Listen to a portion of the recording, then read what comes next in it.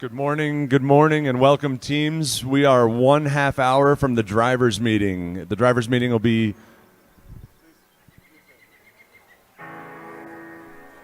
in the far corner opposite the main entrance. Drivers' meeting will be at 10:15. Our final judging round just started in all lanes.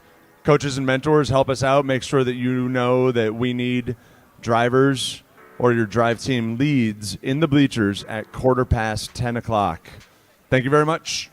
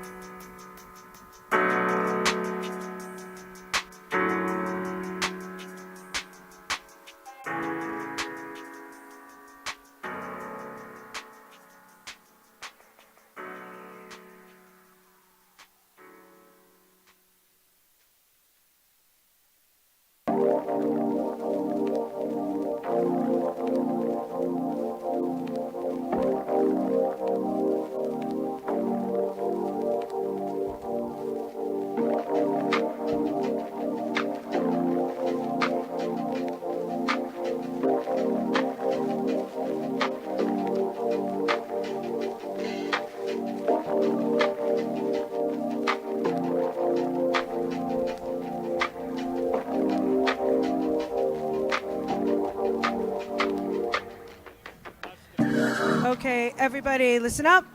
If you are looking for the competition schedule, it will not come out until the drivers' meeting. You will get it at that point in time.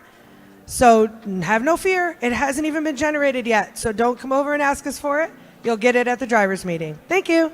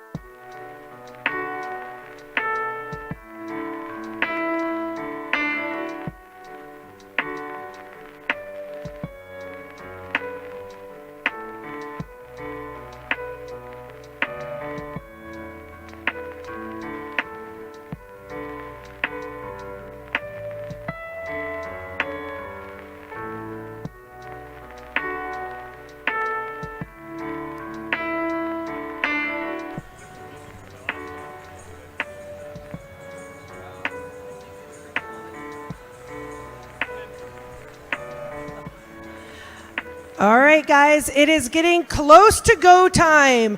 Drivers meeting at 10:15 on the bleachers. Let's see. Visitors section is where you're going to go. There's a big, huge amount of bleachers. That's where you're going, to the visitors section. Drivers meeting in T-minus 2 minutes.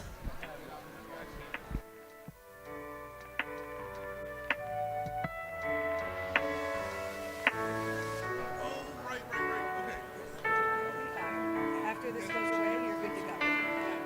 So it only takes a...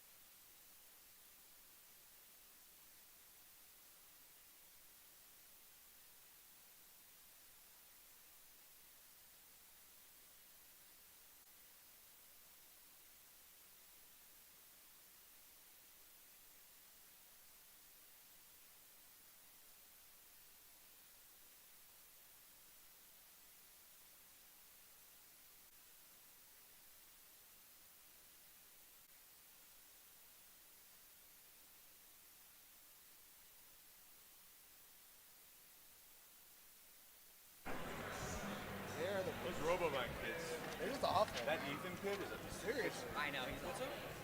Are there two?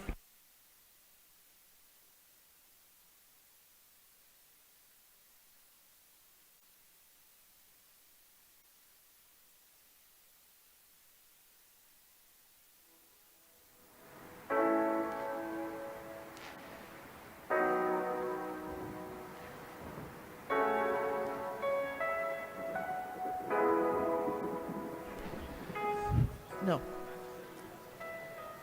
Drivers meeting is starting over in the pit, so if you're not here, come join us.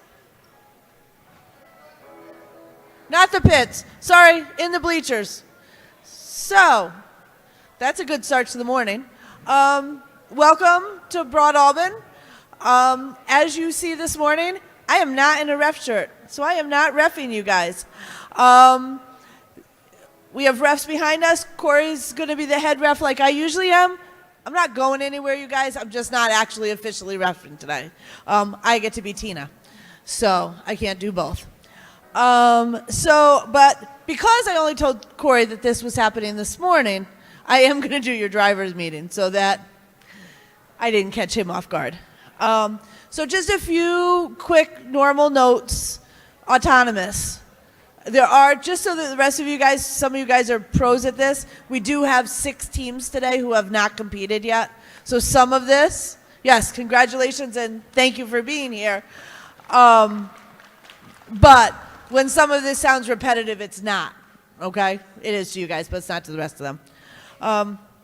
Autonomous this year, you are allowed to interact with the robot and put samples on the wall during autonomous. So where we're used to not having any human interaction during autonomous, this year that has changed. As soon as the human player gets to the field, they are allowed to make specimens if they want to. They are allowed to interact with any of the game elements that are outside of the field to get ready for autonomous. They are also allowed to touch it between autonomous and teleop. So human player has a little bit more latitude than they usually do. What they're not allowed to do is touch the specimen at the same time that the robot is touching the specimen. So we have a lot of you making specimens and then setting them on the walls.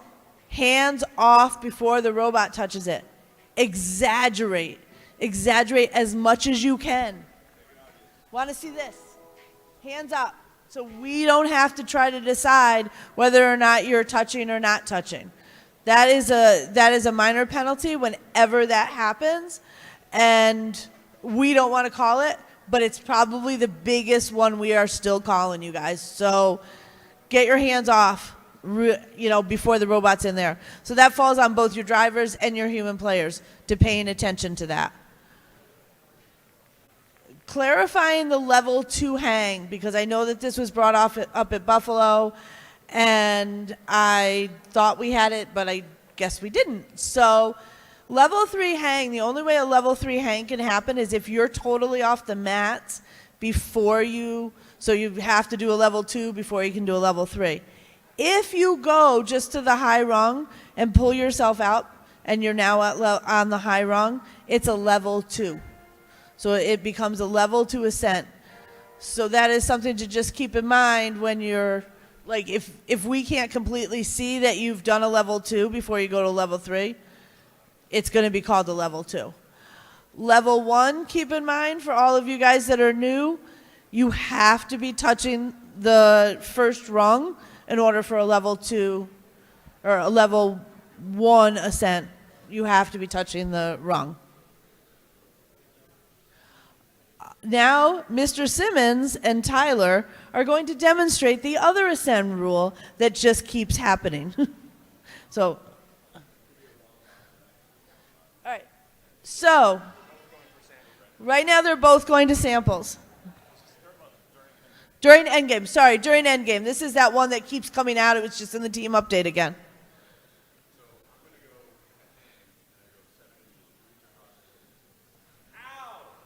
That is a penalty on him. And an automatic third for Mike. So you guys understand that? He is attempting to hang. Mike is attempting to hang. He's within the 7 inches. Now Tyler has come all the way across and touched him. So by doing that, Tyler's getting the penalty. Mr. Simmons is getting, Mike, because I'm done with Mr. Simmons, Mike is getting the level 3 hang. So now Mike is going samples. Tyler reaches in. That's nothing. Because he's not attempting to hang. He's just getting samples. Oh, it's because Mike is extended past 7 inches with a sample.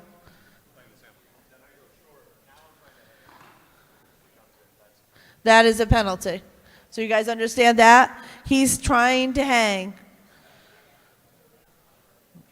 Okay. Do you guys have questions? You guys, what? It's about being in that 7 inches. Yeah, this whole 7 inches now added another complexity to us figuring out whether or not you guys are penalized. So that was Team Update 10 that changed that a little bit. Really, the key point as of Update 10 is that if your robot is inside that white triangle and you're extended less than 7 inches in, you're protected. So the assumption is you're attempting to hang if you're less than 7 inches into the submersible. So whatever contact is made against your robot when you're in this zone and less than 7 inches into the lander will get an automatic hang for the team that's protected, and it will get an automatic major for the team making the contact. So they can come at you from the field area, or if they make contact from inside the lander somewhere. You're only protected within those 7 inches, though. And Utica, you can say that. In Utica, there was a team that was hanging, ascending, but also supported here, and it was not. It was a level 1. Right. That's Yep. So again, for your level 2 or your level 3 ascent, you can only be supported by the rung. Not by those, right, not by what Mike is holding right there. You have to be supported by the rung only.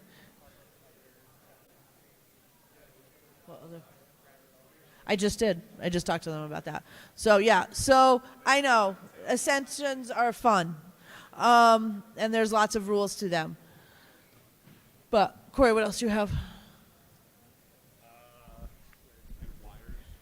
So safety is our biggest concern. Again, be very careful when you're the human player.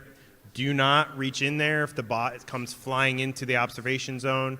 Drivers, do not send your bot flying into the observation zone when the human player has their arm in there. We're watching for that. Also, breaking the plane of the wall. Many of you have arms on your bots. They are not to be breaking the plane of the wall. That's a safety issue, again, where the human player is, because they are at face level with your bot. They're down there manipulating samples and specimen. Be very careful in that corner. Do not swing your arm out towards them. Thank you. So this year, any samples or specimens, but really the samples are the ones that we're seeing, that you attempt to score in the basket and are not successful and come out of the field or out of the playing field, do not get reintroduced. So they'll just get left on the side until the end of the match.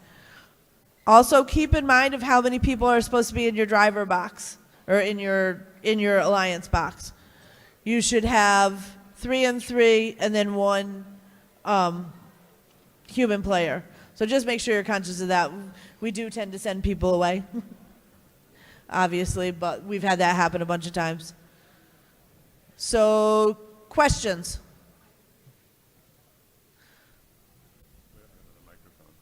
No. Go ahead, shout.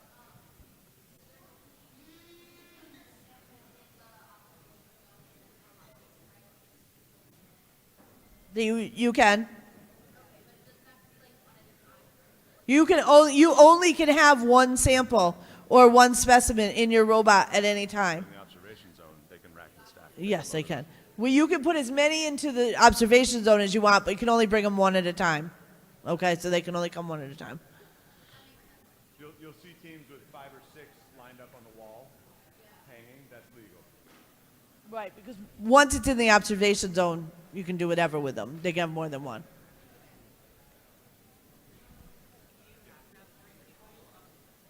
You do not. You can have less than 3. As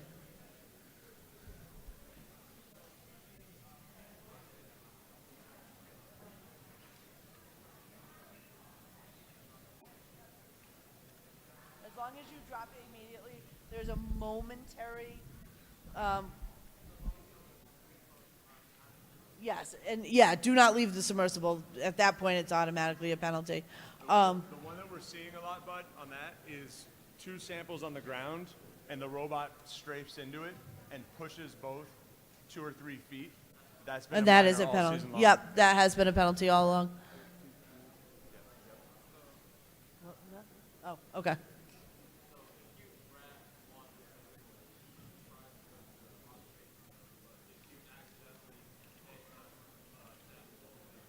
Yes, that is a penalty because you are controlling 2. You cannot hurt a second one while you have one in your claw. Has to be 1. We get that a decent amount too.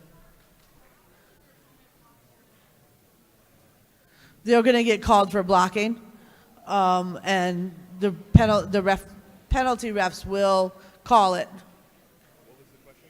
What happens if Cameron, do you mean if you're trying to get They're, into the ascent zone? Yeah, if they're trying to get into the white triangle. So that's an end game. right? If they don't move, that's an automatic level 3. Yes.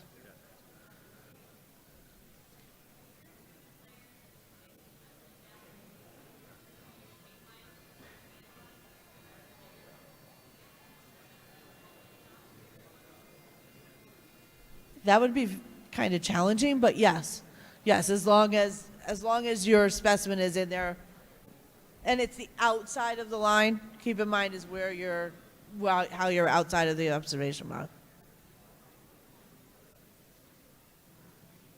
I've got the queuing list for the first 2. Okay. All right. Mike is going to give you the list of the first 2 matches. We want you guys to bring your robots to the field, put them on, and then turn them off and come for opening ceremonies. So, and Corey's got, our head referee's got your full set of match lists. It's also already been published online. A lot of you found that at FTC events. We're going to cue the first 2 matches, Lisa. All right, so the far field is field 1. The near field to us is field 2. On field 1, match 1, red 1, 6460 Robo Warriors partnered with 6347 Nerds of a Feather. Mechanical Meltdown and the Suits are blue 1 and 2. You guys are in match 1. We want you queued, powered off on the far tables going into opening ceremonies. System Overload and Mechagauge are match 2, red. And then match 2, blue, so you guys, all of you will queue here behind me, is Chatham Circuits and System Override. Again, robots on the table in a powered down state. 6945, 26453, 24174, and 12915. That is match number 2. Otherwise, teams, we want you to report to the bleachers. Practice fields will be closed during the opening ceremonies, and we'll get started here in just a few minutes.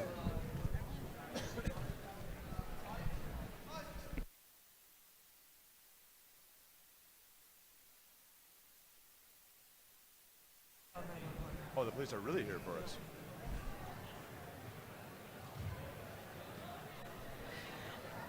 Can I have everybody's attention, please?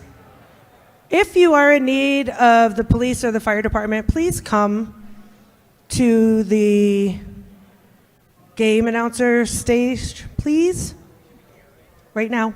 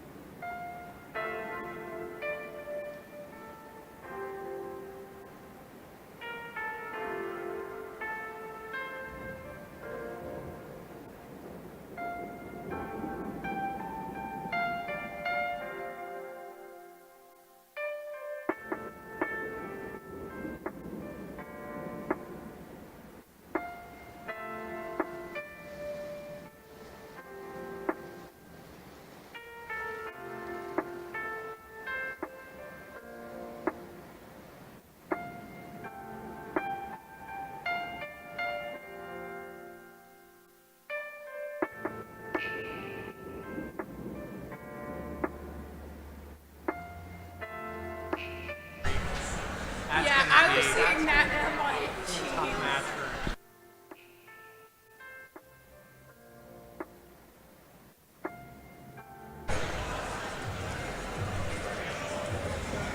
Teams, parents, coach.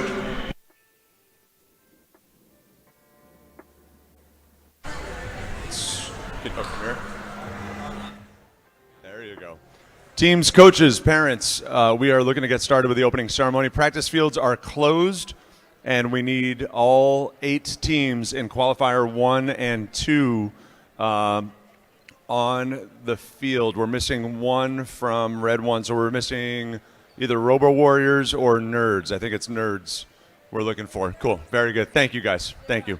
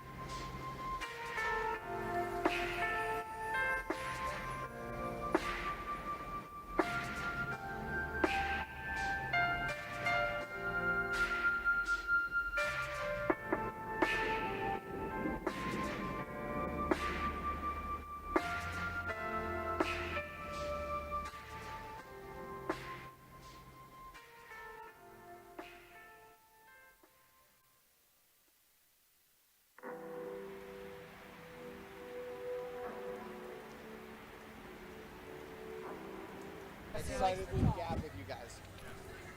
Okay, thank you.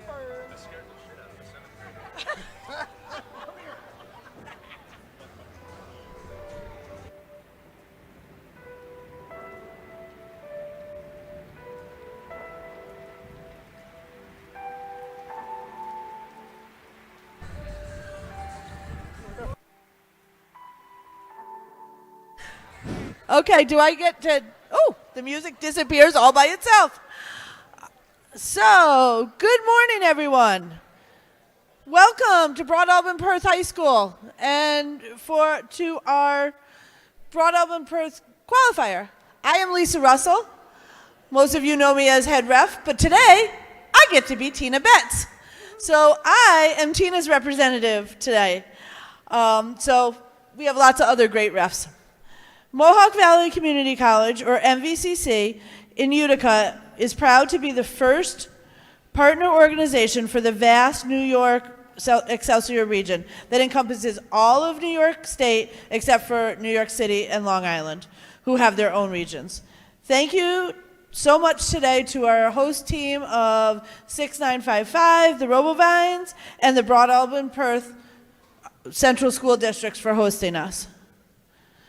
We are excited to advance 4 teams today from this qualifier to the 1.5-day event in Utica that is happening on March 8th and 9th. I am now turning this over to Mike. Good morning and welcome to Broadalbin High School. I want to give a hand of appreciation to the entire team here at Broadalbin as we get started this morning. Won't you join me, please? We've got Joe and the rest of the AV team, the custodial crew, the IT, and as I understand it, Broadalbin right now currently does not have an FTC team itself. So for this welcome for all of us, it's really pretty incredible, and it's awesome to be here. Welcome to the Into the Deep season, presented by RTX, for part of the first dive season presented by Qualcomm. First is a global robotics community preparing young people for the future First engages students in grades pre-K through 12 in our suite of STEM programs. First Lego League, first robotics competition, and of course here today, the First Tech Challenge. First Tech Challenge started in 2005, and we've grown to more than 8,000 teams in more than 55 countries. This continues the transformative impact of FIRST programs, and you are part of this global movement. We want you to keep paying it forward today, tomorrow, forever. We can't wait to see all of the robots that you 26 teams have put together, working hard to create and attempt the challenge into the deep this season. This season, team members are exploring the complex ecosystems in the depths of the ocean, revealing its wonders and learning how each inhabitant plays a role in building a thriving environment. Teams collaborate and innovate as they design, build, program, and operate robots to complete unique objectives in this thrilling ocean-inspired challenge. This year's Into the Deep season wouldn't be possible without our season lead sponsor, RTX, and we're so thankful for their generous support. Here's a quick welcome message from RTX for our teams this season. We'll play that now. Welcome First Tech Challenge teams, and congratulations on advancing to this level of the Into the Deep season. Through our collaboration with FIRST, we hope our work motivates you to see what's possible in the depths of our oceans and understand we all play an important role in protecting those waters. Let's look at some of those technologies with my colleague, Julie. Thanks, Dantea.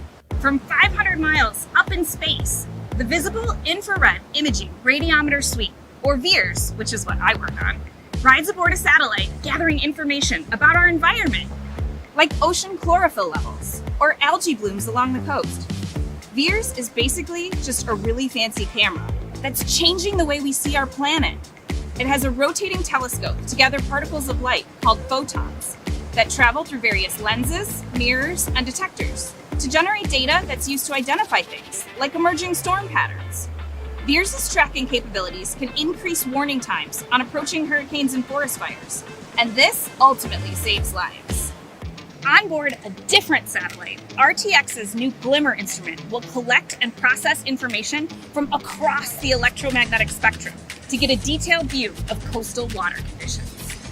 Glimmer will provide precise measurements of ocean ecosystems in the Gulf of Mexico, parts of the U.S. coastline, and the Amazon River. These markers can be used to detect coral bleaching and red tide, and will help decision makers rapidly respond to coastal disasters, like an oil spill. Back here on the ground, RTX is optimizing technologies that predict stream flow and flooding to better understand drought and other water quality challenges. Our goal is to help communities become a more climate-ready nation. These are just a few innovations we're working on to help protect our oceans and our planet. We've already seen a tremendous level of teamwork, ingenuity, and enthusiasm from this season's First Tech Challenge teams. It's truly inspiring, and we look forward to seeing more of your STEM skills in action. You should be so proud of your accomplishments, no matter the result of today's event. I know we truly are. Best of luck, teams.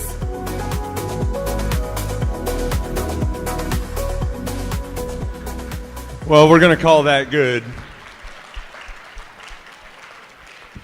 In all seriousness, there's supposed to be obviously words in the entire back half of that thing, but in all seriousness, the support that RTX and Qualcomm, the rest, none of us would be here if it weren't for that financial support. So please give it up for RTX. Thank you.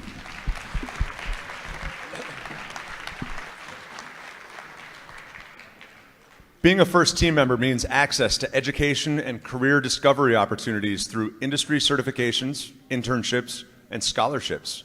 FIRST offers you the opportunity to network with employers and a place in the FIRST community for life. I was on a team in 1995.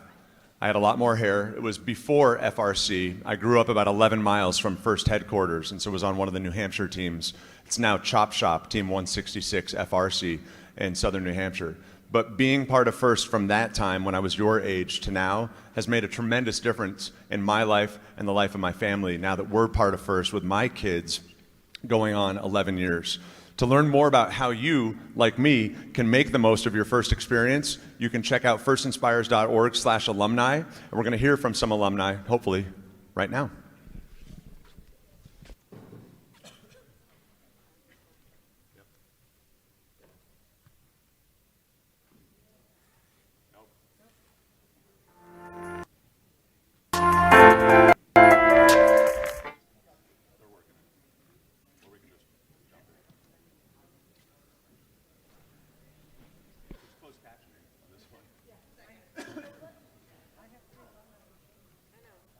participants. An alumni of FIRST programs. FIRST programs. Gain access to education. Amazing career discovery opportunities. Exclusive connections to scholarships. Really cool employers. And ultimately, a place in the FIRST community. And a place in the FIRST community. And a place in the FIRST community For life. This is a network of people that you get to grow with for your entire career.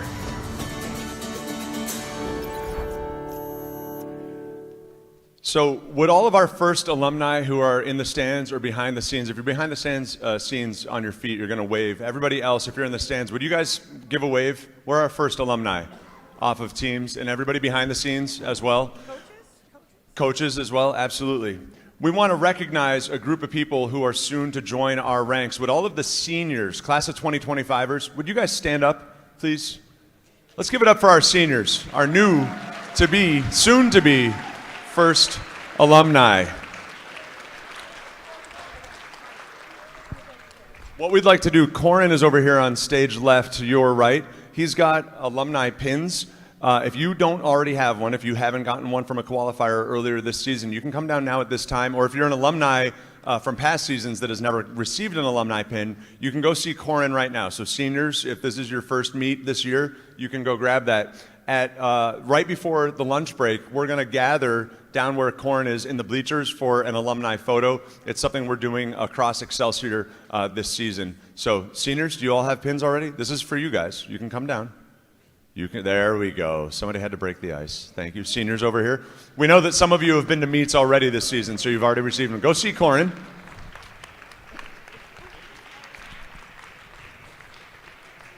And we'll make sure that our MCs or game announcers highlight that alumni photo again right before lunch. Thank you to our high school seniors and alumni. We hope you guys have an excellent day and a remainder of your season. Jill, you want to come talk to us about Dean's List? I'm coming. There I'm you over are. here. Hold on. Sorry. All right. Every year, we nominate people from our teams that are showing their best work and help their teams along more than anything else. And they are nominated, and then they go through a series of interviews, and eventually two or three now, right? 3 people are sent as finalists to Worlds, which will be in April. So if you are one of these Dean's List nominees, I'm going to have you come down. Lisa has pins for you. We would love for you to wear them proudly today. I'm going to ask everybody to give a round of applause now, and then I'm going to announce their names so that I want to make sure that they get recognized. So let's give a big round of applause to the 9 people that I'm going to be calling next.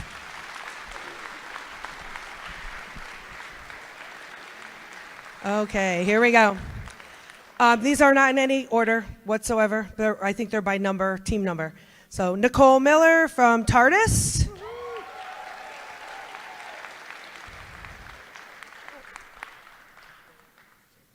I'm making sure. Dean Simmons from TARDIS. Andrew Clark from GorillaBots. Mark Mendez from GorillaBots. Jace Tan from Nerds of a Feather. Gavin Van Slyke from Nerds of a Feather. Stephen Mathai from Ravenna Rattlesnakes. Elijah Novick from Proda. And Joshua Poe from Proda. Congratulations. Good luck on your interviews. And could be one of you heading to Worlds. It's super awesome. And for folks on the live stream or parents, folks that maybe aren't completely buried in FTC like a lot of us, the Dean's List is available to, or an opportunity available to, current sophomores and juniors. And again, as Jill said, 3 of our representatives from Excelsior will be able to travel to Worlds in Houston in April. Those Dean List kids wouldn't be where they are today if it weren't for a very special group of people. We want to thank all of the parents, the coaches, the mentors, and the volunteers who are making today's event possible. Team members, Please echo that thanks right now and give it up for your parents, your coaches, your mentors, today's volunteers. There is so much going on behind the scenes to make today happen. Now, we know today things can get a little bit stressful. I think you'll hear more about this in the future, but we're going to ask you to honor our core first ethos of gracious professionalism all day. It means doing your best work, and at the same time, we're going to respect and value the other students, teams, and volunteers here. For, again, parents, folks who maybe aren't familiar with FTC, you might just as much see teams helping each other replace motors of your next opponent backstage during lunch to make sure that we've got fair gameplay out here in the afternoon. It's a really great opportunity, and it is core to who we are. Teams, today is where the hard work you've put into designing, building, and programming your bots comes to life. It's your chance to share everything you've learned so far. Watch for those judges in the pits, the green shirts, as they come around. We want to wish you good luck, and we want you to help and get to know all of the other teams here today. The connections you make can last a lifetime. We're ready to have a lot of fun today. At this time, it is my pleasure to introduce our tournament director and co-MC and our other MC. It's Jill and Allie Becker. Give it up. Okay. Hi, everybody.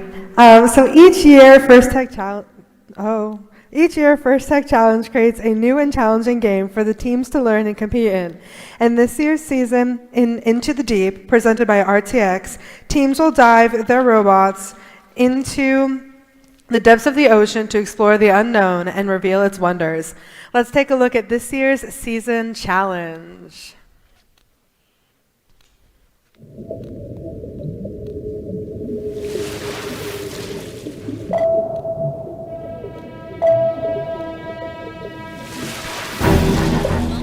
First Tech Challenge 2024 to 2025 Tyler, season we don't have game, sound. Into the Deep, presented by RTX.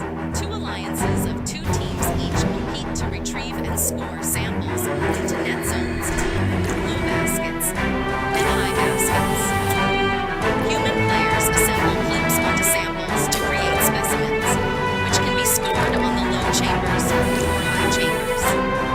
Each match begins with a 30-second autonomous period. Following auto is the 2-minute teleoperated period. The last 30 seconds of teleo is the end game. Robots may continue scoring samples and specimens, but can earn additional points by contacting the low row, achieving a low-level ascent. Technical difficulties, but I'm sure you've all seen this video before. Parking in the observation zone. The alliance that earns the most points wins the match.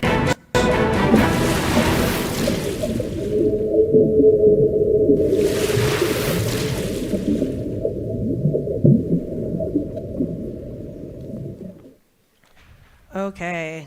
Like I said, I'm sure you've seen that video many times. We were wondering how many of you could actually do the narration for us.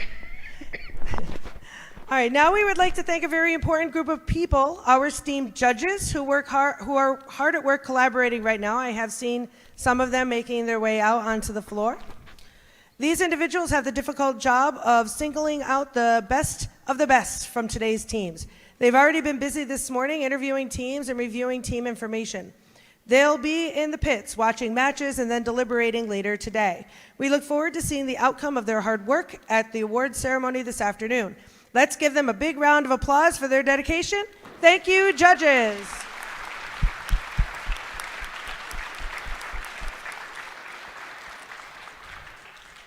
Next, we would like to, oh wait, no, that's you. Next, we'd like to introduce you to the first technical advisors, or FTAs, control system advisors, or CSAs, and robot inspectors. Our technical volunteers know the ins and outs of the robot control system we use to run this competition and are key to keeping the event moving smoothly. They ensure the robots are running properly on the field. Thank you. Let's give them a round of applause.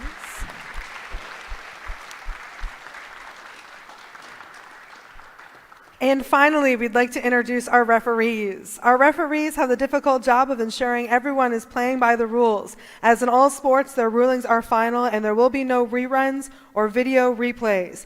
Please help us stick to the schedule by respecting their decisions and directing questions to the question box, which is located in the middle of the fields, right here. Thank you, referees.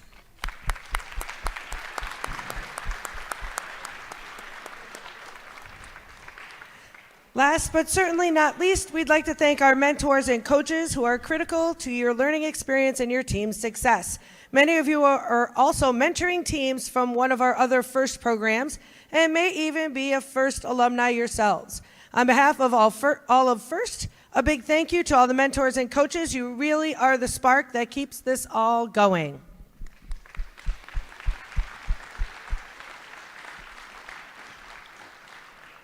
I realized we forgot. She's Allie. I'm Jill.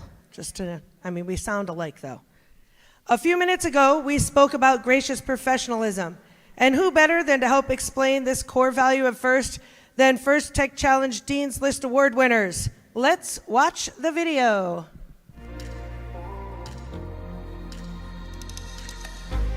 Gracious professionalism is the positive, kind, and respectful way in which we treat each other. It's the reason that the FIRST community is so special. It's about balancing competition and cooperation. And it's all about cooperating in a time of manner. Well, even though there's stress, even though there's conflicts, we should always be in a respectful and kind manner to no matter who we are talking to. Okay. Well, we thank them for taking the time to create that gracious professionalism video. We all know what gracious professionalism is. It's something that FIRST would be nothing without, actually. So please keep up that gracious professionalism. The judges, the coaches, the mentors, we all love to see it in the pits. When one team needs help, everybody seems to help out. And that's the core of gracious professionalism. Now here's a general schedule for the day. In just a few moments, we'll begin our qualification matches. Following the qualifications, we'll move on to the alliance selection, where the top-ranked teams will choose their alliance partners for this afternoon's playoff matches. We will hand out awards during our playoff matches, culminating in our event winner awards and Inspire Award. Before we get started, let's all take a moment to be mindful about safety. Safety glasses are mandatory at all First Tech Challenge events. This is outlined in Game Manual 1 each season. So everyone, teams, coaches, spectators, volunteers need to wear safety glasses or safety shields in the pits, match cure lines, and competition and practice field areas. Teams should always please come prepared with extra safety glasses for guests. I'm going to just jump in on that. You should not be over at the queuing tables or walking through there when it's not your turn to be queuing. You can be over by the fields, but please don't walk over where you're going to be getting in the way of the robots that are coming. We want to draw attention to the emergency exits. They are on all sides of the building, of the gym. Keeping us safe is everyone's responsibility, so please help us keep walkways and exits clear.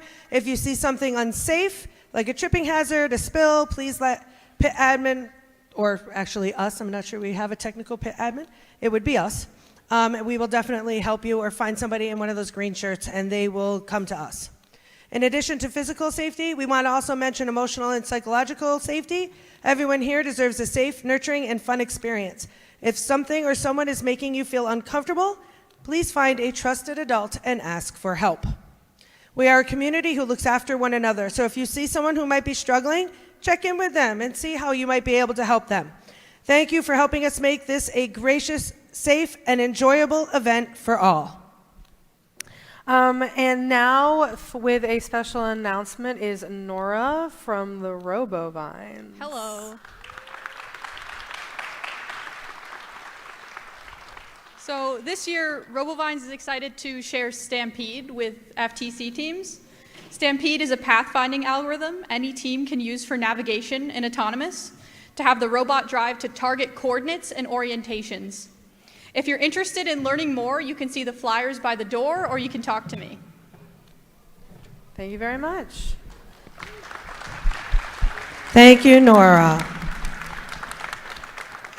Before we begin matches, we will be rising for the playing of our national anthem. Please sing along. The flag is obviously over there. Big flag.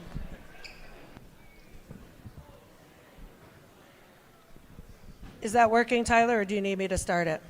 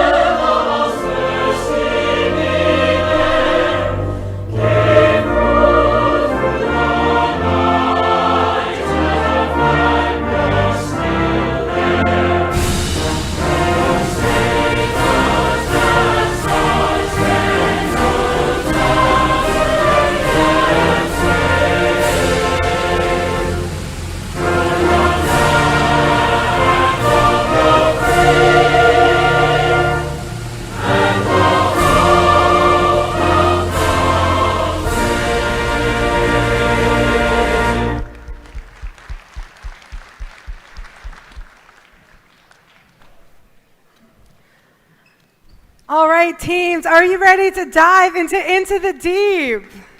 Woohoo, yay. Oh, that's so fair. I think you can do it better than that. Are you ready to dive into the deep? Better. That was better. Teams in the first match, please take the field as we get ready to start the day with match number 1 of the 2024-2025 First Tech Challenge season here in Broadalbin. Good luck to everybody competing today. And you will be hearing a couple of other voices besides mine and Allie's over the course of the day. Please recognize and give a big hand to our game announcers, Mike and Ethan. Where are you? There's Ethan.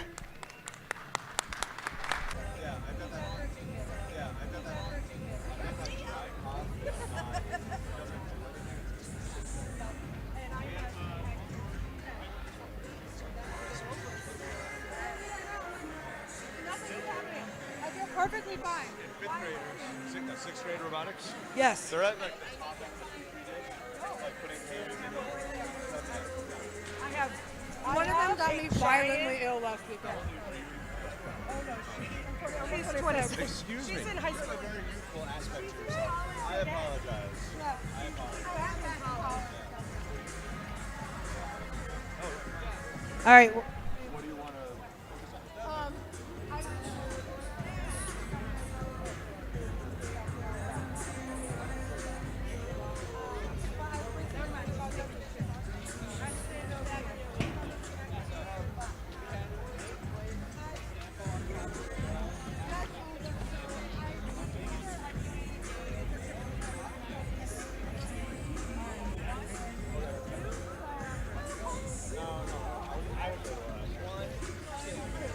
Like I needed to turn around. You need to take whatever side target is on so I can stay neutral.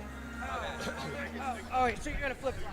Well, no, I mean, we'll go together, but if they're in the blue alliance, I'll call red. And I'll be like... Yes. This direction. Yeah, I'm like... yeah. I need to know who's...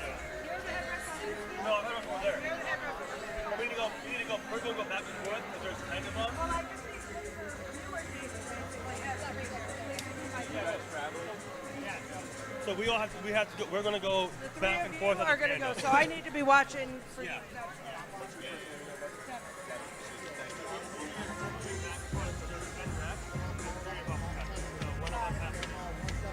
fine. I just don't want to start, like, I want to make sure I see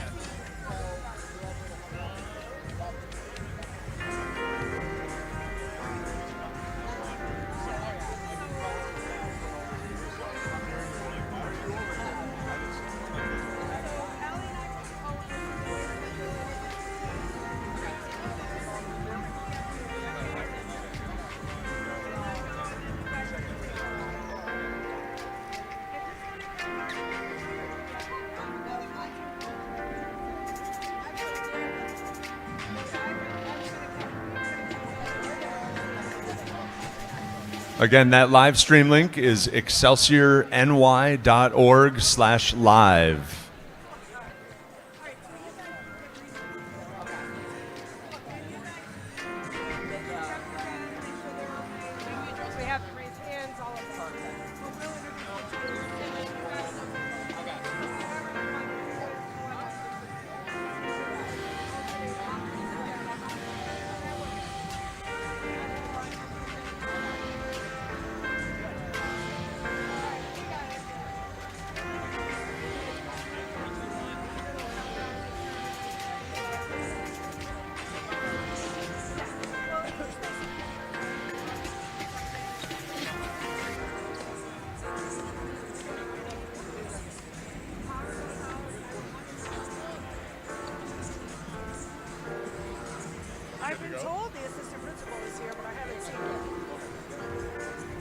Okay, I guess we are ready to begin. We are starting over here on field number 1.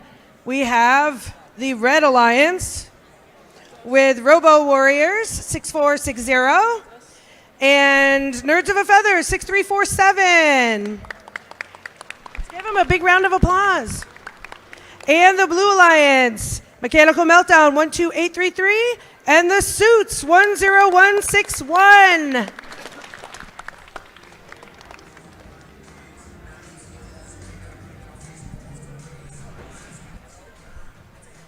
All right, I think the stage is set. So here's how it's going to go all day long as we get these games queued and ready after Jill hands the situation over to us. We're going to check in with each alliance. We're going to ask for thumbs up. It'll be like this. Red Alliance, are you ready? Thumbs up. There you go. Blue Alliance, are you ready? Thumbs up. Referees, looking for readiness from there. And then we'll check in with our friend Alice over at Score Central with that awesome little canoe paddle.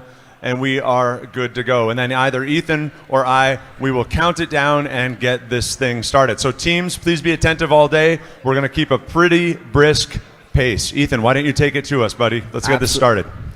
Nope, there we go. Absolutely. So, Red Alliance, are we ready? Blue Alliance, are we ready? I'm going to go back to Red Alliance because I don't think one of our teams was ready. Robo Warriors, are you ready? Perfect. Scorekeeper, are we ready? Awesome. And we are ready to get this thing started in 3, 2, 1. So we enter our 30-second autonomous period. Mechanical Meltdown is going to run a 4-sample auto. What you're going to see is their robot, they've overshot just a little bit on that ground sample. It looks like it knows that it did. I'm going to be interested to find out more about that later today. Right off the ramp, that's their second sample scored. Can they get their third of 4? We're going to be looking for all 4 of these robots. There it is. That's great stuff. That's an excellent start to the game. 24 points for the Blue Alliance. We're going to look Anna Park. There you go. For 4 bots to come alive in Teleop. Controllers. 3, 2, 1. We see 3 bots in motion. Do we get all 4? Looking for Robo Warriors to come alive. We will call. There we go. All 4 robots are moving. Suits goes to the low basket, hanging over their blue net zone as Mechanical Meltdown 12-8-33 picks up the first specimen of the day. It is scored. Specimens are the samples plus the black clip that the human player can insert. The human player can interact with samples in the observation zone, and that's kind of a place where both the robot and human can interact with playing pieces. How are things looking on the red side, Ethan? On the Red Alliance, it does appear that Robo Warriors is having a little bit of technical difficulties, but hopefully they'll be able to quickly resolve that. Nerds of a Feather, however, is trying to pick up samples and deliver them in the high basket, but they seem to be having a few issues as well, but we hope that they resolve those quickly. Mechanical Meltdown harvesting all of the floor samples on the Blue Alliance over to their human player. We are going for our 3rd specimen hang. That's called the high chamber hang there. There's a high chamber and low chamber. It's those colored bars. We've got under a minute left in match 1 of the Broadalbin-Perth qualifier.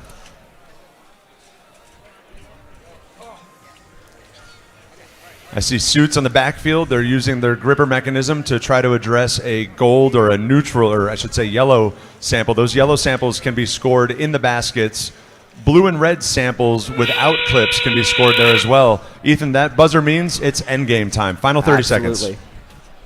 Over here on Red Alliance, we do seem to be still having a little bit of issues being able to pick up the samples, but they have resorted to another method of putting the samples in the bottom area, gaining them some valuable points in this match. The Blue Alliance, Mechanical Meltdown, making quick work of 6 samples to the high chamber, and we've got 5 seconds left to play. They can park for a level 1 ascent here if they can get to their ascent zone. Suits do it first.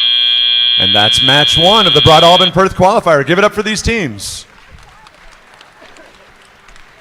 Controllers down, teams. Controllers down, please. And we'll shift our focus over to field number 2.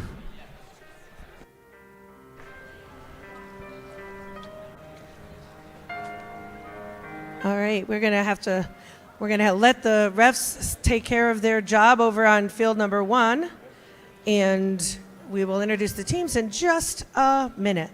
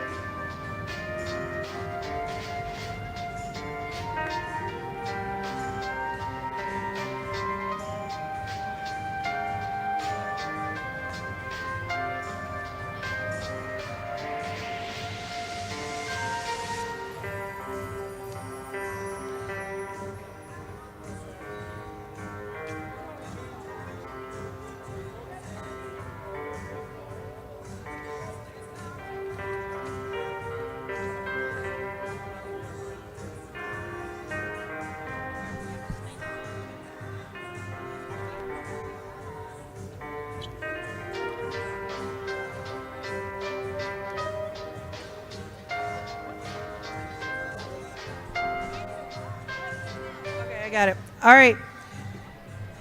That's okay. Yeah. Okay, let's do the announcing of the teams on the Red Alliance. We have System Overload 6945. And on the, also joining them on the Red Alliance is Mecha Goach. Yeah. And it's 26453. There we go. On the Blue Alliance, we have Chatham Circuits 24174 and System Override 12915.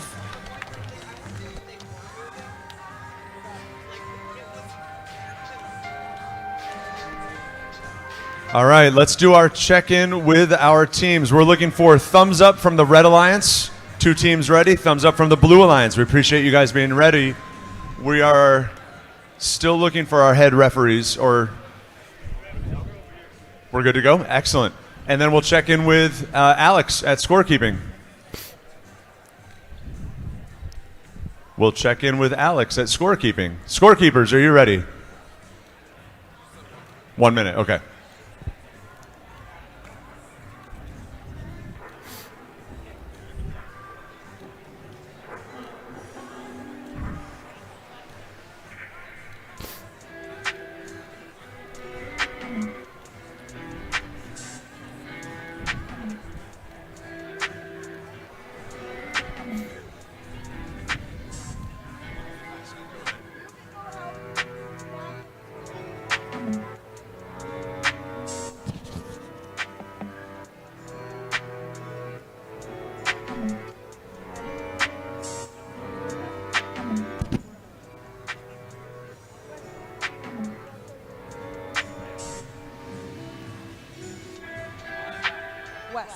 Wesley. Right. All right, and with our scorekeeper ready, let's do this again. Blue Alliance, are we ready? Red Alliance, are we ready? Referees, are we ready? And scorekeeper is ready. So we are going to start this match in 3, 2, 1. On the Red Alliance, it appears as though Mecha Goach is attempting to hang their specimen. However, it falls off both of the rungs. They are now moving to park. And 12915, that is going to be System Override. They get their specimen in autonomous, and it looks like they're going to park to the observation zone. Over on Red, it doesn't look like Mecha Goach was able to successfully complete their park, unfortunately, due to running over a sample. Drivers, pick up your controllers. 3, 2, 1. Go ahead, Ethan. Over on the Red Alliance, System Overload is pushing their samples into the bottom, and Mecha Goach is attempting to hang specimens. And I've only just realized we have System Overload and System Override. Yes, I know, together. it's very it's great. confusing. Really appreciate that, teams. Thank you so much. No, kidding.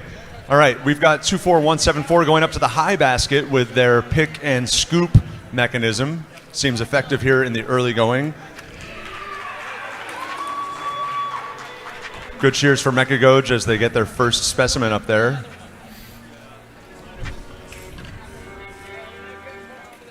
$12,915 in Blue Alliance. It looks like both of our alliance partners are playing the basket side teleop. Over here on the Red Alliance, Mecha Goach working on placing their second clip after successfully placing one before, and they successfully placed another one. System Override is going to drop a blue. Oh, they're stuck. Can they get it? No, it falls out, and that's going to be out of play. See if they can make way to get Chatham Circuits in there to score the sample that they've got ready in the wings. Ethan, in the early going, it's anybody's game, 39-28, favoring the Blue Alliance. Now it's going to be, what, 47-28.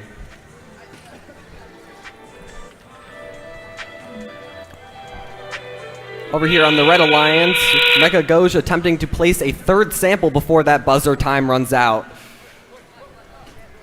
And we are in endgame, so during endgame, teams need to be careful about the play in the ascent zone. Mecha Goach getting a good cheer from the audience here at Broadalbin-Perth High School. Teams are going to look to ascend on this submersible, the silver structure in the middle of the field. They can do a level 2 ascent on the first metal bar or level 3 ascent on the highest bar. If they simply make contact with the bar, that's a level 1. That's the game. All right. We have the score from our first match while we're waiting for everybody to get ready for match number 3.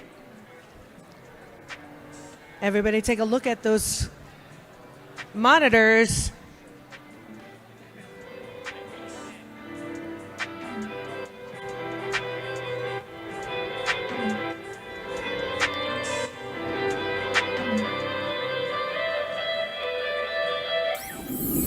And here we go.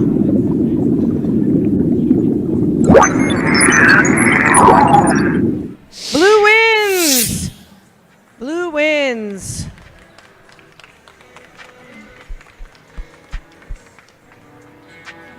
Clean game, free of fouls. If you're not familiar with the Into the Deep game, there are major and minor fouls that can be assessed by the referees for contact, for interference. There's a whole litany of reasons. We love to see clean games. It's a nice way to start the day as we set our sights on match number 3. All right, I'm going to announce people for match 3 while we're waiting. We have the Red Alliance, the Screw Ups 20228, along with their alliance partners Vulcan Robotics 20203, and the Blue Alliance, Deep Fried Wires 22277, and Scotty Bots 12870. Let's hear it for our teams.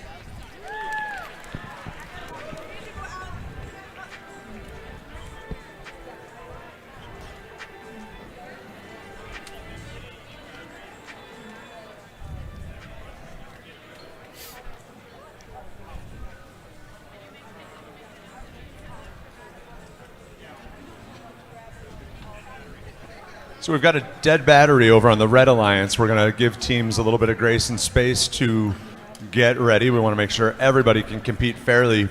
One thing you may notice throughout the day is the team numbers on the sides of their robots. The lower the number, down in the 4, 5, or 6,000s out of today's field, the older the team. The oldest team in the section, or the region I should say, in the Excelsior region, is Team 18, the Techno Chicks. They just qualified for regionals last weekend, so we'll see them at MBCC on March 8th and 9th. The teams on the field right now mostly span from the 2021-22 era. The Scotty Bots in Qualifier 3 are the oldest team as a 12,000.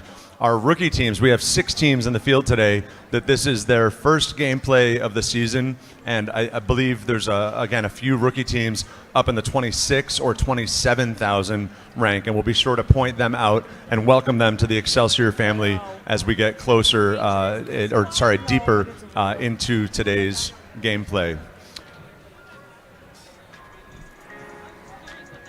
Looks like we're still solving this power issue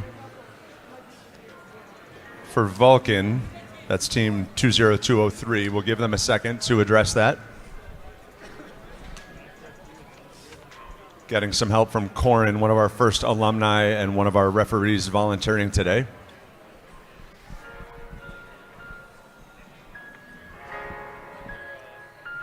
If you've just joined us in-house here at Broadalbin-Perth High School, we are streaming at excelsiorny.org/live, also on YouTube at Excelsior FTC. If you search it, you'll find it.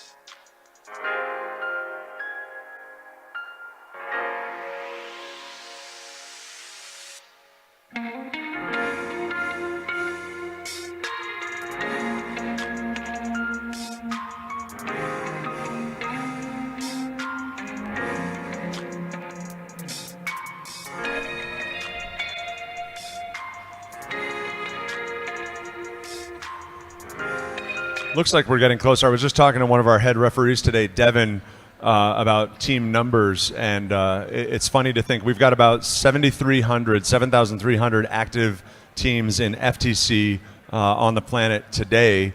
FLL teams, by registration, if you are part of the first family, you know how significant this is. FLL teams now are numbering up in the 68,000s and more, which just speaks to how prevalent and ubiquitous they are. Yeah, it's absolutely incredible, the proliferation of the teams. There are many more FLL teams. They're easier to get off the ground. The barrier to entry on price is a lot lower.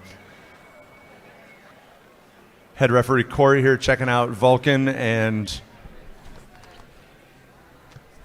thank you.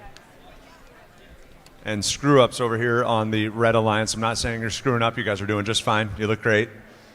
Power issues are power issues.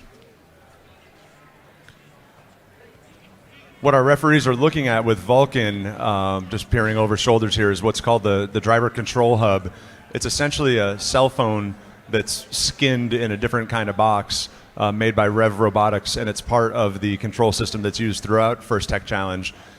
The driver controls, which are basically DualShock controllers or Xbox controllers, plug into that command hub and speak to a receiver that is on the robot end, and it looks like they're having a power issue on the driver side of things right now. We've got our FTC Tyler looking at it as well. We'll hold here. We want to give all of our teams a fair chance to compete. And certainly here in the early going, we want to smooth over any of the rough edges that stand in the way of getting these teams up and running on the field.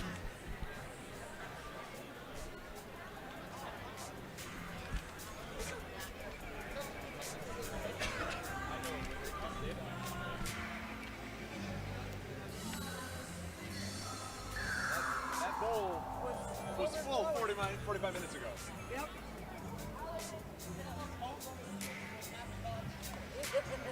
Because all these field resetters eating the chocolate. Oh, I'm sorry, I didn't see you down there, dude. He doesn't even know me, and I'm stepping on him. Oh, he's yours? All right. All right. One of your students. She said I could step on you. What's your name, Wes? Mike. You do robotics in sixth grade? I have him for class, and he's on our FLL. Did you like the submerged season? My kids really enjoyed. I coach FLL as well. They really thought this season the models were a lot of fun to work with. Did you have a favorite model? One of the missions? Oh, the tree thing? We didn't even attempt that one. Have you guys solved it? That's awesome. That's awesome. My kids were like, yeah, we're not doing that.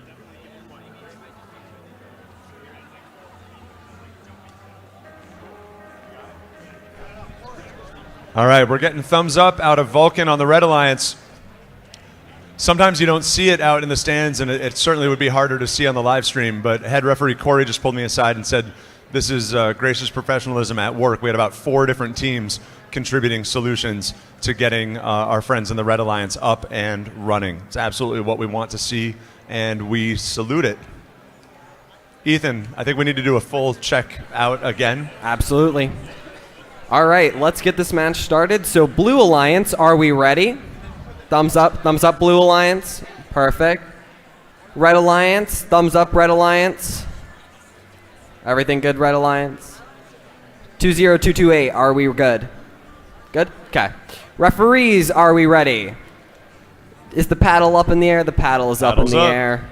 All right, let's get this match started in 3, 2, 1. Over here on the Red Alliance, 20203 scored a specimen in their autonomous and are now working to push their samples over into the area. Yeah, teams are allowed to cancel their auto this season to prevent double possession or a robot hanging out over the edge, things like that.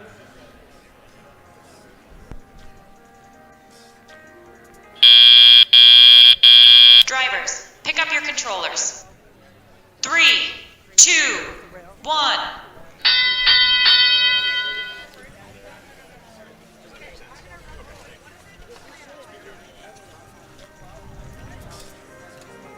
Over here on the Red Alliance, Vulcan Robotics attempting to pick their specimen up off the wall. However, it drops outside of the observation zone, so they can't pick it back up. And they're now working to do it, but they do it again, unfortunately losing a second specimen outside of the area that they can, outside the observation zone. Ethan, over here on the Blue Alliance, this is my first time seeing deep fried wires this season. They've got a really cool handoff integrated. Hopefully, That is really awesome. interesting pivot. They had a specimen from their human player. They lost the grip on it. Let's see if they can do it this way. They clip it on both sides and then hand off to this jig on their angled lift.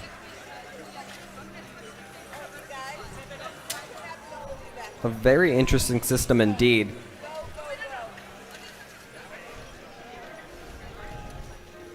Over here on the Red Alliance, it appears as though Vulcan's arm has fallen off.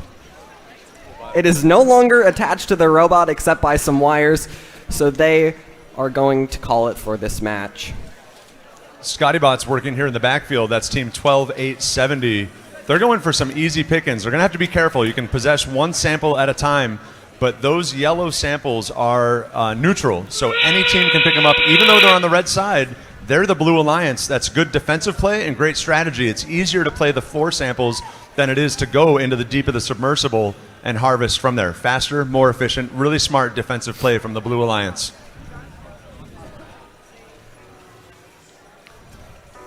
$38-20 on the raw score with 10 seconds to go. Teams can now make contact with the submersible or hang for a level 1, 2, or 3 ascent. And it looks like we'll check in with our referees. Controllers down, teams. Looks like we would see, Ethan, there 3 level 1 ascents. That's contact with the submersible at the end of the game. Hey, Mike and Ethan, I have a score for match 2. Here we go.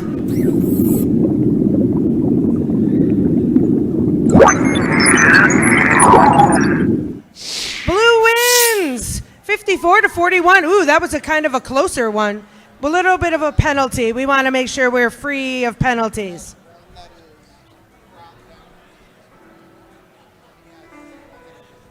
All right, I'm going to announce over here, and then I'll give it over to Ethan and Mike to take it along. We have the Red Alliance with TARDIS 5356. And their alliance partners, Mechanical Operations Bureau, also known as Mob Robotics, 10949. On the Blue Alliance, we have ACS RoboCats 23569. And their alliance partner, Silver Eagles 21428. Good luck.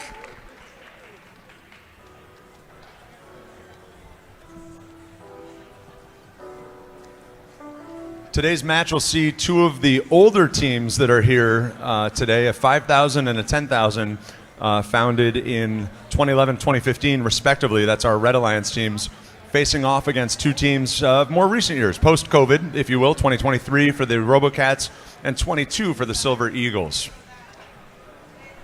We're going to wait for our head referees to migrate on over from field 1. It's looking good. Ethan, let's do a check-in with the Red Alliance. Absolutely. Red Alliance, are we ready? Thumbs up from the Red Alliance. Blue Alliance, do we get a thumbs up? Eagles and Cats, awesome. Corey and crew, Devin, the rest of you, referees, thumbs up. Awesome. Alex, thumbs up there. Ethan, why don't we count it down? Absolutely. In 3, 2, 1. Over here on the Red Alliance, TARDIS immediately hanging a specimen and knocking other samples into the observation zone to be able to clip to further hang specimens. RoboCats has put a specimen on the high chamber. It's not fully clipped, so they're going to have to play carefully later in the game to make sure they don't dislodge that and lose 10 points. It does not need to be fully clipped to score 10 points. What are we seeing over here on the Red Alliance? TARDIS managing to hang 4 specimens just in autonomous alone. Really, truly impressive. A little bit of an interesting fact as we go into this match is that TARDIS is number 3 in the state and Mob is number 19 in the state. So this ought to be a very well-performing match on the Red Alliance. We're looking for the Silver Eagles for some support from FTA Tyler. Not sure if they suffer, and there it is, the high specimen. Can RoboCats retrieve that, bring it back to their human player, reposition, rescore? I hope so. The points from Otto do still count, but RoboCats will need to sort out that specimen over here on the Blue Alliance. Signs of life from Silver Eagles as they go for basket play. Over here on the Red Alliance, we have Mob working the samples and hanging them in the top basket, and TARDIS working on getting samples out of the observation zone. Submersible, thank you. Out of the submersible and bringing them over to their human player in the observation zone. A very interesting strategy that they have where they clip multiple, then hang them towards the end of the game. ACS RoboCats over here working with their human player to make more specimens, then retrieve them and return them to the high chamber of the submersible. 50 seconds to play in match number 4. TARDIS now going and hanging all of their specimens onto the top rung. Their human player making sure that his hands are very much out of the way so that the referees know. ACS RoboCats makes way for their human player so they can grapple one of these specimens into what is a simple but very effective grabber and transfer mechanism for their specimens. 16 seconds, teams, as we come to the end of match number 4. Can we hang?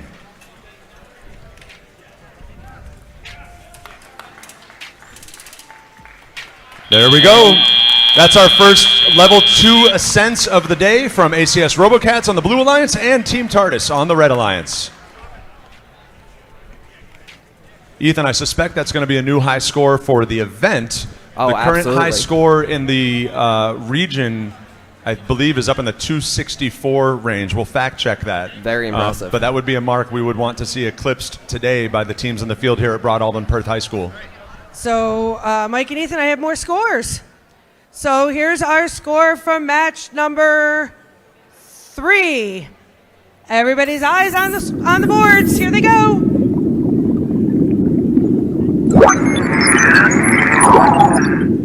Blue wins. This is 3 in a row for the Blue Alliance. Blue 54, red 26. But it was a clean, no penalties. I feel like as the day goes on, Mike and Ethan, the scores are going to go higher and higher. So Either way, it's a clean game. We like to see it. absolutely. I'm going to make my way over to qualifier match number 5.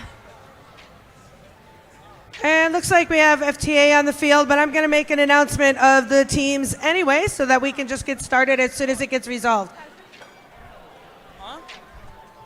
So on the Red Alliance, we have Matrix 11607 and their alliance partners, J-Bots 16700. And can I just say, I love your mascot.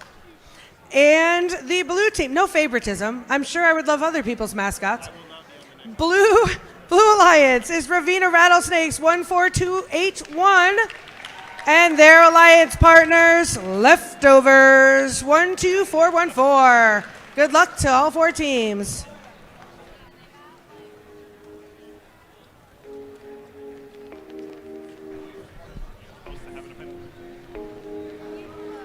Just a fact check there within the Excelsior region. This is available at ftcstats.org. Our 3 lead scores so far this season, 264, 254, and yes, 244. So we'll be watching the scoreboards today here at Broadalbin-Perth. Ethan, I think we're ready to roll.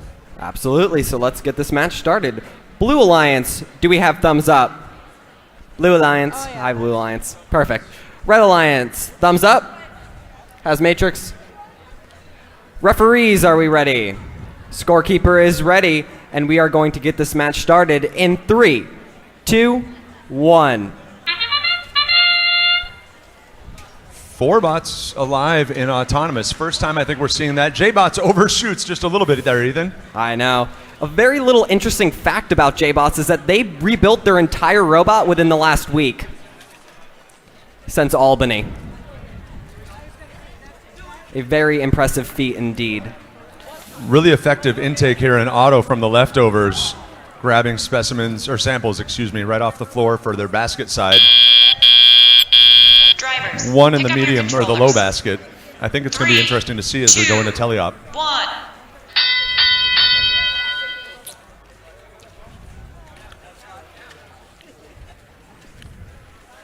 Yeah, Leftovers has this really cool kind of trumpeted design, Ethan, on their intake. It orients the incoming sample to the proper position so their internal handoff works each and every time. It's just indexed beautifully. It happens in the blink of an eye.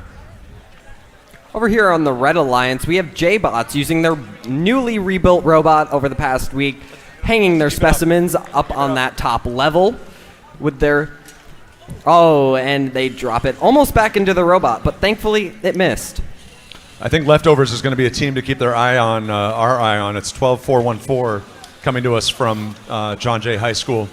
Really, really effective, really, really quick here on basket side. They're in and out of the submersible in short order. Over here on the Red Alliance, Matrix is using their simple but very effective claw to put their samples in the top basket. They are grabbing those. Ooh, it almost falls in their robot, but thankfully it misses as well. Then they're going to go back in for another one. Ravina's using their lift to orient a specimen towards the high chamber. This will be third for the Blue Alliance with 5 samples in the high basket. In the early going with, well, actually, we're coming up on endgame. 101-33 favors Blue. The final 30 seconds.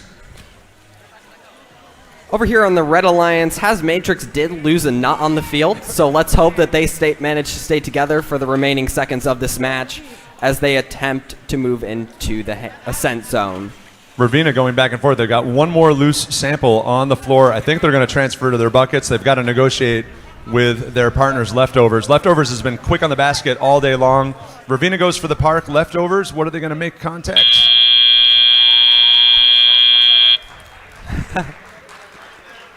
Matrix went to hang, but unfortunately multiple parts fell off of their robot as they attempted to do so. So they went for a level 1 ascent instead. All right, I have results from Max 4, but before I make that announcement, when you are done competing on the field, you need to exit off the side that you came from. Do not walk all the way across the field. You need to exit to the side that you were on. Please do not walk all the way across the gym. All right, I think we're ready, Alex. Here we go.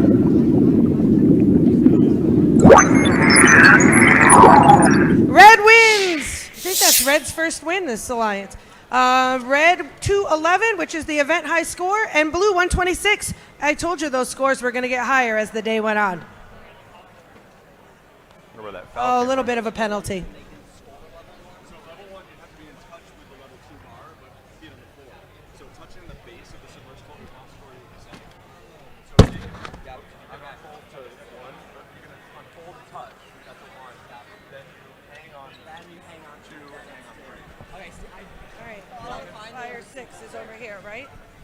All right, let's announce the teams for qualifier number 6. Hi, everybody. All right, we've got the Red Alliance, Proda 17222, and their alliance partner, the Spartan Bots 10475. Along with the Red Alliance, we have the Blue Alliance, Botman 4809. We'd like to thank them for a great tournament last week. Thanks so much, everybody. And Saints Robotics 6454. I'm not trying to confuse you guys. I saw the video.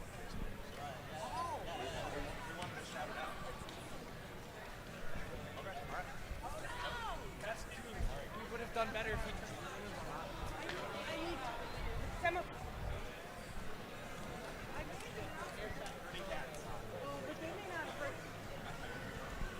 All right. We've got everybody announced in. Red Alliance, we're looking for a thumbs up. And thumbs up from Proda. Thumbs up, beautiful. Blues, Saints, Botman, David, Devin, referees, awesome. And we got the canoe paddle. All right, this is going to help us kick off qualification match number 6 at Broadalbin-Perth High School in 3, 2, 1. Take it away. 4 bots in action in auto. Looks like all the bots are waking up, Ethan, as we're getting deeper into the day.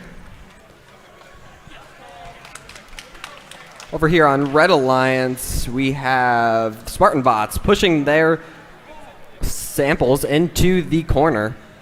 And we have Proto going in for a park. Botman comes in to pick up a specimen off the wall, but it looks like their autonomous comes in just about an inch short of the game piece. Pick up your controllers. 3, 2, 1. So Botman has 2 specimens on the wall in the early going. They're going to harvest their blue samples real quick so their human player can convert those.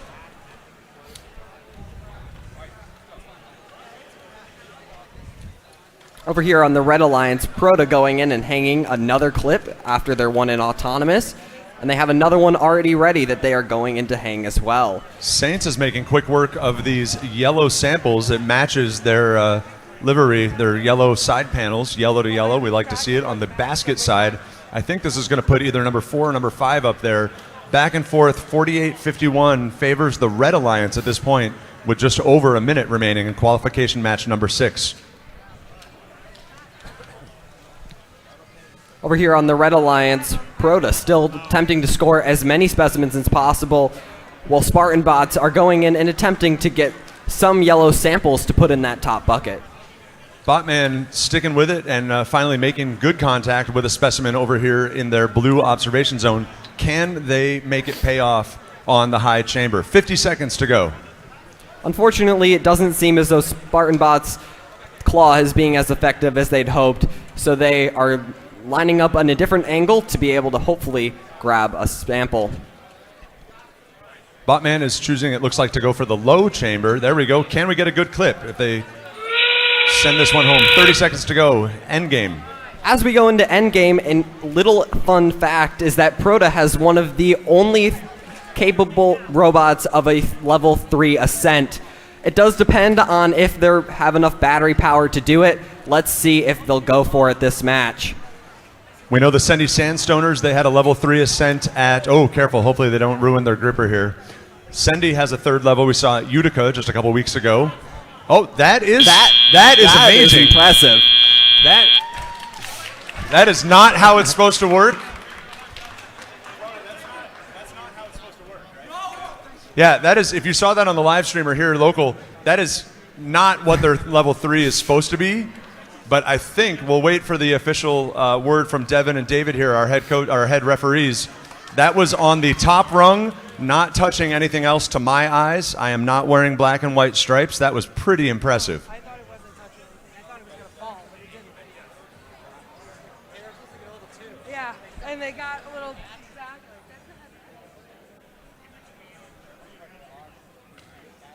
Second, okay. So an important clarification out of the competition manual. The referees are saying, as spectacular as that looked, the robot needs to be physically above the 2nd level. So if you're looking on camera, it needs to occupy this space right here.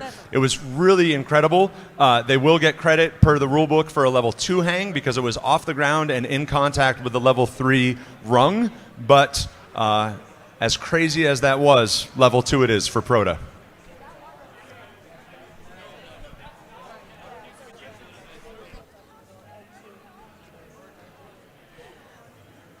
Okay. We have results from match 5. See, I'm with you. All right, here we go.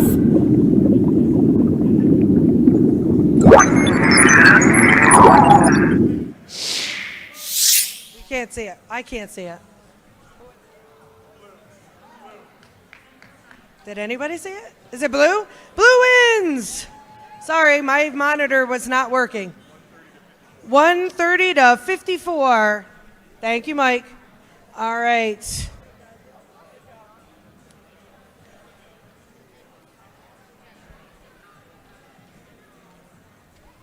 And turn my page. That was Mark. Are we at match 9 now? This is going to be match 9?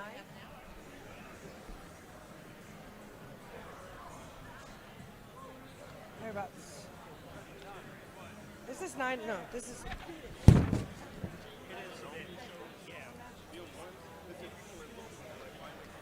All right, is this 6, 7?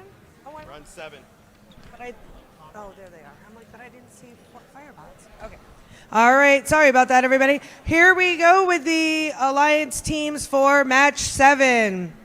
On the Red Alliance, we have System Override 12915. And their Alliance partners, the West Fulton Firebots 27239. On the Blue Alliance, we have Vulcan Robotics at 20203. I like to say their team number. And Gorilla Bots 5485.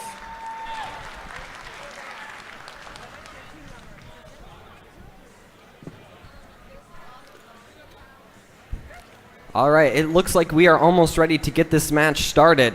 Blue Alliance, are you ready? Blue Alliance. Blue Alliance, you ready? Okay.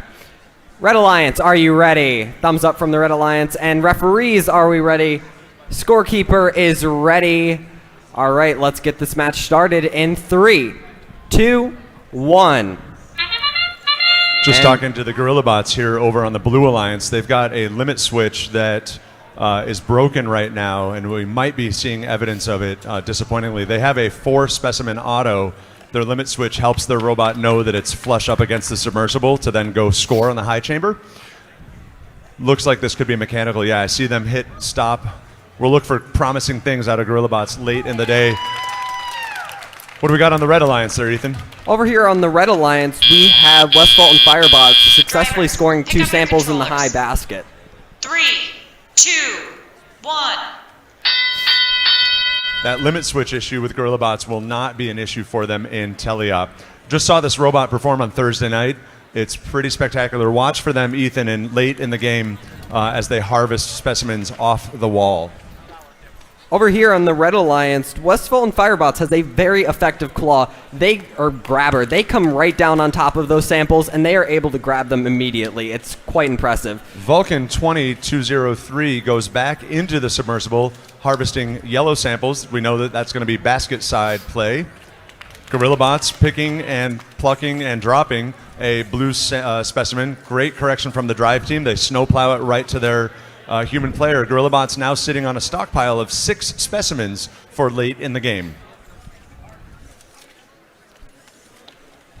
System Override seems to be going for a specimen to be able to hang that up. Meanwhile, West Fulton Firebots is trying to cycle as many samples into that top basket as they possibly can. Ethan, kudos to your Red Alliance, but I'm telling you, once Gorilla 5485 gets rolling now on 1-2 specimens, it's just business. The score is going to pitch over real fast. It's absolutely going to be incredible. Human player makes another specimen as Vulcan is on the backfield looking for more harvests for their basket play. 4885 as we enter endgame. 5 more specimens ready for 5485 Gorilla Bots. Will they hang all 5? 22 seconds. As we go into endgame on the Red Alliance, it looks like both of our teams are preparing to hang. Look at that mechanism from 27-239. This is one of our newer teams. That is incredible. Hey. Look at that.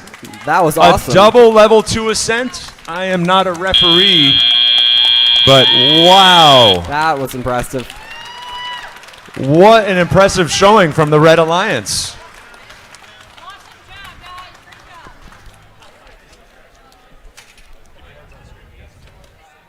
All right, everybody.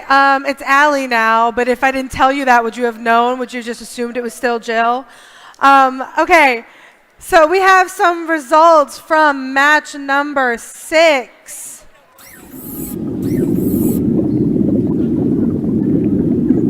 All right.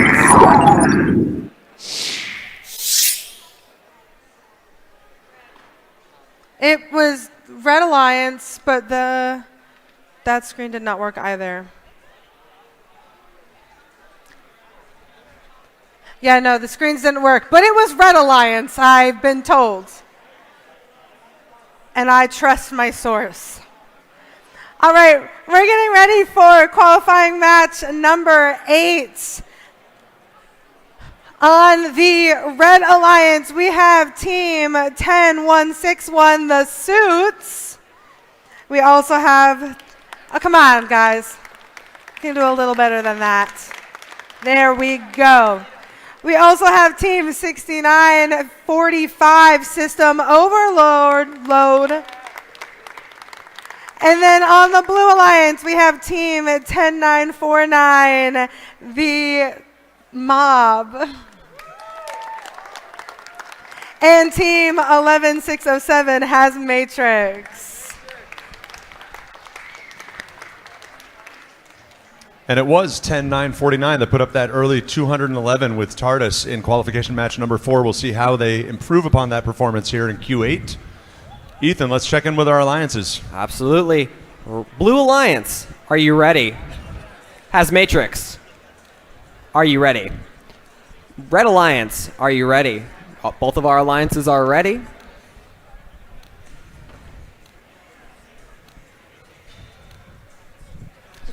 Referees, are you ready? Scorekeeper, are you ready? We've got it. We are going to go on qualification match number 8 in 3, 2, 1. Take it away. See Has Matrix rolling over to the net zone. No signs of life out of, I think, any of the other 3 robots out here.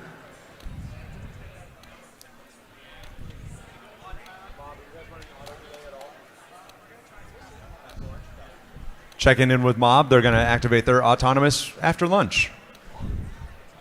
Doritos, sandwich, BLT. It needs food. I get it. I like it. I need food too. Drivers, pick up your controllers. 3, 2, 1. All right, here we go into teleop.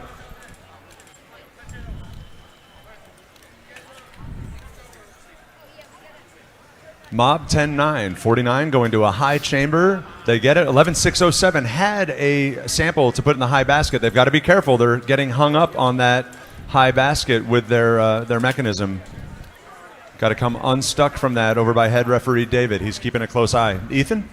Over here on the Red Alliance, not too much movement is happening. Unfortunately, it does look as though System Overload's arm mechanism is not working at this time. So they are working to collect as many of those shared samples as possible away from the other alliance. Mob is going out to reclaim a specimen that they lost and could not hang. They've brought it back to the observation zone so that their human player can reorient it. Looks like 11-607 continues to go for what I think out on Discord they call a 4th level hang. It is not part of the official game rules. We want to see them come unstuck so they can continue gameplay here. Under a minute left to play in match number 8.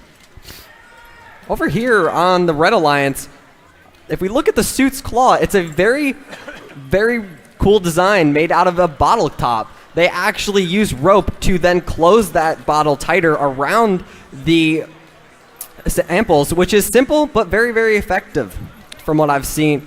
But very effective from what I've seen. Mob harvests their last kind of easy picking sample here as we enter endgame. 40-8 advantage blue. Mob goes back to the submersible to get another sample as 11-607 has come unhung from the upper basket and they achieve a 2nd level ascent. That's worth 15 points to the Blue Alliance. 12 seconds. Over on the Red Alliance, the Suits all of a sudden, their mechanism to hang just literally sprung up into the air. Unfortunately, it doesn't look like they were able to use it this match, however. Mob goes for an observation zone park. I believe that's 3 points here in endgame as 11-607 hangs from the 2nd level. They come down thanks to head referee Corey. Level 1 ascent for 10-161 on the Red Alliance. I think we've got some scores from Ali. Yes, I think we do. But before I do the scores, I just want to make another PSA. Please pay attention. Turn your listening ears on. Thank you.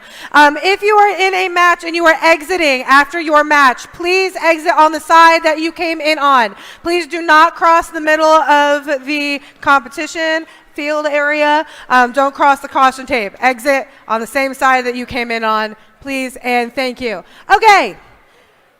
Now the scores from match number 7. Drum roll, please.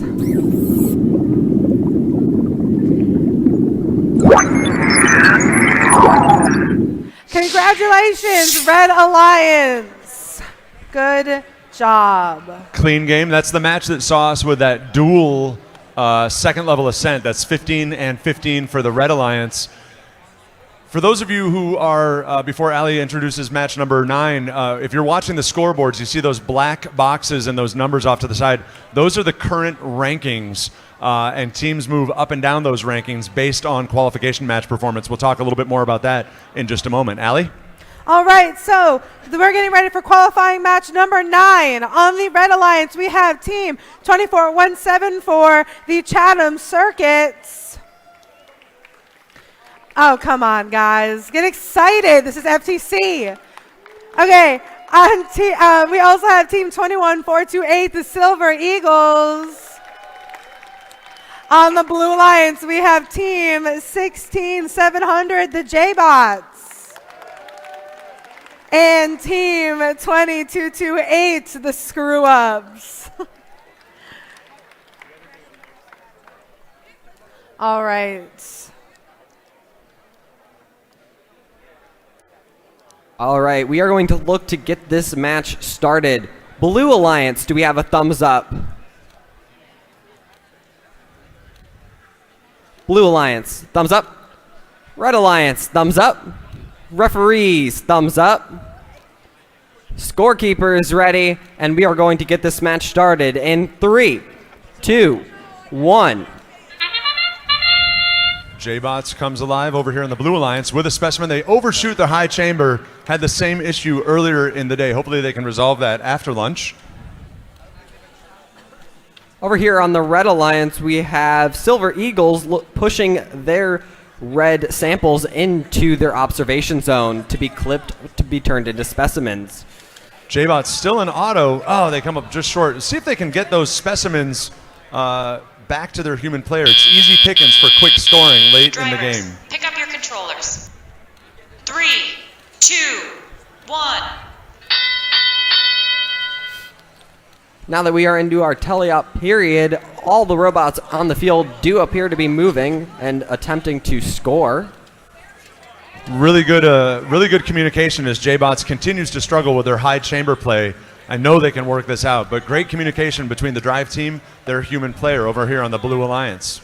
On the Red Alliance, Silver Eagles has a really cool system when a sample is in their claw, they are able to tell what color it is by the gorgeous LEDs on their robot. Now, we did note in the early match that J-Bots has done a complete redesign of their robot since Utica.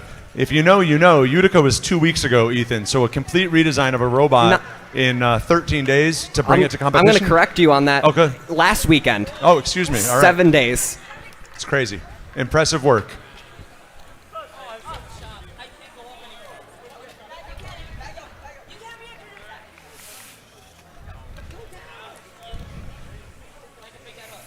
Is that?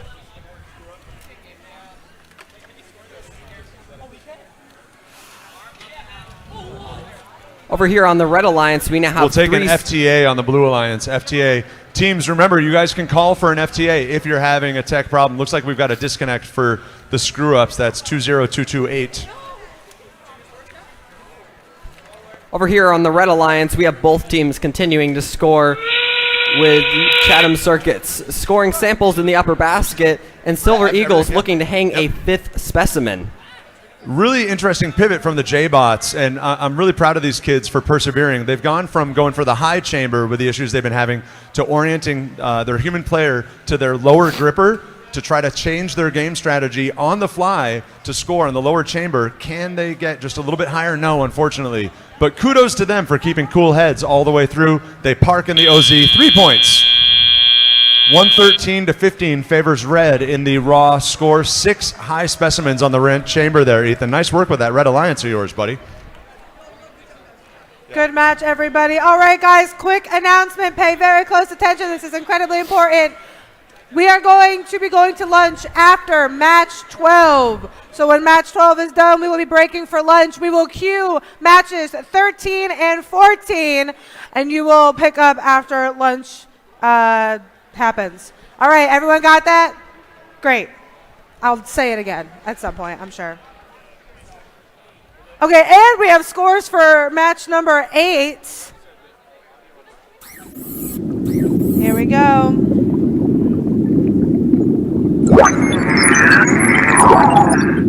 Congratulations, Blue Alliance. Good job.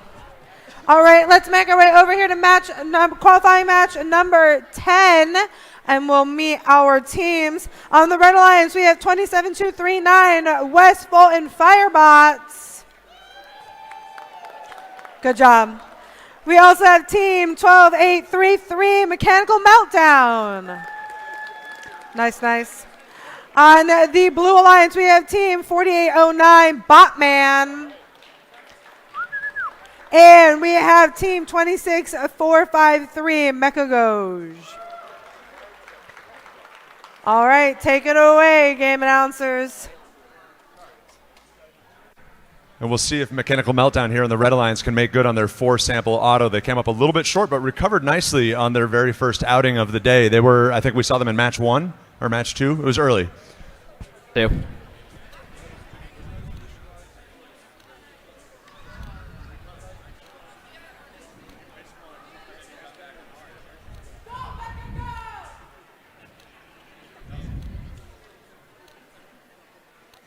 Just checking in with the drive team here on Meltdown. They have a skip built in, so if they don't grapple the sample, they move on to the next one, and they preserve their auto pathing. Really impressive programming. Ethan, let's check in with the teams. Absolutely. Blue Alliance, are you ready? Red Alliance, are we ready? Referees, are we ready? Scorekeeper is ready, and it looks like we are ready to start this match. In 3, 2, 1. 3 bots alive as Firebots comes up just short with their specimen. Botman picking up a specimen off the wall. They're going to go try to hang it, but they've missed it, so it won't connect on the chamber. Ethan, how's that auto going for Mech Melt? Mechanical Meltdown is doing very well. They just completed their 3rd sample and are working on their 4th. This puts them in pretty elite company within the region. 4-sample auto. Big round of applause for them, and Drivers, come up just short on that part. 3, 2, 1. West Fulton Firebots is starting out in a very good position with 2 red samples in the observation zone to be able to turn into specimens that they push there during autonomous. Botman and Mechagoj over on the Blue Alliance. Really nice pirouette. They kind of traded places from their autonomous positions. Botman going for basket play while Mechagoj is working with the Botman human player. It's a shared human player on the Blue Alliance to score, yes, our first high sample of the match. Mechanical Meltdown now pivoting to doing specimens instead of the samples, and they are grabbing multiple specimens from their human player. Firebot's doing a nice job there, too, in the submersible. They had 2 samples, let go of them, and grappled 1. Remember, the teams can only possess 1 sample at a time. Yes, very good clarification. Blue Alliance. We've got Mechagoj coming back to the high chamber once again. Second specimen, but McMelt answers over here in the Red Alliance, 3-2.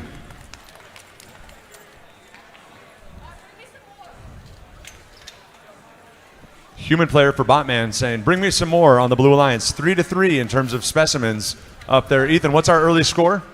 Our current score is 38-121. Shows you how impressive and important that autonomous scoring is, with MechMelt putting up 4 samples, 8 points each. That's 32 points. That doubles when you enter teleops. So those 4 specimens, full value across the game, 64 points. Over here on the Red Alliance, Mechanical Meltdown looking to score a 6th sample, while West Fulton Firebots doing their really cool hanging mechanism. And we see Botman, sorry, go ahead. To achieve a level 2 ascent. Botman's going for a level 2 ascent, and it looks like they've achieved it. We'll have to see what 26,453 Mechagoj earns from the referees. They can't be supported by that side strut. All right, impressive job, everyone.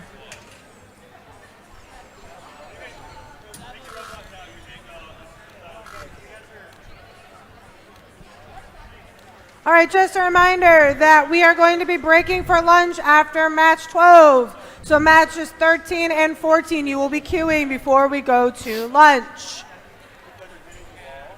We have the scores from match number 9. Here we go. Drum roll, please.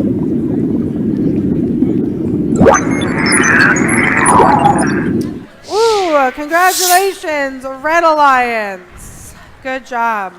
All right, let's meet our teams over here for qualifying match number 11. Team 23569 ACS RoboCats. That's what I like to hear. Team 5485, the Gorilla Bots. And on the Blue Alliance, we have Team 17222, Perota. And 12870, we have Scotty Bots. All right, good job, y'all. All right, let's see if our teams are ready. Blue Alliance, are you ready? Red Alliance, are you ready? Referees. Thumbs up, referees. And scorekeeper is ready.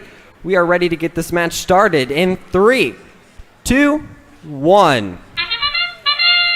Proto comes alive, going to the blue high chamber. They secure their first specimen. Leaps of joy, I think, from the Blue Alliance driver box. As they harvest samples, their human player can convert those into specimens. Not sure if that's for teleop or for the remainder of auto. We're about to see.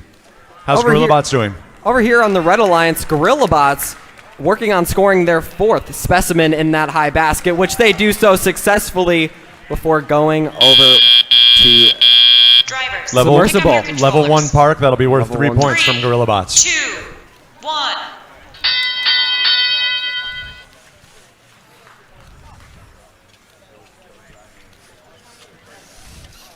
Over here on the Red Alliance, GorillaBots continuing to do samples while their alliance partner ACS RoboCats is looking to score specimens. A very cool claw design that GorillaBots has, where they are able to rotate just their claw to pick up a sample instead of moving their entire robot.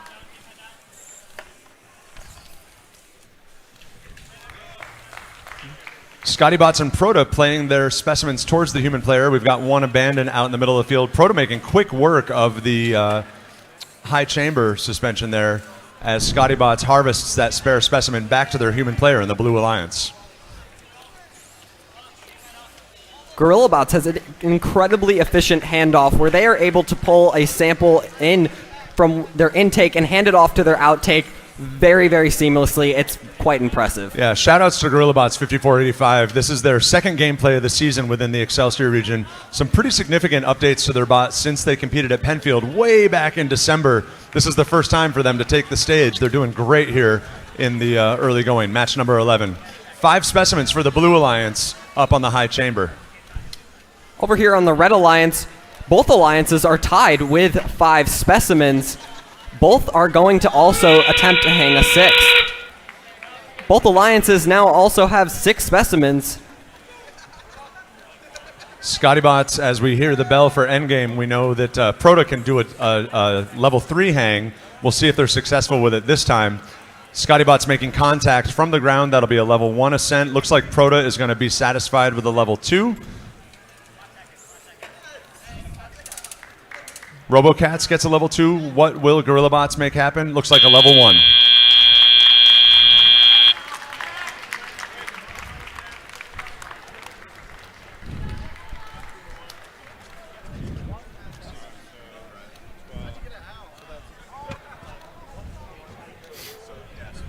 All right, congratulations to those of you who just competed in match number 11. We are on to qualifying match number 12. No, we are not. I have scores first. We have scores for match number 10. Good job, not mine.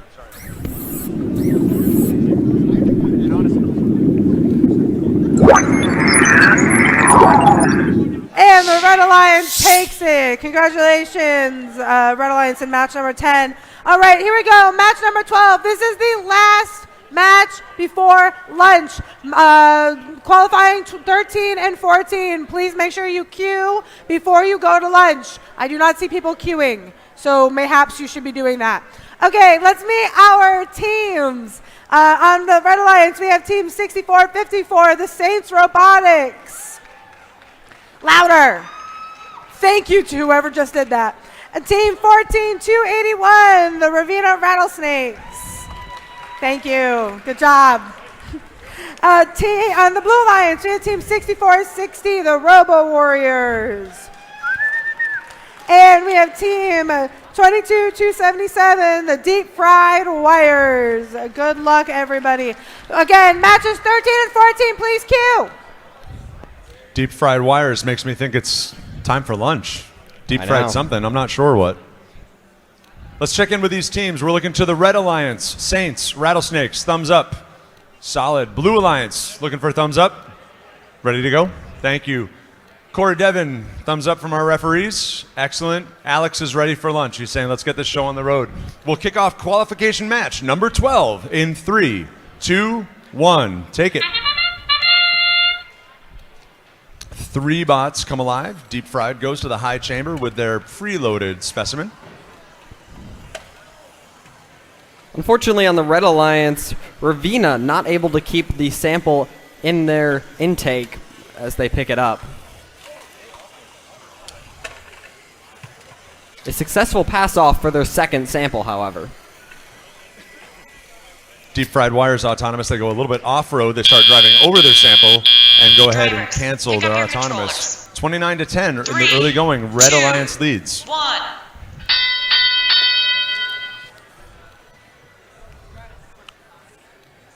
Deep Fried Wires is looking to pick up a specimen off the wall, slot it into their handoff position.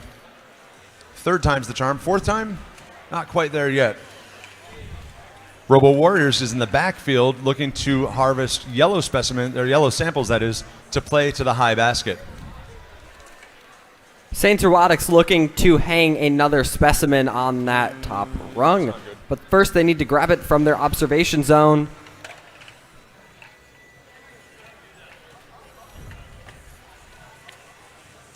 And they successfully hang their second specimen. Meanwhile, Ravenna continuing to cycle samples over into that high basket. Deep Fried Wires had a blue sample that they chose to play to the high basket. A 6460 made way. That's Robo Warriors clearing out. Looks like Robo Warriors is having an issue with their lift, so they are playing a ground game. You can score points in the net zone. Unfortunately, Deep Fried Wires had a specimen that they were looking to score in the high chamber and couldn't quite let go of. They flicked it off back into the submersible for no points. Over here on the Red Alliance, Saints Robotics looking to grab more red samples to be able to clip them to use as specimens to hang on that top rung. And Deep Fried Wires, I will say, compliments to the design team. When this thing works, it really works. The handoff is beautifully efficient. 120 to 42, 20 seconds to go. Advantage red. Deep Fried Wires is looking for clear air around Robo Warriors as they go to the high basket for placement. 10 seconds remaining. They'll score that in the net zone instead.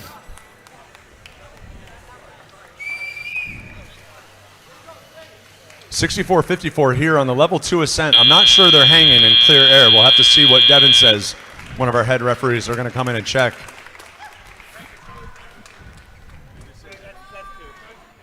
Devin says it's 2, gives it a thumbs up to $64.54. Impressive work.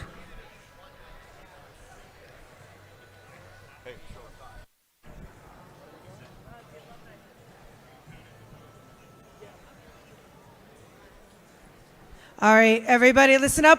The pizza has arrived, and let me give you some important instructions about that before you leave. Also, the alumni picture is going to be on the bleachers over the visitors section area. If you are a 2025 graduate, oh gosh, that's really weird to say, 2025 graduate, or you are an alumni, I know they're in the building, we're going to be taking the picture. So please head over there. You can go to the visitors all the way to the side. If you're sitting there right now, if you could just move for a minute, that would be awesome. Also, the pizza. Pizza is in the cafeteria. It is organized by team. You have been assigned tables. Those teams that are larger are assigned 3 tables with 7 pizzas on them. So pay attention to where your team is supposed to be sitting. They are by number, and I think the team name is also on them. If you ordered soda, you also got cups, plates, napkins. Everything is all there. The cafeteria is down to your left. Keep going. Listen for the noise. There you go. Alumni, please join us for the picture. Please join us for the picture. We're going to go over there. We might have to move some people. I just ask them nicely if they can move just for a couple minutes so we can take the picture.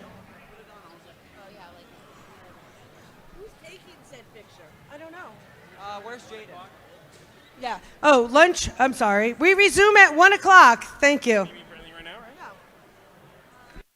Jaden, wherever you are, please come to the pit admin or whatever, match control, whatever the heck this is.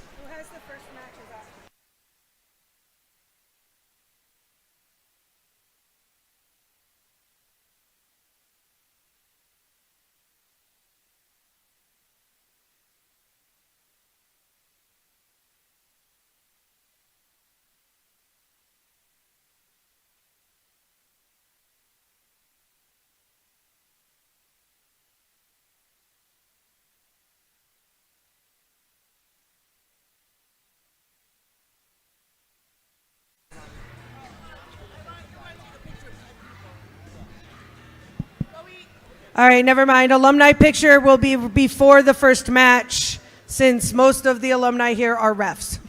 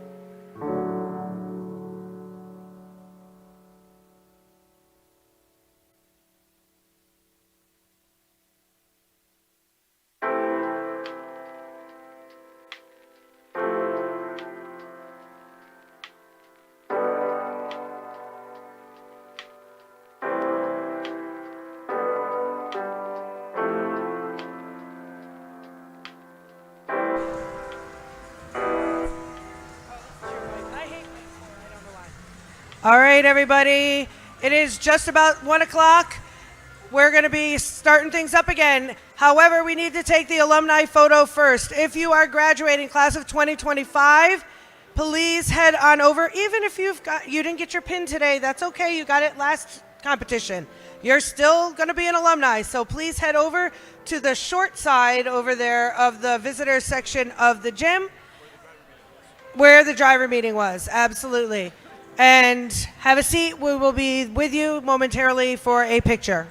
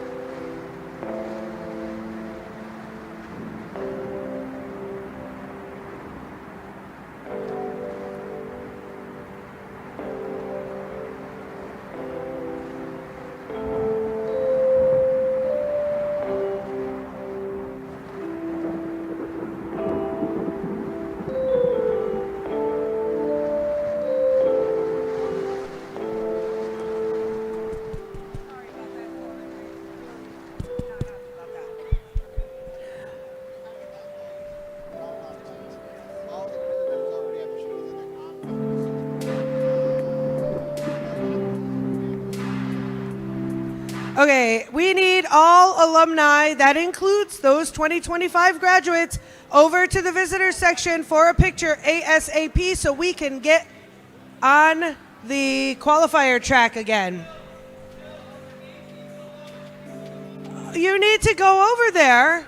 Obviously, you were supposed to be over there already. I have Nut Jobs alumni coming back. I don't know where they are, but they better get in here.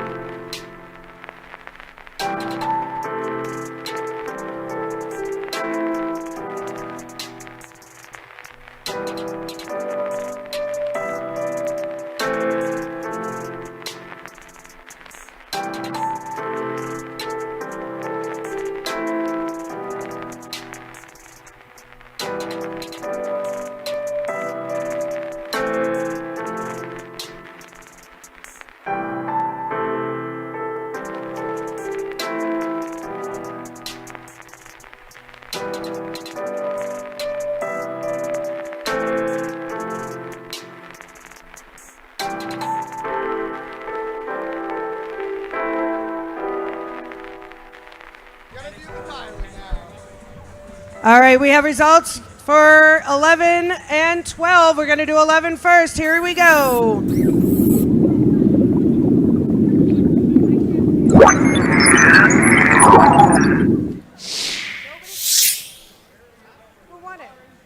Hang on. Hang on. Sorry. We got to get things up and running here. Apparently, everything's sleeping. Oh, wait. Don't have no fear. Oh, there we go. Red wins. What match is that? Is that 11? Match 11. Red. Wow. Red. That's the new high of the day, 245.96. That's third place in the region right now at 245. All right, here goes 12.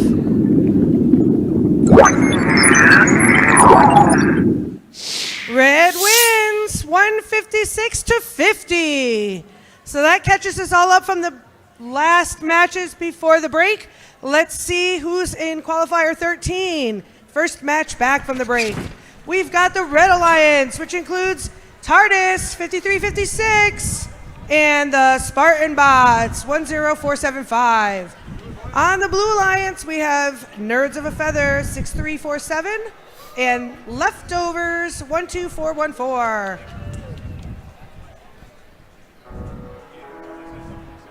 TARDIS has something to say.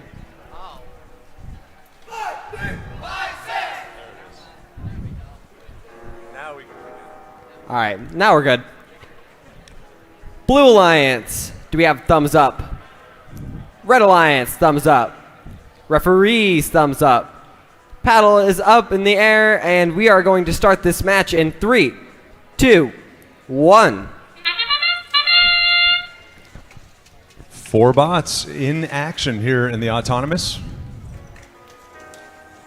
On the Red Alliance, go ahead. On the Red Alliance, TARDIS pushing multiple samples into their human player to clip them for specimens as they look to hang 4 in autonomous. Over here with me on the Blue Alliance, Nerds comes up just short of parking in the observation zone, and it looks like Leftovers, yeah, they're dual possessing right now. We'll see what the referees have to say about that. 3, 2, 1. Leftovers makes good, quick work of getting rid of those samples. Yellow on the basket side as Nerds of a Feather starts to grapple their first specimen, looking for scoring on the high chamber.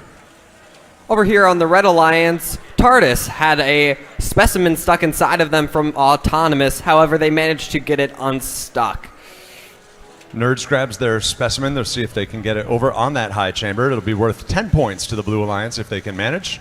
45 to 50, Red leads by 5 here with 1:30 to go in teleop. Nerds suspends a specimen on that high chamber, doesn't clip it fully on. It does score, but they'll have to be careful not to de-score it.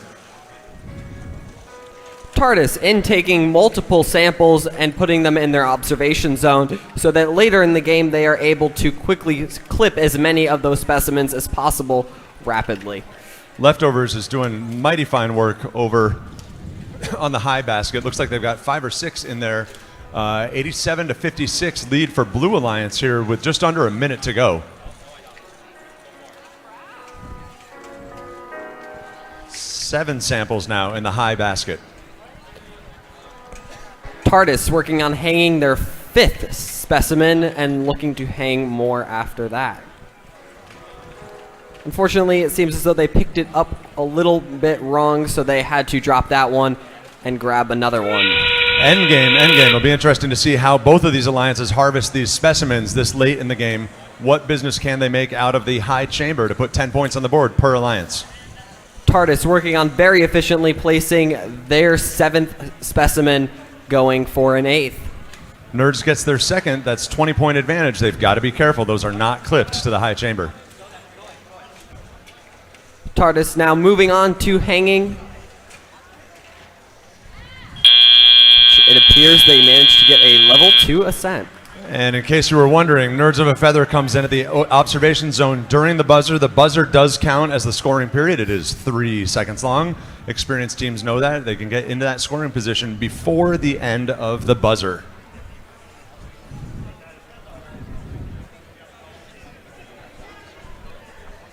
All right. Good match over there. We got a match coming up over here on, it's going to be qualifier 14. On the Red Alliance for qualifier 14, we have System Override 12915 and JBots 16700. On the Blue Alliance, we have Botman 4809. There's some cheering for the Botman. Yeah, there we go. And we have Mob 10949.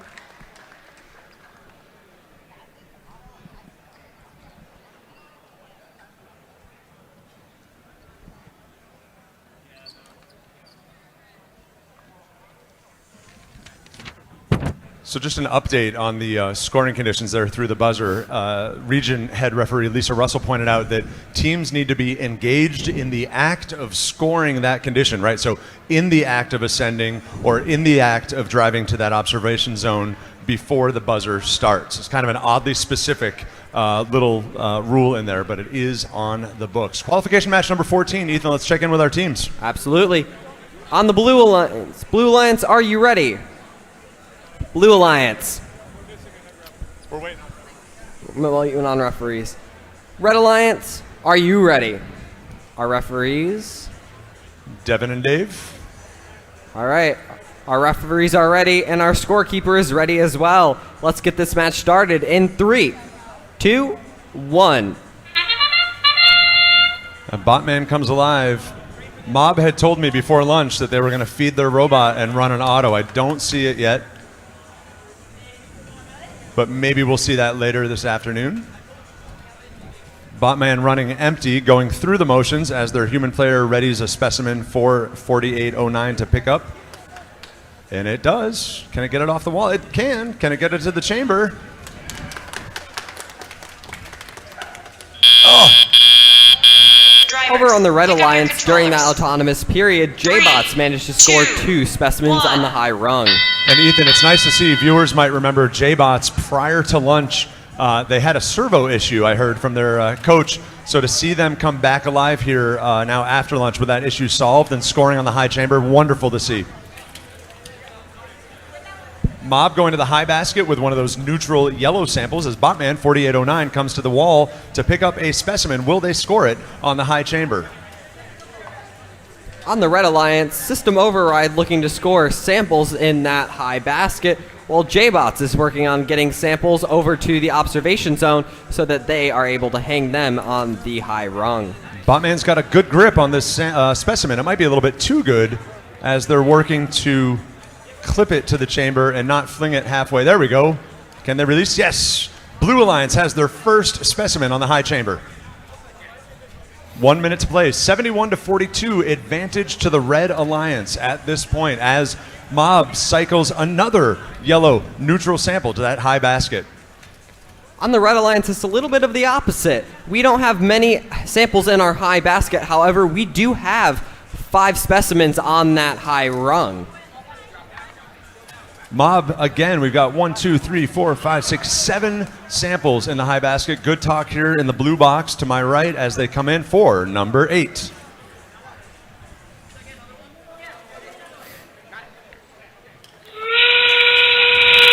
JBots back to the sub. Mob comes around on the blue side, seeing if they can get easy pickings. They do. Another yellow sample. Again, those are neutral. They cannot turn into specimens. JBots looking to continue hanging specimens into endgame. They are up to, I believe, 7 of them. Botman, excuse me, goes readying for what looks to be a level 2 hang. Contact would be a level 1 ascent. Yeah, level 1 there for 4809, and it looks like the same. Are they in touch over there? It looks like they are on the Red Alliance.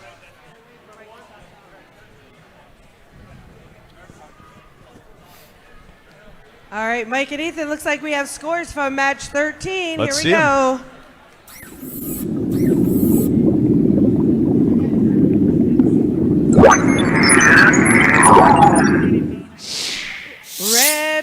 wins. 131 to 128. Wow, that was close, but not penalty free. Guys, those penalties count. And that moves TARDIS down into second place. Red gave Blue 15 there. That's how that works. Red gave Blue 15 in the fouls, and Blue reciprocated, sending 5 the other direction. Among the most foul-laden matches we've seen so far.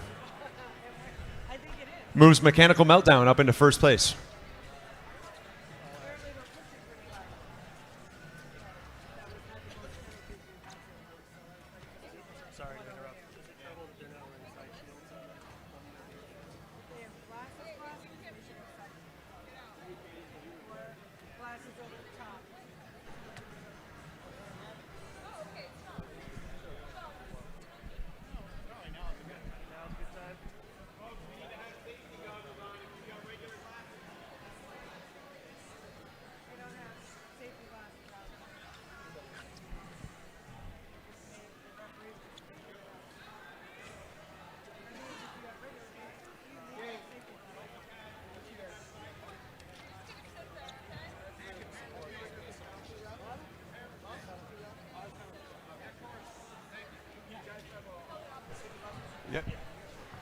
All right, I'm going to make an announcement. Here we go with the teams for qualifier 15. On the Red Alliance, we have the Suits 10161 and Screw Ups 20228. Let's hope that doesn't happen in this match. And the Blue Alliance, all right, I'm going to say it wrong every time. Mecha Goj 265453 and ACS RoboCats 23569.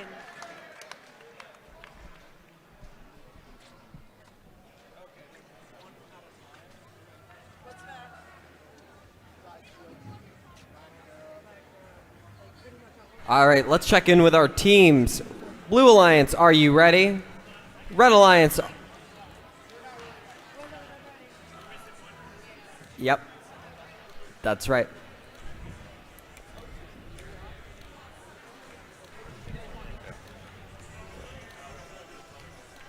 Friendly but firm reminder to all drive teams. You need to have glasses, safety glasses on, or if you have prescription glasses, have side shields on those glasses. Thumbs up from Corey. Ethan? All right, let's recheck our alliances. Blue Alliance, are you ready? Red Alliance, are you ready? Referees, are we ready? Scorekeeper is ready, and we are ready to start this match in 3, 2, 1. We've got 23,569. That's the ACS RoboCats hanging the first specimen of the match. Looks like Mechagoj was on a time delay to make sure that they gave right of way to their partner bot. 23,569 gets a park in the observation zone. Mechagoj goes for, I think they're going to have to make better contact than that for that level 1 ascent. Drivers, pick up your controllers. 3, 2, 1. Into teleop we go. Blue Alliance robots navigating around each other here. It looks like they're both trying to make a play for either the submersible or those samples. Remember those yellow samples on the ground? Those are neutral. So either one of the alliances can play a little bit of defense by grabbing freely available yellow samples. Over here on the Red Alliance, it seems as though the Suits are unable to reach that middle, the lower basket with their arm at this moment, so it looks like they'll have to pivot to putting them in the bottom instead. ACS RoboCats 23,569 have a super simple compliant wheel chased up against a little bit of C-channel. Makes a really efficient yet simple acquisition device. They're working the submersible well, waiting in the wings here while their partners 26,453 Mechagoj gets out of the observation zone grabbing these specimens. They want to stay clear of the human player. 23,569 playing to the low basket in the Blue Alliance. Unfortunately, it does seem as though Screw-Ups did have a little bit of an issue and are unable to pick up specimen samples at this time. That's got to be frustrating. I know their last match, I think they had a disconnect as well. 41 to 2 here favors the Blue Alliance as we enter endgame. Third specimen for the Blue Alliance. Good. Each one of those good for 10 points. Unfortunately, it does seem as though both the Red Alliance teams did have a tough time this match with their robots, but we hope that they are able to recover in their future matches. Love to see this 23569 bot, how effectively it hangs. Looks like we've got level 2 ascents from both of the robots on the Blue Alliance.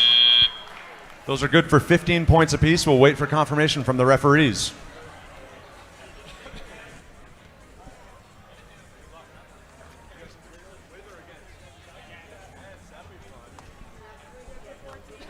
All right, we have results for match 14. It seemed like it was a long time ago, but it wasn't.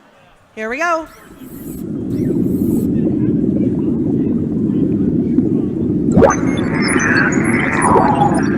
Red wins. Let's see. Red 112, blue 106. Ooh, another really close match, but there was no penalties on that one, so that definitely was a close one. We're going to shift our attention to field number 2. And Quick match cycle. 16. Sorry, go ahead, Jill. No, you're good. Here's match 16. We have the Red Alliance, Scotty Bots 12870, and Robo Warriors 6460. Congratulations. And the Blue Alliance, Chatham Circuits, and TARDIS. I didn't do your numbers, but that's okay. They'll do the numbers for you, Jill. All right. Qualification match number 16, Blue Alliance, Circuits, TARDIS, thumbs up, Circuits. Thumbs up, excellent. Red Alliance, thumbs up on both. Devin's calling for co-head referee David. Our referees are getting their steps in today. That's what it is, their steps in today. And Alex behind scorekeeping. Canoe paddles in the air. Ethan, why don't you count it down? Absolutely. 3, 2, 1. And this match Scotty is Bots started. and Robo Warriors sitting here idle in autonomous. Over here on the Red Alliance, we have, or not Red Alliance, Blue Alliance this time. TARDIS is knocking their samples into their observation zone to be able to hopefully hang all 4 of them in autonomous.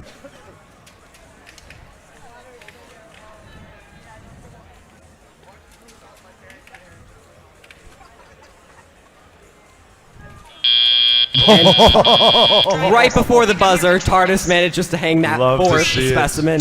Very close call, but very impressive.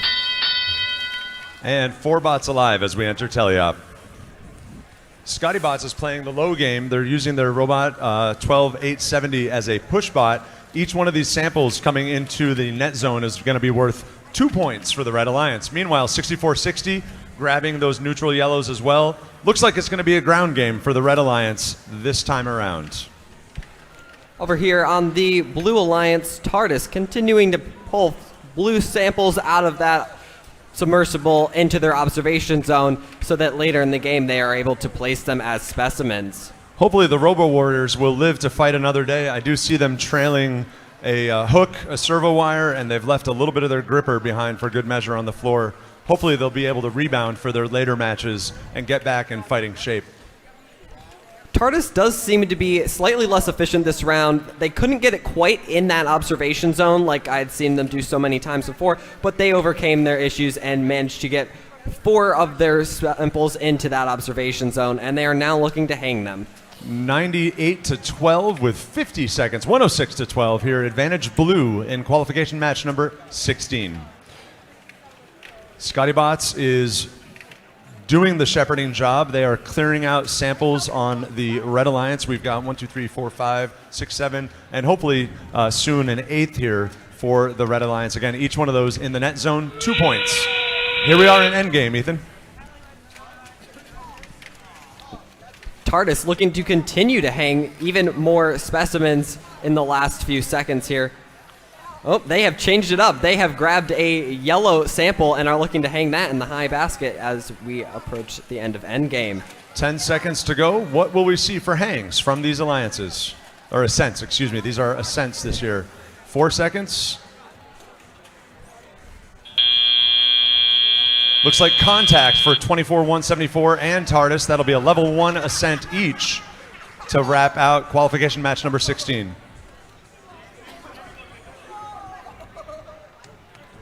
All right, we have results from match 15. Here we go.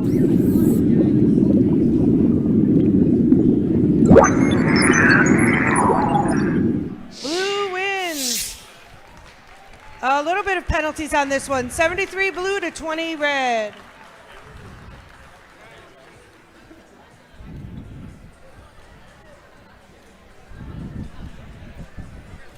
And we're going to be moving over to match 17. We have Red Alliance, which is Mechanical Meltdown, and Silver Eagles.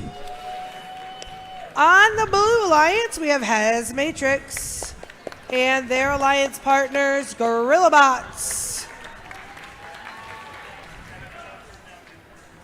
Just checking in with Gorilla Bots 5485 from Corning Robotics down in the southern tier. They have fixed their limit switch. That switch is a trigger in Autonomous that tells the robot, yes, I am at the submersible and I can try to hang that high specimen. They are built for what we call 4+0. That's 4 specimens, 0 samples in Autonomous. Eager to see if it works. They want to match the performance of our current number 1 seed. 12833 is Mechanical Meltdown, a near cousin of Gorilla Bots. MechMelt and Gorilla Bots were playing in a scrimmage just this past Thursday night. 2 teams that know each other very, very well, and they are facing off. Ethan, over to you. Let's get this match started. Blue Alliance, are you ready? As Matrix, are you ready? As Matrix, good. Red Alliance, are we ready? Referees, are we ready? And scorekeeper is ready. Let's get this match started in 3, 2, 1. 3 bots alive here early, and it looks like Gorilla Bots have solved some of their mechanical issues. They're going to shepherd samples over to the human player in the observation zone. 2 up and ready on the wall. Human player clears out, says, I am not touching that. The robot can. 2 samples to the high chamber, specimens that is. How's Mechanical Meltdown doing? Over here, they unfortunately missed 2 of their samples, but they were able to use that override button to skip the first sample that they missed. That is a perfect Autonomous and a park out of Gorilla Bots 5485. Let's hit teleop. 2, 1. Has Matrix, Gorilla Bots on the Blue Alliance, MechMelt, Silver Eagles on the red. This should be a great match. Has Matrix comes up to approach the high basket as they zero in. Can they release? Yes, that sample, 8 points for the Blue Alliance. Over here on the Red Alliance, Mechanical Meltdown looking to score yellow samples in that high basket, while their alliance partner Silver Eagles looks to go into the submersible and get red samples to be able to hang later in the game. Gorilla Bots is doing its customary harvest and prep. They go to the submersible, get their alliance-specific samples, bring them to the human player, and they kind of stockpile them, Ethan, here for a late-game run at the high chamber. It's really cool to see. They've got a great game strategy, and it works well for them game after game. Silver Eagles looking to hang their first specimen, however, they drop it into the submersible. MechMelt going up to their high basket. The advantage is 99 to 82, 99 to 90 to the Blue Alliance. Looks can be deceiving. I see Gorilla Bots has 4 specimens. That's 40 points waiting in the wings. Red Alliance, Mechanical Meltdown continuing to shuttle even more of those samples into that high basket, while their alliance partner Silver Eagles now hangs their 3rd specimen. Has Matrix goes back to the submersible. They've got a yellow neutral sample going to the high basket. Do they have it under control? 11607. No, they drop it just short. That will be worth 2 points in the net zone. You can see the Blue Alliance here pulling away with their late game efficiency. Gorilla Bots goes to the high basket. What will they do about their hang? Has Matrix up for a level 2 ascent. Gorilla Bots, will they get a level 1 ascent with? Nope, they're going to go for the park. Yeah, round of applause. That's Ethan, that's among our highest composite games. Looks like a rough 183 to 152 composite game, I mean both alliances putting up some really good points. We'll see when we hear from Jill here in a second. Speaking of Jill, or Allie. The mic's not on. It's coming. I got it. All right, there we go. 16 results.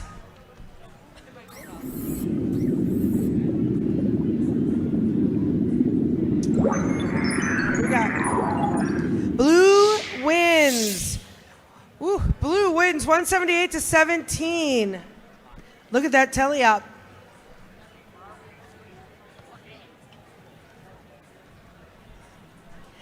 All right, we're coming over here to match 18, right? 18?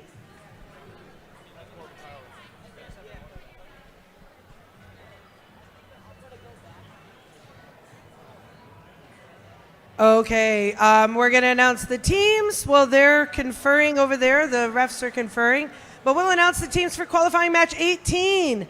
On the Red Alliance, we have the Spartan Box and their alliance partner, Ravina Rattlesnakes.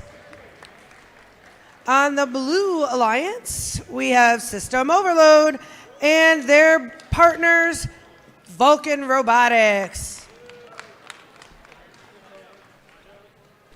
Looks like the refs are on their way over now, gentlemen. Love to see it. It's like a migration of zebras. It is, absolutely. Corey and Devin have made their way over. Got it. New batteries coming to the Red Alliance. While we're waiting on that, interesting note for the John Jay Cross River teams. As I understand it, John Jay Cross River is the home to 4 teams altogether. 4 or 5? 4 teams altogether. It is run as a curricular experience. It's a class. I was chatting with one of the members of MOB over lunch, and they said that what's unusual about that program, those relationships, is it's all juniors and seniors every year, which I think is really, really impressive. I know these teams in Excelsior, they're super competitive, and when we talk about sustainability and life cycle within FIRST and FTC, it is awesome. Speaking as a coach, it's awesome to have a student for 4 years. The fact that the teams at Cross River are so effective on just a 2-year cycle is really, really impressive. It's a testament to their coaches, mentors, and teachers, and to the quality of the students involved in those programs too. So I just want to lift that up today as the stage is set on 18. Are we good with power? Power? Solid? Cool. Ethan, over to you. Let's check in. Blue Alliance, are we ready? Red Alliance, are we ready? Thumbs up, refs. Scorekeeper is ready, and let's get this match started in 3, 2, 1.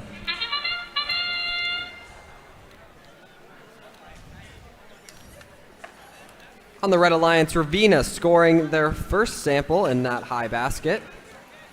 Waiting for the 2 Blue Alliance bots to come alive in teleop as Ravina keeps on working their baskets. Uh-oh, are they going to stop? Because they don't want to dual possess. They don't need to. I was going to say they could stop their auto, but hey, it worked. Good thing they didn't. That was impressive. It's almost like the bot knew, Ethan, right? I can only have one at a time. 16-0 in the early. 35-0 as we begin teleop. When you see those scores jump up immediately after teleop, it's because some scores or some game pieces count again in teleop. So the scores do jump as we enter that new phase of the game. Vulcan driver coach and team looking to pick up their first blue specimen from the observation zone. Looks like they mismanaged it just a little bit. It looks like the Spartan bots unfortunately grabbed their specimen in a weird way so that their claw was not able to place it on that top bar, so they had to let that one go and go get another one. 2203 is playing the ground game, as are their partners, 6945. That's System Overload from Boston Samab Middle School. I'm not sure if 2203 is having a lift issue, what kind of altitude they can get for gameplay, but it looks like both Blue Alliance bots are serving as push bots right now.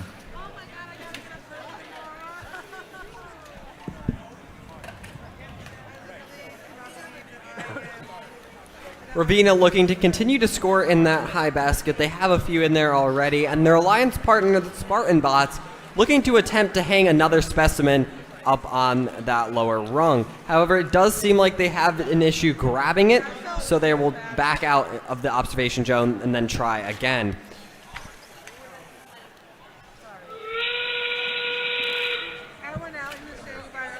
Overload is looking for more blue samples. 2203 goes back to the submersible to get yellow ones that they can score on the basket side, either in the net zone or at altitude up in the baskets. Yeah, it looks like that they're having some sort of lift issue, whether it's stringing or mechanical. But the Blue Alliance teams are trying to score to the net as effectively as they can. On the Red Alliance, the Spartan bots managed to put their specimen on the bar. It's not quite clipped, but as it's the end of the match, it still counts.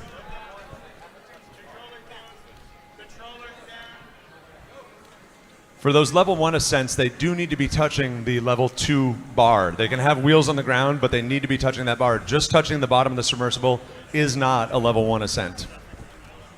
Jill? Thank you. We have results from match 17. Here we go.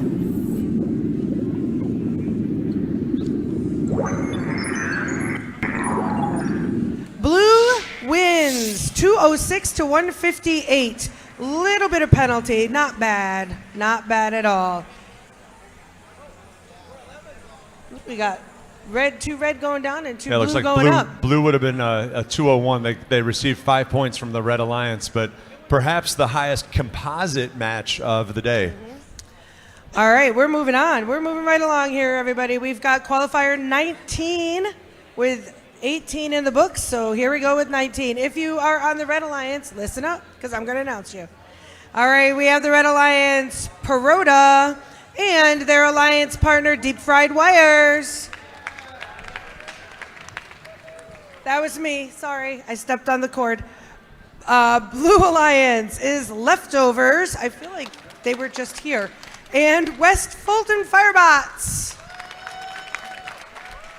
I want to take a point of privilege, Jill, if I can. That whole crew from Cross River. I just learned that Mob, Leftovers, Screw Ups, and Vulcan, those 4 teams, same school. Oh, they ate a lot of pizza. Yeah, but here's the thing: they're all coached by the same human being, Mr. Peter. Unbelievable. Can we give it up for Mr. Peter? That's absolutely incredible. Let's give it up, because unbelievable. I have a hard enough time coaching one team. Any coaches in the room, I let agree. alone 4. They do eat a lot of pizza, I can tell you that. All right. Number 19, we're going to look for a thumbs up from our Red Alliance. Beautiful. Blue Alliance over here as well. Thumbs up. Beautiful. David, Corey, we're good here on, and we've got our scorekeepers. Ethan, go ahead and count it down, man. All right. 3, 2, 1. And that begins match number 19. Firebots just comes up short on scoring that high chamber specimen. Will they harvest off the floor to their, a little dance here on the fried wires and Firebots? On the Red Alliance, both teams went for a specimen. However, Perota did not manage to get theirs hung, unlike their alliance partner, Deep Fried Wires. Even if Firebots isn't converting these to specimens for auto, they're well placed for their human player to grab those 2 samples and convert them here in the early going. 3, 2, 1.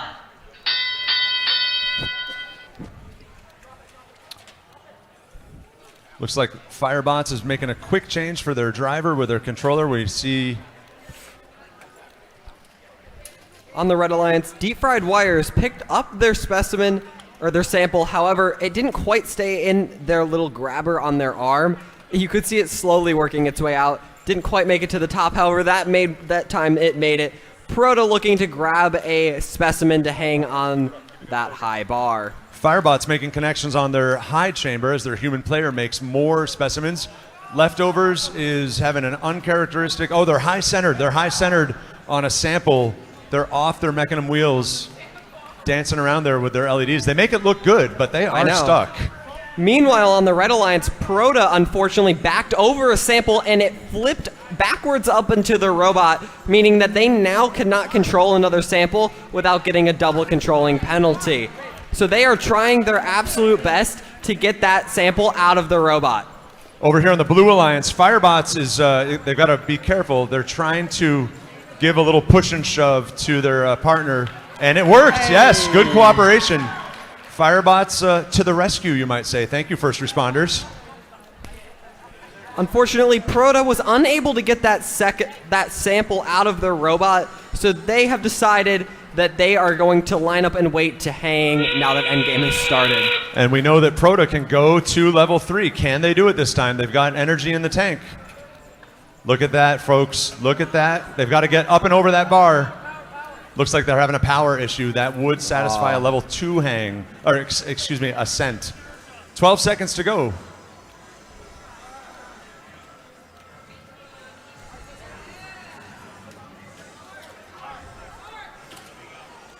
We hear park, park. There we go. 73-46. We do look like Red is going to pick up 15 points for that level 2 ascent. Interesting match there. Nice cooperation here on the Blue Alliance. All right, we have results for match 18.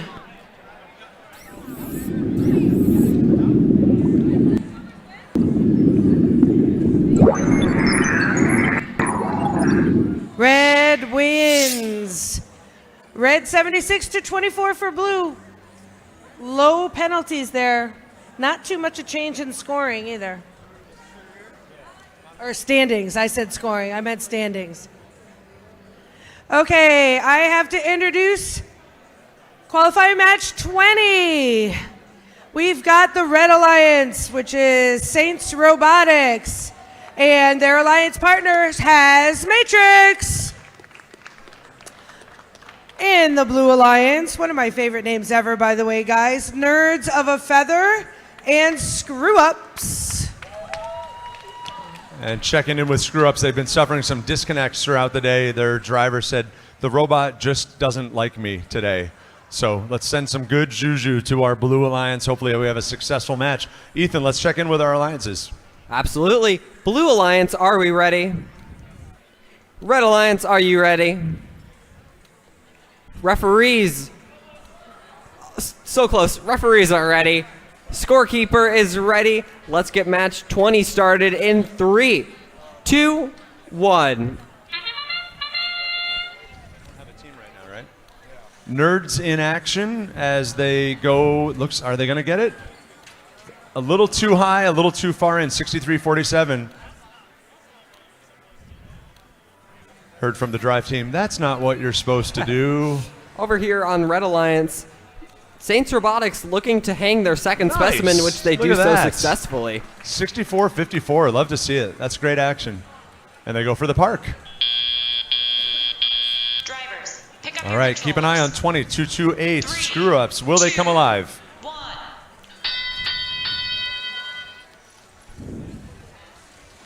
All right, Screw-Ups pushing. Looks like they're going to play a ground game, going for yellow samples to that net zone. They're making quick work of it. One concern, will they run out of game pieces? Can they go get yellows somewhere else? No, they do go to the submersible. So this says to me, Ethan, they can work with their intake, but maybe not with their lift. Over here on the Red Alliance has Matrix looking to place samples in that top basket, while their alliance partner Saints Robotics is looking to grab their specimen off the wall to continue to hang it. And Nerds of a Feather is looking to wrangle a specimen on the high chamber.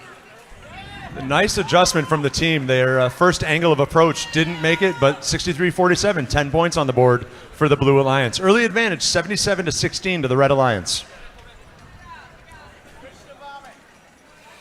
Has Matrix now working on their last pre-placed sample, looking to place that in the high basket, while their alliance partner looks to pick up a fourth specimen from the observation zone.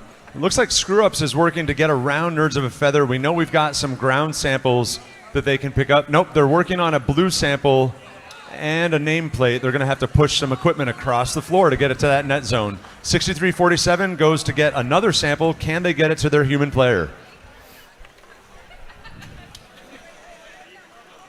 On the Red Alliance, has Matrix continuing to grab samples out of that submersible, while their alliance partner almost places their fifth specimen. Has Matrix looking to hang, but they haven't quite left enough room for their alliance partner, Saints Robotics. Nice work from Matrix over there on your side, Ethan. We're looking for level 1 touches from the other teams. 7 seconds to go, 6 seconds. They can park in the observation zone. Very good. Screw-Ups makes a move. 103-30 in the raw score. Good round of applause for our teams.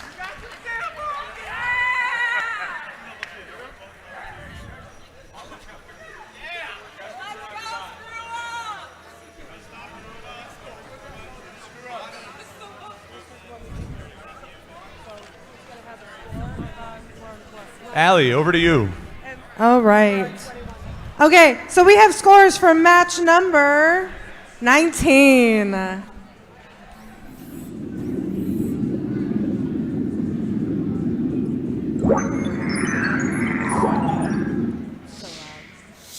Congratulations, Blue Team Alliance. 76-69. Good job. Looks like there was one penalty in there.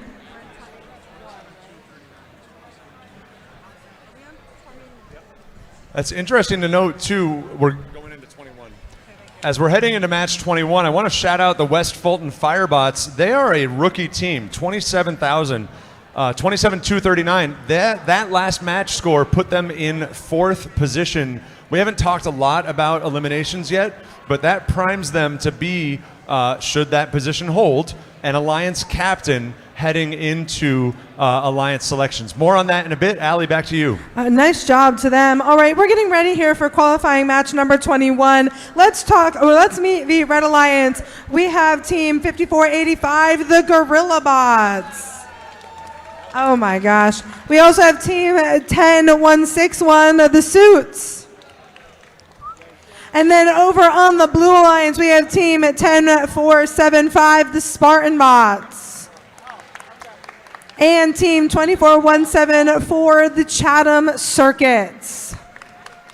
Take it away, game announcers. We're going to hold for a second as we get eyewear. We need to take that safety seriously, checking out all of our personnel here.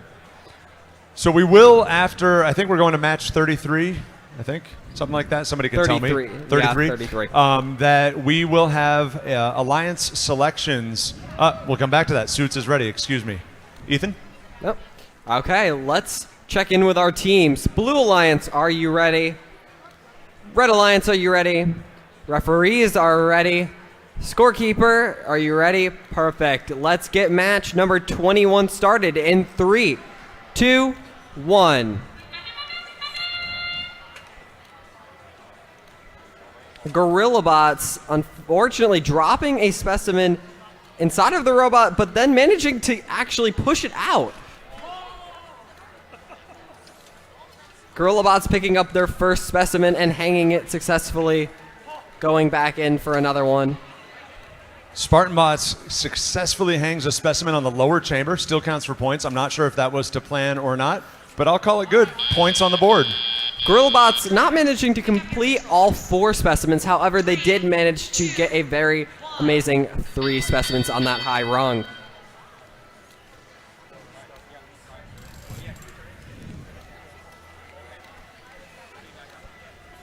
Oh, unfortunately, 24-174, Chatham, they've got to be really careful. They have a sample stuck underneath their chassis.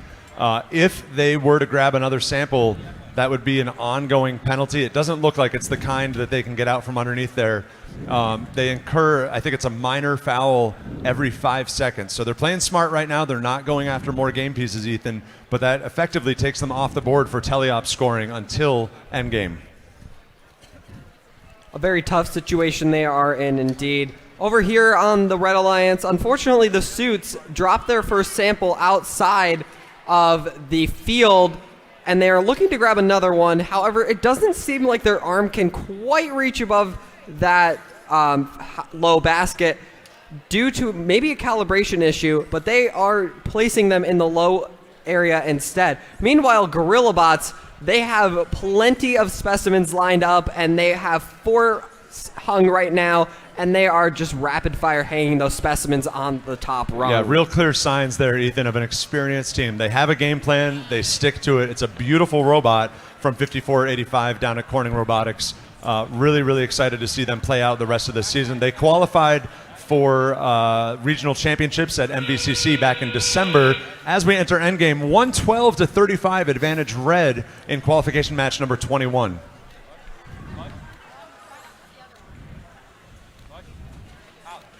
Gorilla Bots hanging their final specimen that they have. However, they are now looking in their last 11 seconds to place one more sample before moving over to hang. Maybe Oh, two. They're not. They're going for another one. Yeah, they won't get clearance to park. There they go. That counts. Yep. That does not. They went to the observation zone. See what we did? No, not in time. Not in time. That was a little bit of a stretch. That was a great match to watch. Do we have scores? Oh, we do, from match number 20.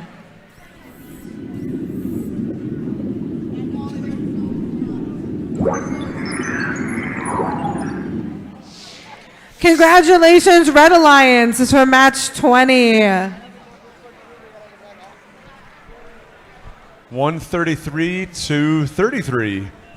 Slides 11,607 up into 7th position. That's Has Matrix. They're knocking on the door to be an Alliance captain going into selections after match 33. Allie? Yes, and of course we know things can change at the drop of a hat here. Absolutely. All right, so let's see. We are on to qualifying match number 22. Let's meet our alliances. On Red Alliance, we have team 27239, the West Fulton Firebots, whose mascot I love on your little sign. He's very cute. We also have team 23569, the ACS RoboCats. On the Blue Alliance, we have team 16700, the J-Bots. And team 6460, the Robo Warriors. So for match 22, let's check in with our teams. Blue Alliance, are you ready? Red Alliance, are you ready? We don't have enough refs. We need refs. Corey's on his please. way. Where are the zebras? Hey, we have enough How refs are we doing, now. J-Bot? Refs, are you ready? Scorekeeper is ready, and let's get match 22 started in 3, 2, 1. J-Bots, after recovering from their servo issues earlier, can they clip to the high chamber? They do. Nice to see that improvement. They've been working hard on it all day long. West Fulton Firebots putting a sample in that top basket, while their alliance partner ACS RoboCats parks in that observation zone. Another successful sample placement by West Fulton. And that concludes our autonomous period. 3, 2, 1. Good communication here on the Blue Alliance as the robot from 16700 pulls back, lets the human player reset that specimen. Great and active communication from the Blue Alliance drive teams. 6460, unfortunately, we saw it in the last match too, Ethan. They've lost half of their gripper again. Looks like the same problem plagues them this time. That's the Robo Warriors from Niskayuna. Hopefully they can work effectively either as a push bot or in support of the J-Bots as match number 22 continues. On the Red Alliance, we have ACS RoboCats looking to hang specimens on that top rung, while their alliance partner West Fulton Firebots are working on putting as many samples as possible in that top basket. So far, we have 2 specimens on that rung and a number of samples in that top basket.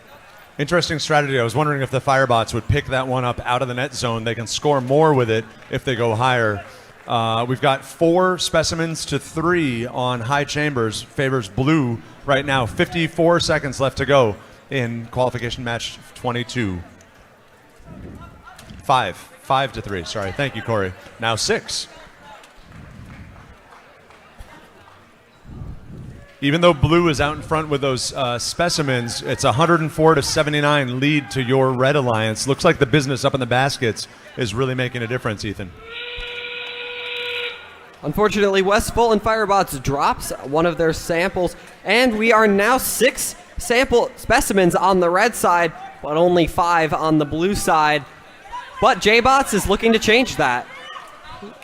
ACS RoboCats, however, is 1 step ahead, placing another specimen.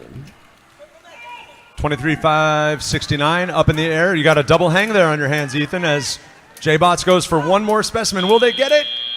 Oh, unfortunately not. So close. 1, 2, 3, 4. It looks like 7 to... Actually, it looks like we're all even on the chambers, Ethan. 7 to 7. I think the double hang and the basket work is going to keep Red ahead on match Absolutely. 22. We will know after match 23, but Allie, we need to hear about match 21. All right, let's see. We got scores for match number 21. Drum roll, please.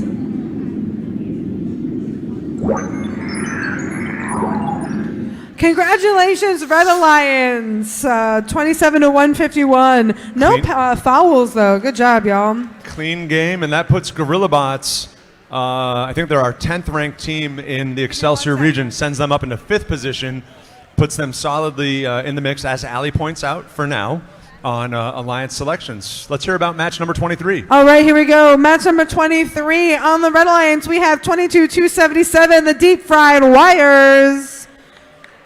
Oh my gosh, we can do better than that. Come on, guys. Let's go, match 23. We got to keep the energy up. Thank you. And then we have team 4809, Botman. On the Blue Alliance, we have team 6347, Nerds of a Feather. And team 6945, System Overload. Lots of low numbers in this match. Low team numbers. Experienced and veteran teams and organizations. It's great to see. All right, let's check in with our teams. Red Alliance is on this side. Red Alliance, are you ready? Blue Alliance, are you ready? Referees, are we ready? Perfect. All right. Scorekeeper is ready. And we are going to start this match in 3, 2, 1. Nerds of a Feather, we're looking for them to go ahead and claim that high chamber for the Blue Alliance. We'll see if they're successful. They come in just inside, and they've retained that specimen. They'll have to be careful. They are parked by a hair in the observation zone. That'll be 3 points to the Blue Alliance. On the Red Alliance, unfortunately, Botman's human player was not able to quite move it into their specimen in the right position on the wall, so their robot claw missed it by just a little bit, so they had to stop their autonomous. But they did get a park. They did get a park. Yep, They 4809, 3 points to Red. 2, 1. All right, 4 robots in the green. Oh no. Okay, so this will be interesting. Nerds has a specimen and the hook is around their wiring system. They're going to have to drive rather creatively. Can they do it? They're working the problem here. Keep it up, Nerds. You can do it. You can do it. There it is. Way to go, you guys. Nice job. Good persistence from 6347. Cool, calm, and collected. Unfortunately, on the Red Alliance, Deep Fried Wire's claw came unplugged from their bot, meaning that they are now unable to take in any sort of specimens or samples, meaning that they are going to be pushing samples to their Alliance partner, either in the observation zone or into the bottom of the net zone. It looked like 4809 was high-centered on a sample. Looks like they've come off of that. 6347 scores a blue sample to the high basket. That'll be 8 points to the Blue Alliance. 6945, their partner, looking to play pushbot to get samples to the net zone below the baskets. Botman continuing to work to score specimens on that high rung. Unfortunately, they've dropped a few so far. However, they're looking to score a second right now.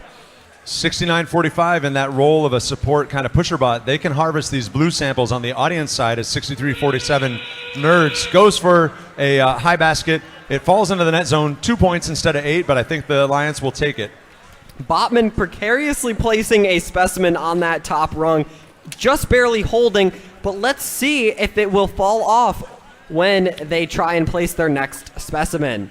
Nerds of a Feather, internal handoff, going to the high basket. It'll be good for 8 more points here late in the game. 5 seconds to go.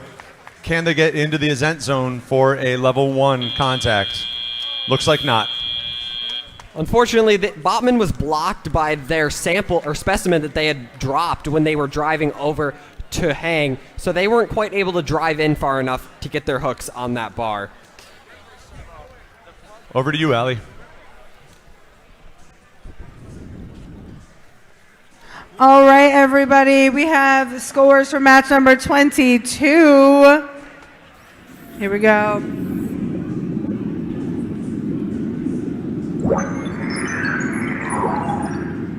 Congratulations, Red Alliance. 99 to 174. Looks like there were some penalties across the board there, so we've got to be watching out. All right, now let's meet our alliances from qualifying match number 24. On the Red Alliance, we have Team 5356 TARDIS. Come on, y'all. Thank you. I was like, there's so many purple people. Where are your voices? Team 17222 Perota. Thank you. And on the Blue Alliance, we have Team 12915 System Override. And Team 12833 Mechanical Meltdown. And again, Allie, I want to point out there's two teams out here that know each other very well. MechMelt and TARDIS played together on Thursday night at a local scrimmage, so it'll be interesting to see where this goes. It's always interesting when teams work well together to see how they turn out in the field against each other. Lisa. We should note as well, Team Proda is in the mix down there in the Southern Tier, Twin Tiers Christian Academy. One of the only teams in the Excelsior region that has achieved a level 3 ascent this season. Sendy Sandstoners up in the Adirondacks, really impressive team. Small bot over at the Utica Qualifier just a couple of weeks ago were a consistent performer at that level 3. Head referee Corey giving a final check out to Team TARDIS. Looks like everybody's ready. Over here with me on the Blue Alliance, we're looking for a thumbs up from MechMelt. Awesome. Red Alliance, thumbs up, Proda. And we're going to hold for the referees. Got it, no problem, Corey. Thank you very much.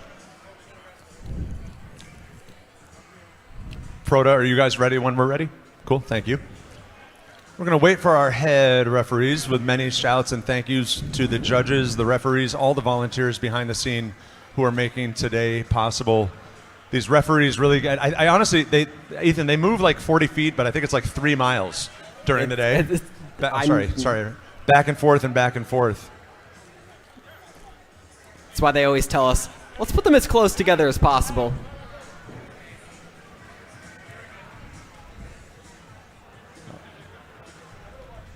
So we'll turn our attention back to head referee Corey. Excellent. Thumbs up from the referees. Canoe paddle. Alex? Solid. All right, friends, let's take it away on qualification match 24. Teams, here we go in 3, 2, 1. Take it away. Over on the Red Alliance, TARDIS immediately moving straight over to the submersible to hang that first specimen, then swiping over all of the remaining red samples to be placed later as specimens. System override 12915 parks by just like a nickel's width here in the observation zone, but it will count for 3 points in the observation zone. MechMelt comes up short with their 4th sample. Really impressive work. Unfortunately, TARDIS missed one of their specimens, meaning it fell back out of the field, so they weren't able to get the full 5 specimens in their Look autonomous. at that score, though, as we enter teleop, 80 to 76. That's from MechMelt and TARDIS's autonomous. Really going to be interesting to see which way this teleop goes. Absolutely. On the Red Alliance, Proto looking to hang specimens, while TARDIS takes on a new role of hanging or of placing samples in the top basket.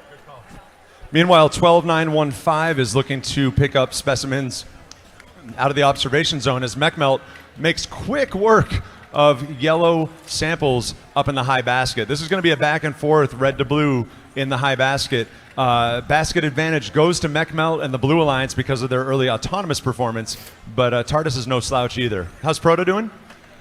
TARDIS on the Red Alliance continuing to place as many samples in that top basket as they can, while Proto, their alliance partner, has placed 2 specimens on the high rung and are looking to continue to do so. Unfortunately, TARDIS did just drop a yellow sample out of the field. Unfortunately, it doesn't look like they're quite as efficient as samples as they are at specimens. Mechmelt returning to the high basket. Looks like we've got 6 or 7 over there. It's 132-116 with 45 seconds remaining. Advantage red, just a 16-point differential as 12-9-1-5 looks to hang another high specimen, and they do. It's a 3-7 advantage, 7 for the red, that is, on the high chamber. Endgame. TARDIS now really turning the performance around, and they are just all of a sudden putting sample after sample in that high basket in true TARDIS fashion. I'll tell you, Ethan, looking at your Red Alliance, the simplicity of the Protobot, but how effective they are in the high chamber is really impressive. Meanwhile, Mechmelt goes back to the high basket for another neutral. We're looking for, do we get a double hang for the Red Alliance? Double ascent, I should say. Double ascent. Now, 176 to 160. We know those level 2s are worth 15 points apiece. System override, it looks like they were off the ground as well. 15 points all the way around, and really incredible work from Mechanical Meltdown. Allie? Yes. We have... Oh. Do we have scores? Oh, maybe. Pause. I really appreciate that TARDIS matches their robot. I think that's pretty swell and nifty. Where's my brother? Brother. Devin. No, Devin. Oh. Devin.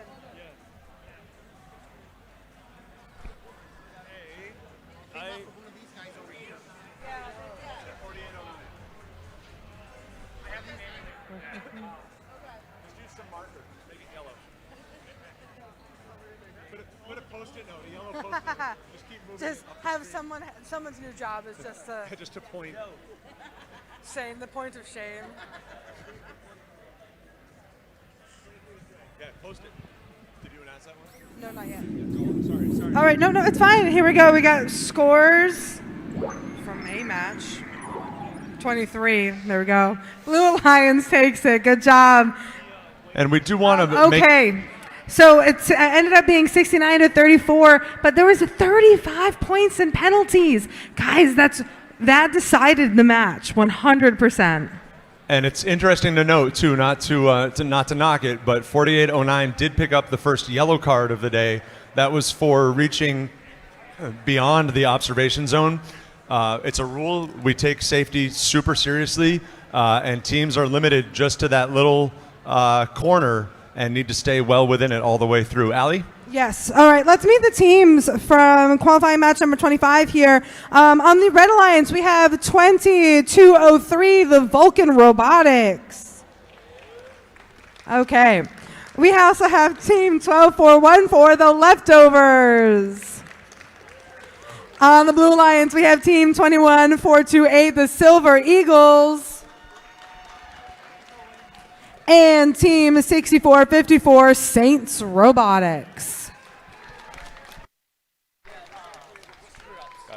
Interesting to note over here on the Red Alliance, these are two of those Cross River teams I was talking about a few matches ago. They are sister teams from John Jay Cross River. They know each other well, and they've got a familiarity that we'll see if it pays off. Ethan, let's check in.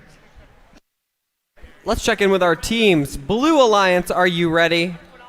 Silver Eagles, are you ready? Silver Eagles? Okay. Red Alliance, are you ready? Referees, are you not ready? Aw. We'll wait 1 second here while our referees have time to get ready and make sure everyone is here. I see referees consulting the foul sheet over there from that last match, so we'll see where that goes.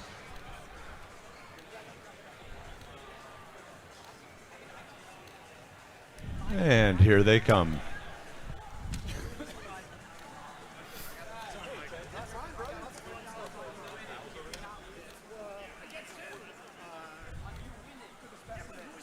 All right. Referees, are you ready? Ready this time. And our scorekeeper is ready, and we are going to get this match started in 3, 2, 1. 64-54 going in for a high specimen. They do clip it home. 10 points for the Blue Alliance.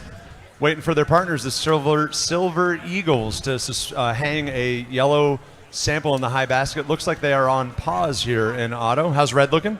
12-4-1-4.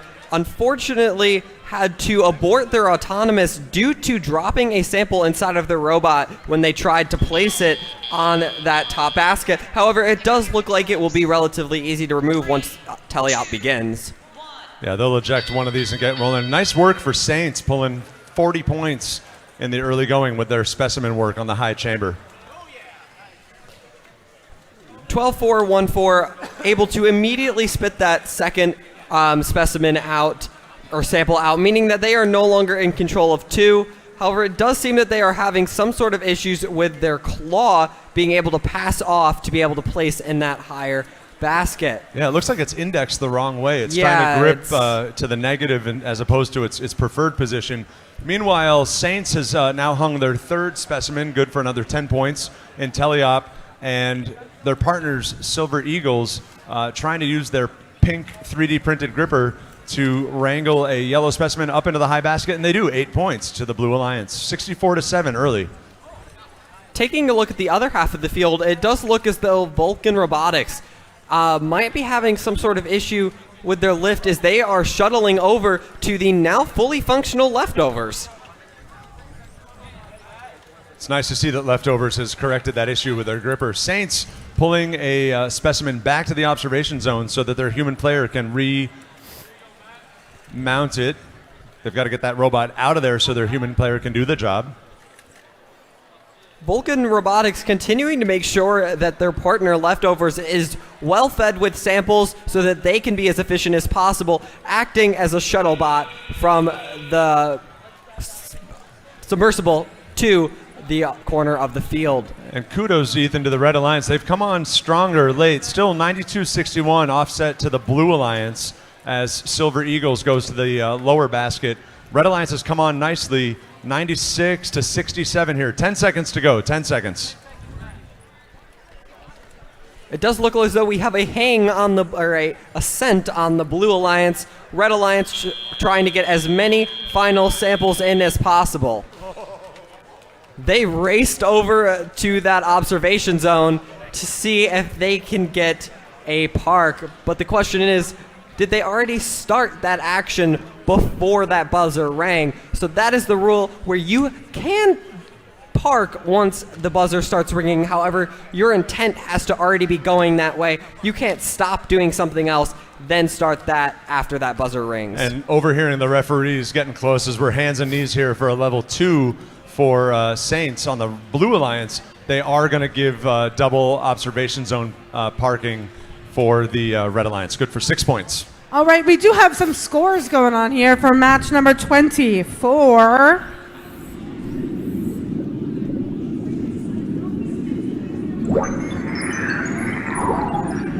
Congratulations, Red Alliance. Oh, this is a close one, 178-186. No penalties. Good job. Yeah, I want to draw attention. Look at that other teleop, 126-126. Ooh. Those autos are close to identical in that teleop ascent. It's that double 15 from the dual second level ascents. Really awesome work. Everything counts. Even if you're like, yeah, it's only a point, it might be the difference. All right, we're over here on getting ready for match number 26. We're almost done for the day, y'all. We have on the Red Alliance team 10949 Mob Robotics. We also have team 14281 the Ravina Rattlesnakes. On the Blue Alliance, we have team 12870 Scotty Bots. And team 26453 Mech-A-Goge.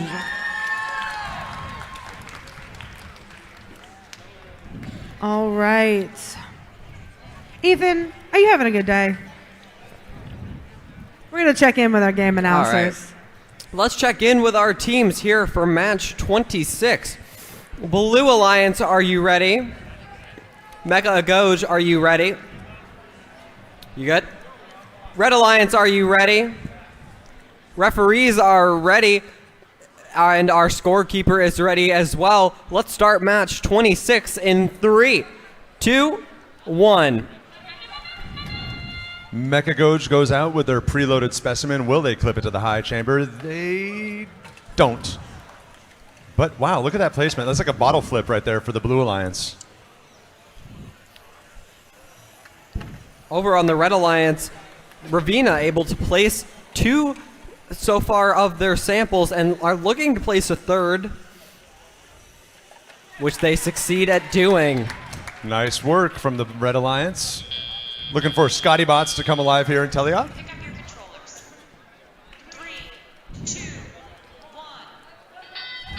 And will the Blue Alliance harvest that easy picking specimen off the ground? They can score that again. Be a smart move. Scotty Bots is going for easy yellow samples to the blue net zone. Those will be worth 2 points apiece. Over on Red Alliance, they had a little bit of a collision once Teleop started, but thankfully no damage done, and both robots are continuing to function. It does appear as though Mob is starting to cycle samples into that high basket, while their partner, Ravina, is hanging specimens.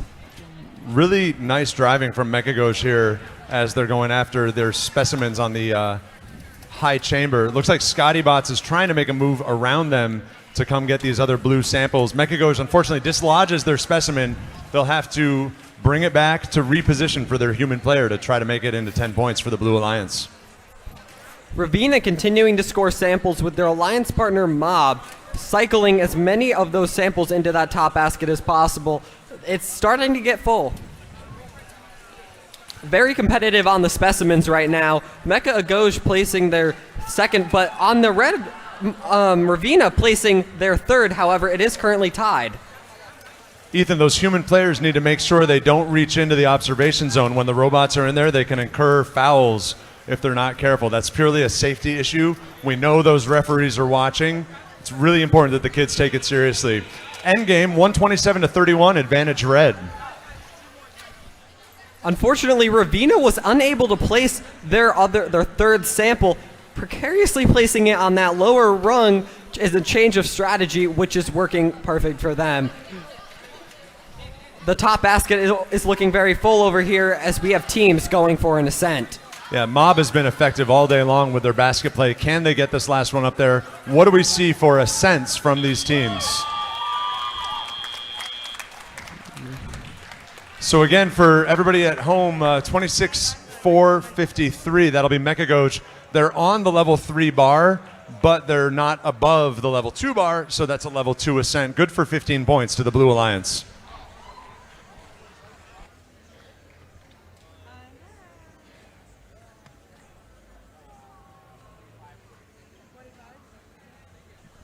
All right, we have results for qualifier match 25. Here we go.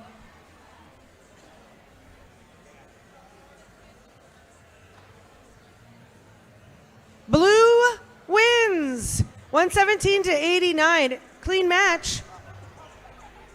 Check those standings. Every match counts at this point in time. Yep, 64-54 stakes their claim to, if we stopped right now, they would be 6th Alliance captain. Most teams still have their 5th gameplay, and really pretty much anything can happen as far as those standings go. Those 6 teams, we haven't talked a lot about it, they will be Alliance captains picking, I might make it analogous to kind of a gym class pick. They're going to look for a bot that is complementary to them to go into our double elimination here as we close out the game. Jill? All right, we have qualifier match 27 coming up. 27. We're getting down to the wire, guys. Red Alliance has Matrix and their partners ACS Robocats. We can do better than that. Yay! There we go. And the Blue Alliance, the Spartan Bots, and their partners, System Override.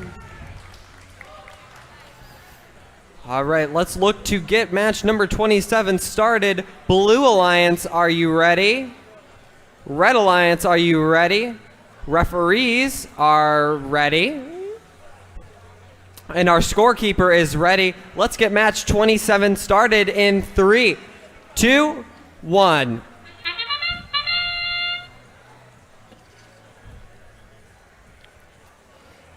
Spartan Bots goes out early. They drive up and over a sample and cut their auto to prevent any undue possession. 12-9-1-5 connects on their high chamber, 10 points to the Blue Alliance. Similar on your side, Ethan, yeah? Yep, pretty much identical. In fact, our score is 13-13. That would be a park and a high chamber specimen each. Even Stevens.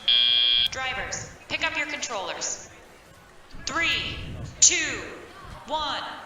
And we see those scores jump up to 23-23. That's because those high specimens count as 10 points in teleop as well. It's a different phase of the game. Has Matrix looking to score a sample in that top basket. However, they unfortunately dropped it too early, meaning it fell back into the field. But that does mean that they are able to pick it back up again. Their alliance partner, ACS RoboCats, looking to grab a red specimen sample from inside the submersible to go bring over to the human player to clip to later hang as a specimen. 10-4-75 looking to shepherd a sample into the low net zone. 2 points for the Blue Alliance. We'll see what they do with the remaining neutral samples on the backfield.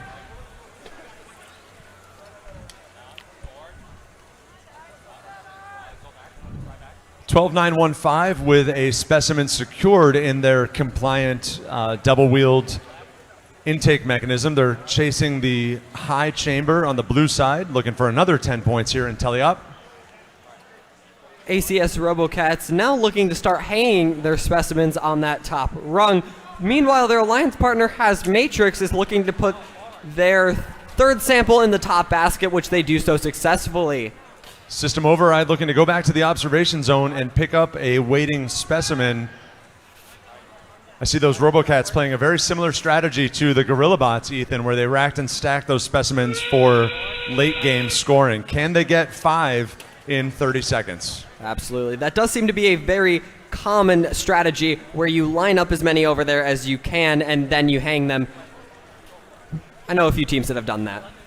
12-9-1-5 is coming in asking for clearance. I think they were going after contact. Yeah, it looks like they're getting ready for an ascent on the submersible as we've entered endgame. ACS RoboCats managing to hang 5 specimens, but not quite get an ascent. And 12-9-1-5 comes up short of the level 1.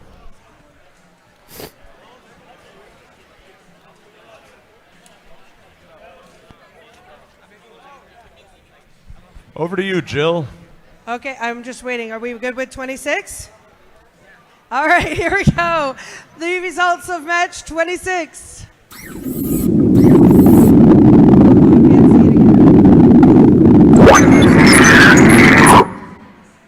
Red wins. Red wins 154-56. Tyler, we'll take that back down on volume if we can get that from you, buddy. That was like a, oh, there he is. That was really, woo. It was like a 747 taking off. Thank you. That was exactly that moves what it sounded like. 14-281. That's Ravina Rattlesnakes up into the second alliance position. So a little bit more on eliminations as we get ready on field number 2.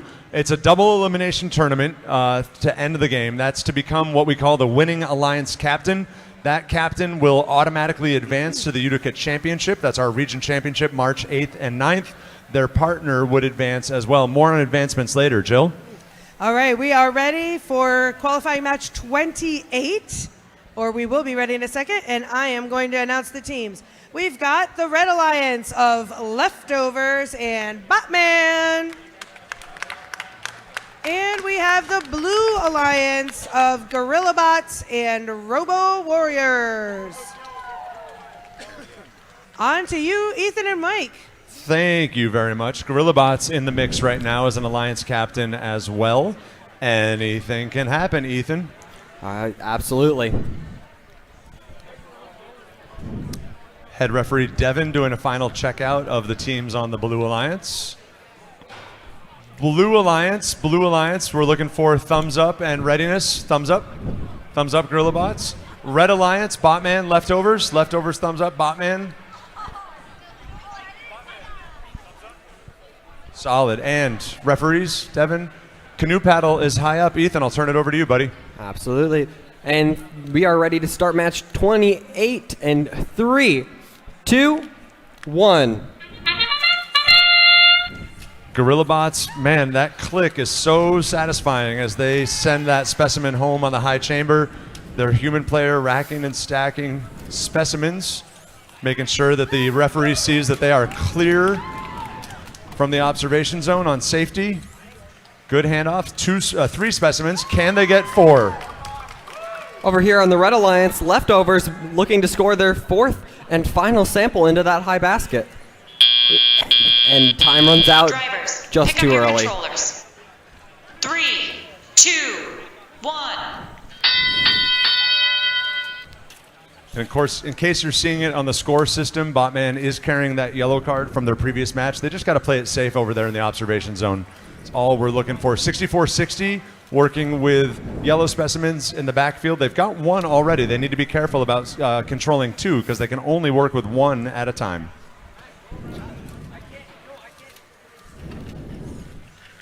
Leftovers looking to grab samples from in the submersible to place them up in that top basket. However, it does seem like they might be having an issue with their lift again due to them placing them in the bottom area of the net zone.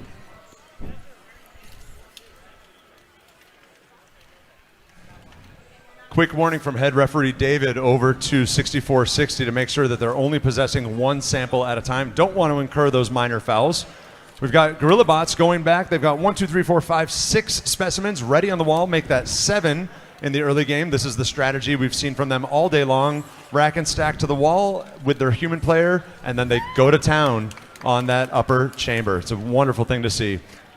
Leftovers tried to get their arm working, but their claw just wouldn't quite cooperate, and they couldn't get it down into that pass-over position. So they are continuing to sweep samples over into that bottom net zone, while their alliance partner Botman does also seem to be having some sort of issue with their arm, as they have been unable to place any specimens and are now looking to push samples over into that bottom net zone. Yeah, 64-60. Looks like they might be playing a little bit of defense way over on the Red Alliance side. 16 seconds to go as Gorilla Bots looks for clearance to score their final specimen. Will they go for this last sample to the high basket? It is yellow, it is neutral, it is on its way. And they drop it. 3 seconds to play. Do they go for the park instead? They do.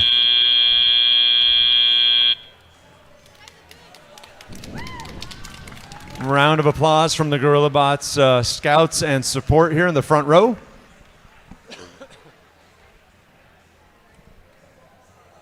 Jill, that does us on 28. All right, we have results for 27. Here we go.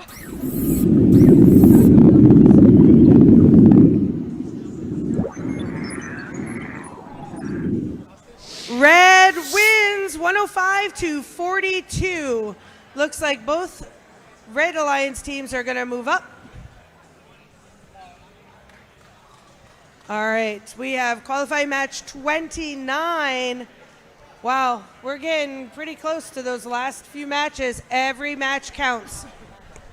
The Red Alliance on qualifier match 29 is Mecha Goj and Nerds of a Feather, along with the Blue Alliance of Silver Eagles, who match the Blue Alliance box, by the way, and Proda. Let's check in with our teams for match 29. We'll be patient with our referees as they look to get more of them over here.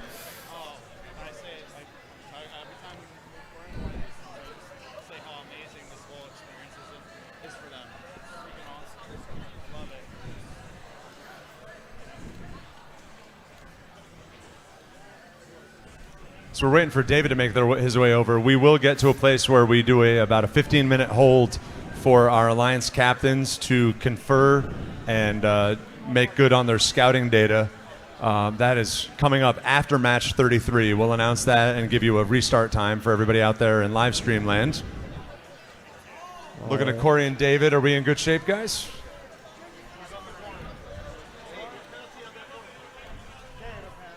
All right, David's going to step in as our corner ref. Corey, we're good to go? All right, let's check in with our teams. Blue Alliance is ready. Red Alliance is also ready. Referees, are you ready? Referees are ready, and our scorekeeper is ready as well. Let's start match 29 in 3, 2, 1. 21-4-28 comes out with a yellow sample looking for the high basket score. They're a little bit off the mark. They're going to stop their autonomous there. Proto makes good on their first specimen of the match to the high chamber. 10 points for the Blue Alliance as they shepherd more samples to their human player in the blue observation zone. Nerds of a Feather unfortunately dropped their sample. Not into the robot, thankfully, but they did have to stop their autonomous. You know, Ethan, when kids are jumping in the driver control boxes, it's usually good or bad. This one was good for Proto. Nice work, guys. 17-2-2-2, their human player arranges a specimen on the wall, clears out so the robot can come in. We know that's destined for the high chamber. Blue Alliance. Silver Eagles trying to use their 3D printed pink gripper to get yellow samples, those neutral ones, to score them in the basket tower. Mecha Agoj looking to looking to move samples into their observation zone so that they can place them as specimens, while their alliance partner, Nerds of a Feather, is looking to place samples in that high basket. I really want to shout out 17-2-2-2 here. They have one of the simpler bots in the field. It's a pretty simple arm mechanism. But look at that, Ethan. They've got 5. Can we get there? Yes. 5. That's 50 points in teleop plus, I think, 2 from auto. Just really impressive work from just a really reliable and straightforward bot. Congratulations Absolutely. to the team from Twin Tiers Christian. Over on Red Alliance, Mecha Agoj placing their second specimen.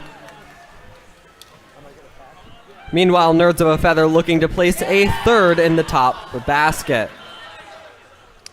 Nice work from Silver Eagles as they go back to the submersible, harvesting yet another yellow sample. They're coming my way to score it in the high basket. They do.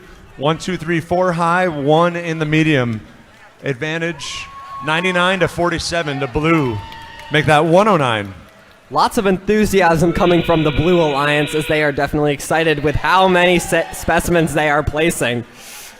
On the Red Alliance, Mecha Agoj looking to place one final specimen, while their partner, Nerds of a Feather, is looking to continue to place a potential another sample in that high basket. And I hear the call here for 17-2-2-2. They say go for it. Will we see a level 3 ascent? Come on, Proto. Come on, Proto. As we've said a couple times, the clearance for level 3 is above level 2. Hey, give a hand for these kids.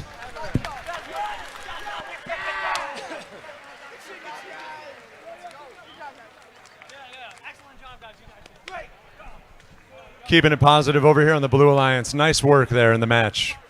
Jill? Allie?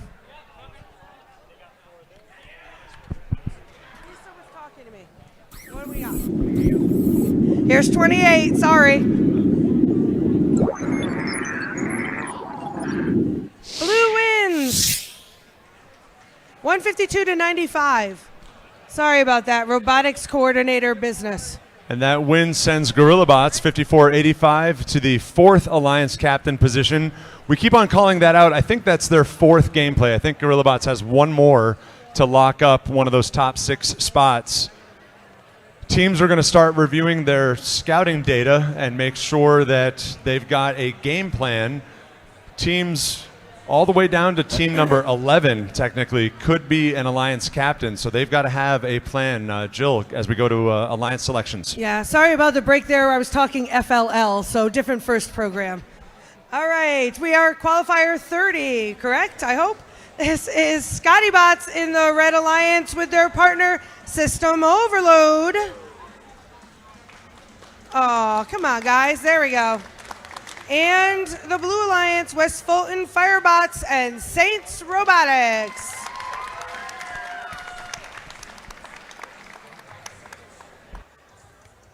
Let's check in with our teams for match number 30. Blue Alliance, are you ready? Red Alliance, are you ready? Referees, are you ready? And our scorekeeper is also ready. Let's get match 30 started in 3, 2, 1. We see Saints come alive. They're heading for the high chamber on the Blue Alliance for 10 points. They get it. Meanwhile, Fulton going towards the high basket. Will they move into position? They do. Excellent work from the Blue Alliance here on Autonomous. Saints comes in for their second specimen. Can they place it?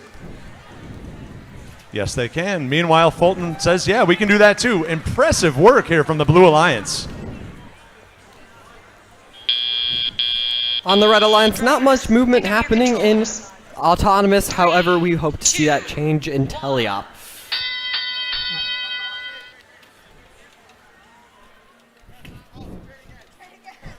Scottybot's doing a little bit of maneuvering with their controllers as they realize the drivers had the wrong one, and then they realize, nope, they had the right ones to begin with. System Overload looking to play a little bit of defense on the other side of the field, while their partners, Scottybots, look to push samples into that bottom net zone. They've got 4 there. That's going to be good for a total of 8 points for the Red Alliance, 2 points per. It's going to be hard for them to compete with this Blue Alliance, as strong as it is. Saints goes back to the wall to get another specimen. They're moving into the high chamber for what would be number 4. 40 points for Teleop plus another 20 from Autonomous. They get it. 4 specimens on that upper chamber is going to be hard to catch up to for the Red Alliance. Scottybots needs to be careful because their hook is stuck outside of the wall, but they managed to undo it. Very careful situation there. Fulton grabs a Blue Alliance sample. They can score that in the basket. Samples are fine for baskets. Specimens are not. They don't score. They become specimens when they hold that black clip that the human player attaches. Saints goes to the submersible and brings back a sample. Speaking of human players, there it is, looking for 64-54 to place that to the wall. That'll become a specimen destined for the high chamber. Unfortunately, on the Red Alliance, Scottybots does seem to be centered on a specimen in the front of their robot, meaning they have been unable to carry another sample or really move in a controlled fashion for a little bit. And we've got this unusual pitch maneuver from 27-39, one of our rookie teams. This is West Fulton, and unless I miss my guess, they are in position in that top 6. We'll have to see the standings here. I think that's a double 15-point ascent for the Blue Alliance. Really strong showing from the Blue Alliance.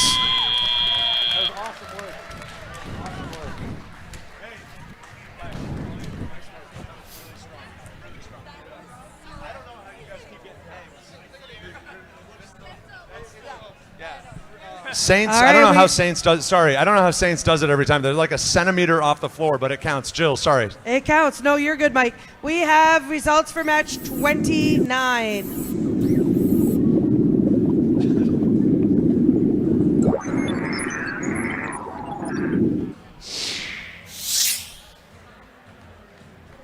I can't see it. So that takes Silver Eagle and Proto both into, puts them both potentially into Alliance captaincies if, well, we'll talk about that math later, but those top 11 teams, they've got to be ready for some decision making as we roll back to the top of the leaderboard. Absolutely. We are in match 31. 3 more to go. 3 more to go. We have the Red Alliance, Mechanical Meltdown, and Chatham Circuits.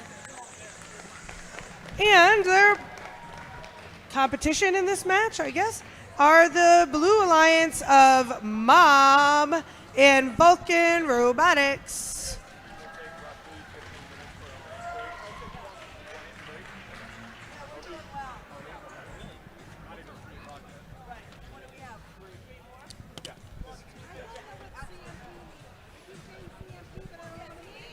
We're getting word from Game Admin. After these 3 matches, we will have a 20-minute hold for Alliance selection deliberation. More on that in a little bit.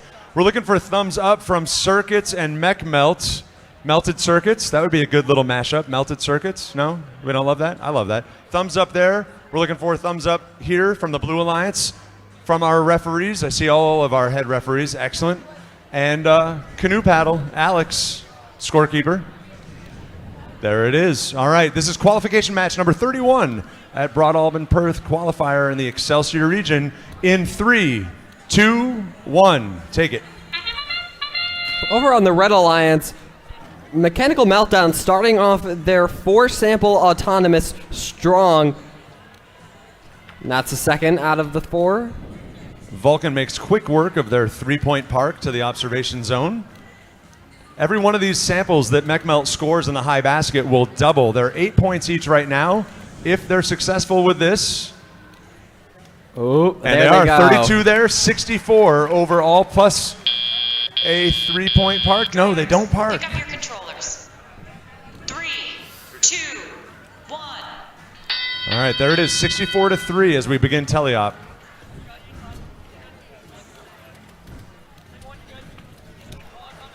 Mechanical Meltdown now looking to switch to doing specimens while they let their alliance partner Chatham Circuits to do samples. So Vulcan's dangerous here. They've got a sample underneath their robot, and I don't see a good way for them to get it out unless they know something I don't.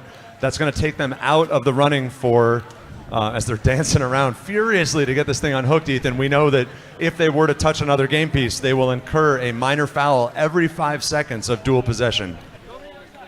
Meanwhile, on the Red Alliance, Mechanical Meltdown continuing to cycle specimens. Hey, there it is. They're out. So I did hear, Ethan, sorry, John Jay here, they were going to go play defense on the other side, but on the way there, they got that sample out. They're back in the game. Pretty impressive. Mechanical Meltdown, meanwhile, went back to rescore one of their specimens, which they didn't quite get to hang on there all the way, and now they're hanging 4. Meanwhile, the basket is starting to fill up by their alliance partner, Chatham Circuits. Yeah, Chatham over there, a very straightforward bot as they, Ethan, it looks like they want you to play the game. They give you a sample. I know. Really simple bot with that bucket drop, but it's highly effective for them.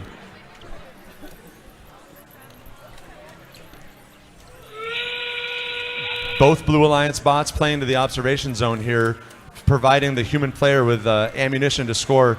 Human player's got to stay off the specimen. Oh, Mob drops it. Can they get another one? Hands are clear. Very good. Nice job, Mob, as they go to the high chamber. 150-55, advantage red with 10 seconds to play. 158. Chatham goes for the level 1 ascent. And that's the game. Just 2 matches remain, Ethan.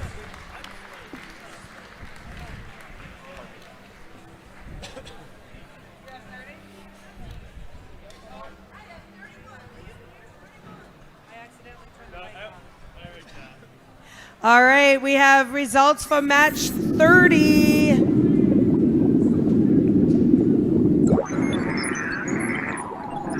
Blue wins 172-17.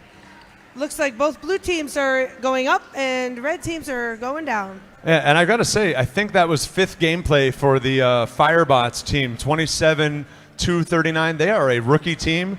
They are currently sitting in 2nd place, which is just fantastic for that team. So, Firebots, welcome to Excelsior. We are glad you are here. I do believe they are an offshoot of another team. There's some kind of history there. I was talking to one of their coaches earlier, but any way you slice it, really impressive work from the West Fulton crew. You might say, Jill, they're on fire. I think they put out fires, though, right? They're sponsored by a fire department? All right. Yeah, we want to put them out. We want to put them out, yeah. Is that an okay we pun? don't want to start them. You don't joke with firefighters. No. We are missing a team. Yeah, it looks like J-Bots is in technical. Oh, it looks like they're having some work done over there. Can we talk a little bit about eliminations? Absolutely. Is that okay? Probably a good idea. We're right about that time. Yeah, so we're coming up on eliminations. You've heard me mention it a few times the last 10 matches or so. What we're looking for is the 6 top alliance. Let me start that over. In eliminations, we're looking at the 6 top teams based on ranking points. They will become alliance captains. Captains will choose a single partner that's different this year than in years past. If you're familiar with FTC, we used to choose alliances of 3, and one would sit every match. Now everybody plays all the time. It's a double elimination tournament. And again, that winning alliance captain, they punch their ticket clear through to Utica, to the regional championship. That'll be held over a day and a half, March 8th and 9th. You'll hear us go through the script officially, but just for killing a little time here as John Jay takes the field, if Alliance 1 or if Team 1 picks Team 2, then everybody else moves up and Team 7 becomes Alliance Captain 6. We'll get more into that in a little bit. Jill, over to you. All right, it looks like J-Bots have fixed what their issue is, and they have now joined us on the field. So I'm going to announce them, and then we'll give them a minute or two to breathe, probably. The Red Alliance is Deep Fried Wires, and their partners, J-Bots. And the Blue Alliance is the Suits and TARDIS. All right, let's check in with our teams for match number 32. Blue Alliance, are you ready? Suits, are you ready? Red Alliance, are you ready? Referees, are you ready? And our scorekeeper is ready. Let's start match number 32 in 3, 2, 1. Checking in with 22277, that's Deep Fried Wires. They had a disconnect issue in their previous match. They said they fixed it since that time. We'll look for them as they come in with their specimen. Double specimens for the Red Alliance. Meanwhile, the J-Bots are making quick work of those available samples, turning those into specimens for later in the game. J-Bots human player clear of the OZ as they go in for another hang. TARDIS working on finishing out their 5-specimen autonomous, which they do so right before the buzzer. That's the first time today that we've seen that 5-specimen. That's awesome. So nice thing for your Blue Alliance there, Ethan. That doubles as they head into teleop. Meanwhile, Deep Fried is looking to... It looks like the Suits are having an issue. Oh, then they're... Deep Fried Wires is going to take a specimen that was hanging loose on the red side of the field, deliver it back to the human player, so J-Bots, I think, can score it to the high chamber. Looking like they're doing that again. Easy pickings of those misplaced specimens. Really smart strategy to make use of the stuff they have already. 100-43, advantage Blue with 120 remaining. TARDIS looked like they were going to try and do samples in that top basket. However, they couldn't quite get it to hand over into their outtake, so they've moved over to a blue sample and brought it over to their human player. We've seen this strategy from them countless times before, where they load up on specimens over in the observation zone and then hang them towards the end of the match. Deep Fried Wires over here taking yellow samples from the neutral backfield spike marks. They score it to the high basket effectively, efficiently.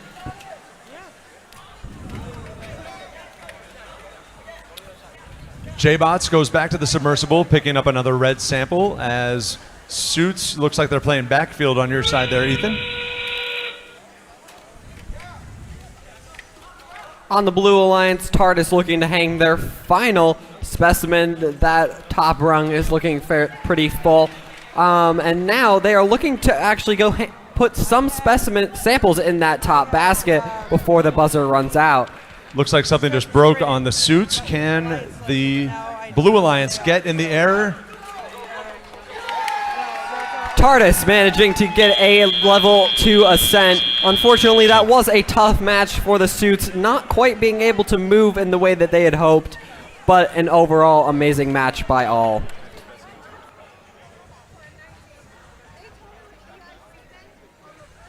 An amazing performance by TARDIS, getting 10 specimens completely by themselves. Amazing job to them. Impressive performance as always.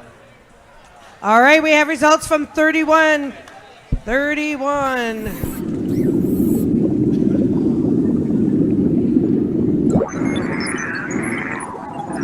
Red wins 169-83. Looks like both red teams went up, blue teams not so much.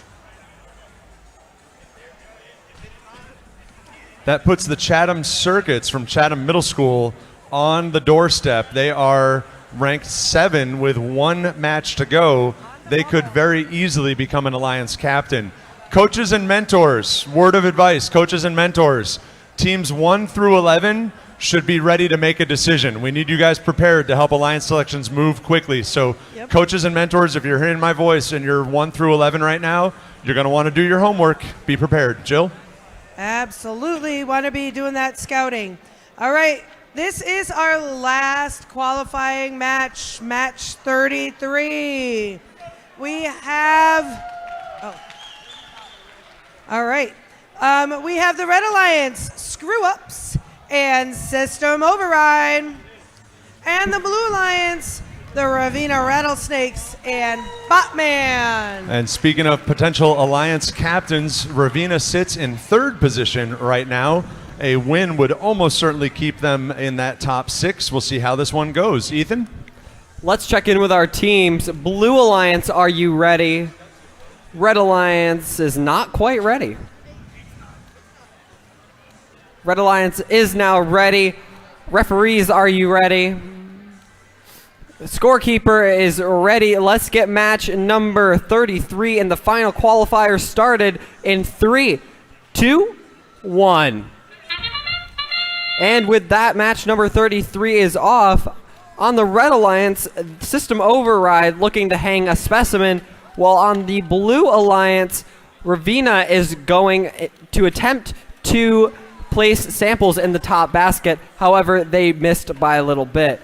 It does look like Botman's intent was to hang their specimen on that top rung. However, they missed it slightly, meaning that they were unable to. Shout outs to Ravenna. Again, I'm just so in love with these simple bots. They've got the great core hex or hex core motor on their intake, and it's just core hex, getting it done in right. auto.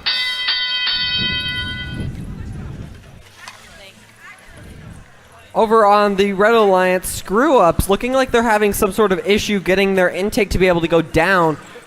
So they are working as a push bot. Oh, they got their intake to go down. Ravenna going to the observation zone to take blue specimens. Botman is pushing some nearby for more efficient, almost serving as kind of a harvest bot here.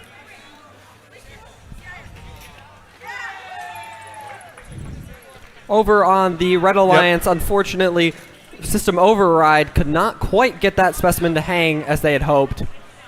And unfortunately, 14-281 Ravenna that we were just complimenting on their status. Hopefully they can fix this. Their lift string has broken, so their dumping bucket, it looks like, is not working right now. They can transfer. How high can they go? All right. Hey, nice pivot, Ravenna. Nice pivot. Nice job. Absolutely. Speaking of mechanical issues, it does look as though System or Screw Ups, their mechanism to tilt out their outtake and their grabber isn't quite attached to anything. It's sort of just free hanging at the moment, meaning that they are unable to put anything in those baskets, meaning they're just putting them in the bottom net zone. 52-43, 30 seconds. Endgame is now.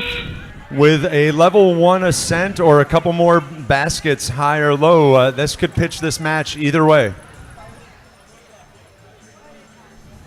System Override lining up to hang along with Ravenna, or not Ravenna, Botman on the other side. This is anybody's game because that 15-point hang for the Red Alliance could turn things. This is going to be a close one. And we've got 2 parks and 2 level 2 so ascents. they even out.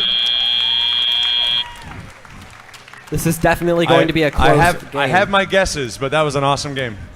That does it, Ethan, for qualification matches. Jill, back to you. All right, we have match 32 results. Guys, we're down to the last 2 results. Here we go.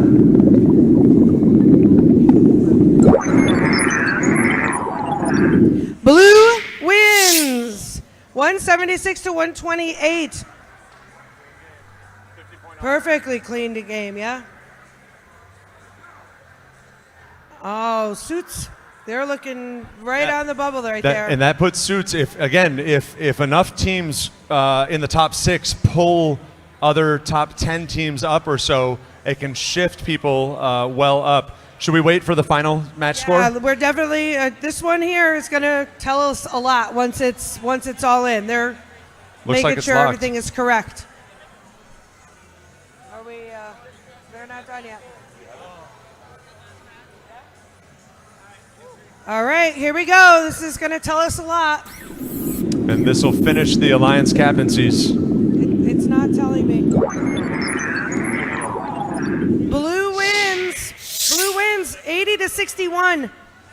So Ravina retains its hold. Ravina is officially one of our captains. So this is going to be TARDIS, Fulton, Firebots, Ravina, Gorilla Bots, 6454. That's the Saints. And 23569 is, somebody help me out. 23,516. RoboCats, ACS RoboCats. Those are our 6 alliance captains. Guaranteed they have some decisions to make. We'll print off their,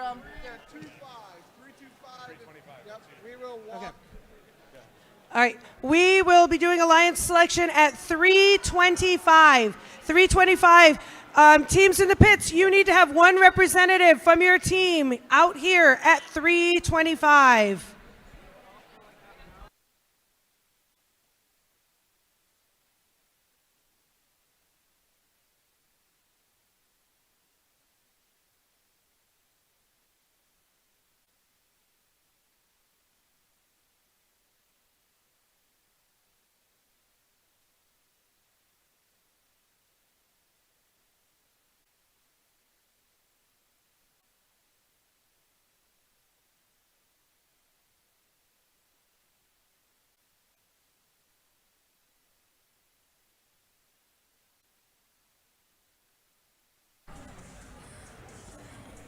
Okay, you guys. So right now, advancement, your top people and whatever is getting printed. So there is going to be a copy right at pit admin in a minute that you guys can pick up if you want it. If for some reason you do not want to be selected in the eliminations, if you don't want to participate, if you don't want to be selected, if you don't want anything, please let us know ahead of time. We have learned that we can't take you out afterwards.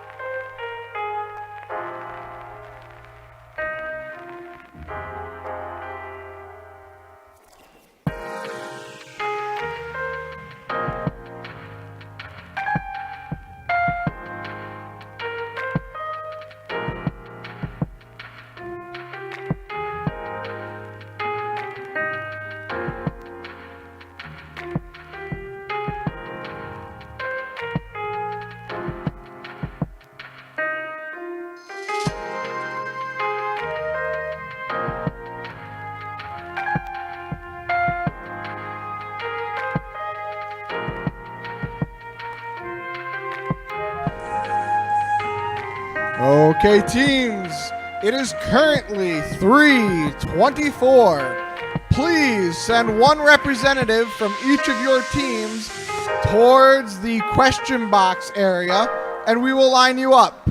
We need one representative from every team in here by the question box. If you are not a representative, please head to the bleachers for alliance selection. This is the fastest I've ever had people show up. It's amazing.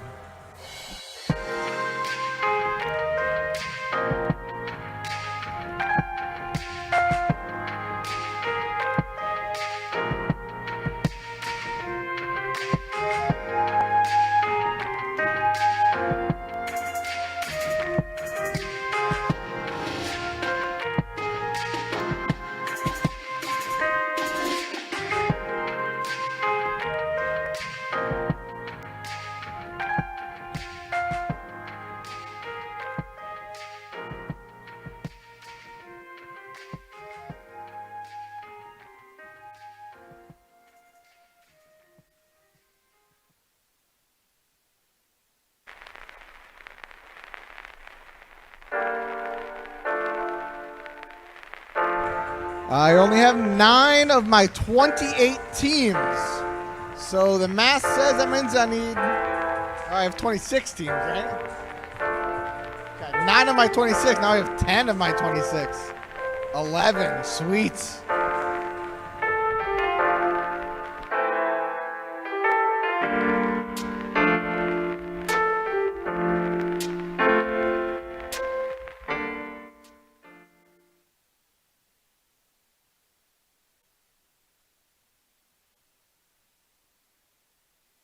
Team TARDIS.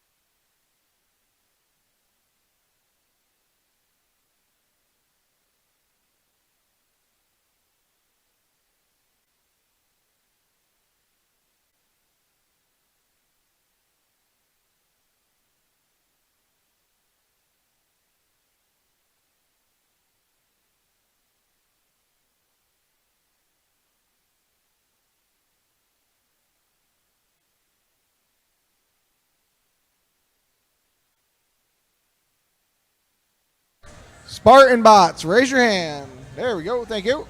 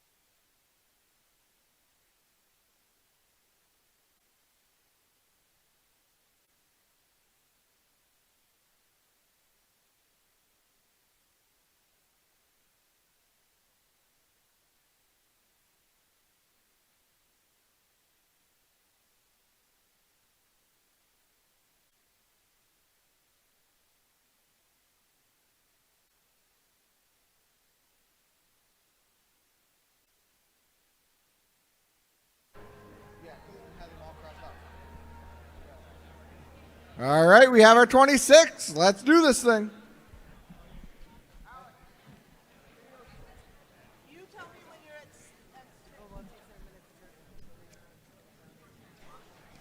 All right, everybody, the excitement is continuing. Here we go. What a great day of qualification matches so far. Can we give a hand for all the teams?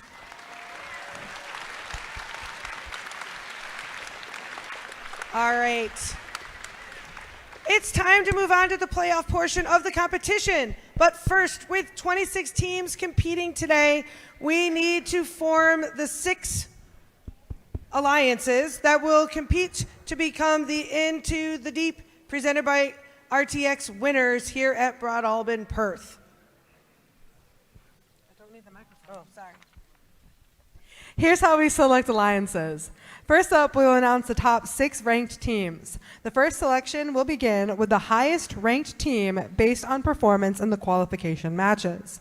After the number 1 ranked team makes their selection, the next highest ranked and unpicked team will then make their selection. We continue this process until we have 6 complete alliances. Each alliance will be made up of 2 teams. The student representative from the highest ranked team on an alliance is that alliance's captain lead. After an alliance captain lead extends an invitation to their alliance, one representative from the invited team will come up and either accept or decline the invitation. If a team declines an invitation to become an alliance partner, that team may not be invited to join any other alliance.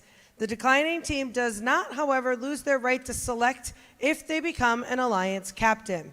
For example, if the number 1 ranked team picks the number 4 ranked team and they decline, the number 4 ranked team keeps their right to be an alliance captain, and the number 1 ranked team will need to extend the invitation to another team.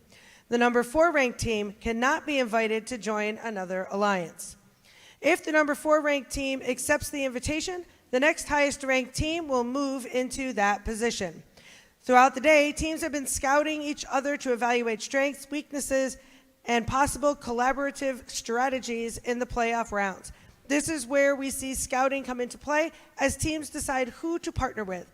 Each alliance captain is looking to make the strongest possible alliance to play the rest of the event with.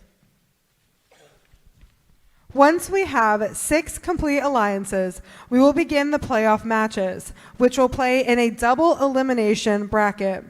In a double elimination tournament, all alliances will start off in the upper bracket where they will play 1 match against another alliance. The losing team will drop to the lower bracket and face a new alliance in the next round. After they have lost a second time, they will be eliminated from the tournament. Alliances will continue to play until there is only 1 alliance remaining that has not lost twice. Ooh, sorry. We've told you this already today, but teams who advance from this event, there will be 4 of them, and they will receive an invitation to the New York Excelsior Regional Championship at Mohawk Valley Community College in Utica on March 8th and 9th. Let's hope that we see everybody there as spectators, even if you don't make it. There's a lot on the line here. Let's meet the teams. Teams, please come up here when you hear your name and number called. We're going to start over there. Okay. Please welcome the number 6th seed ACS RoboCats.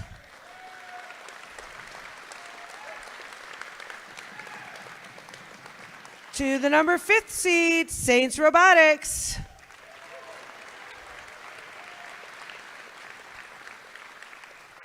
The 4th seed, Gorilla Bots. The 3rd seed, Ravenna Rattlesnakes. The 2nd seed, West Fulton Firebots. And finally, our number 1 seed, congratulations to TARDIS.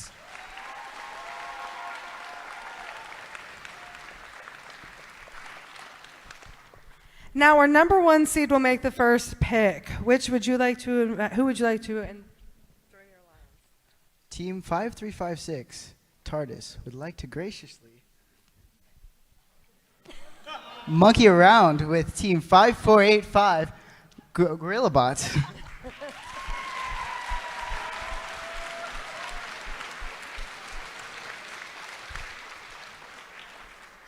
Team 5485, the Gorilla Bots, would love to graciously monkey around with Team 5356, TARDIS.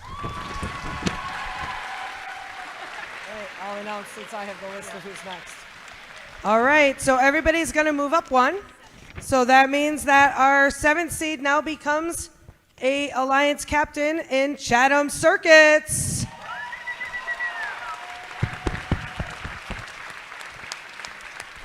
All right, our 2nd Alliance captain. Team West Fulton Firebots 27239 graciously invites Team 6454 Saints Robotics. Team 6454 Saints Robotics graciously accepts. All right, we've had another one, so we need to move up again. That means that our 8th seed now becomes a captain, has Matrix.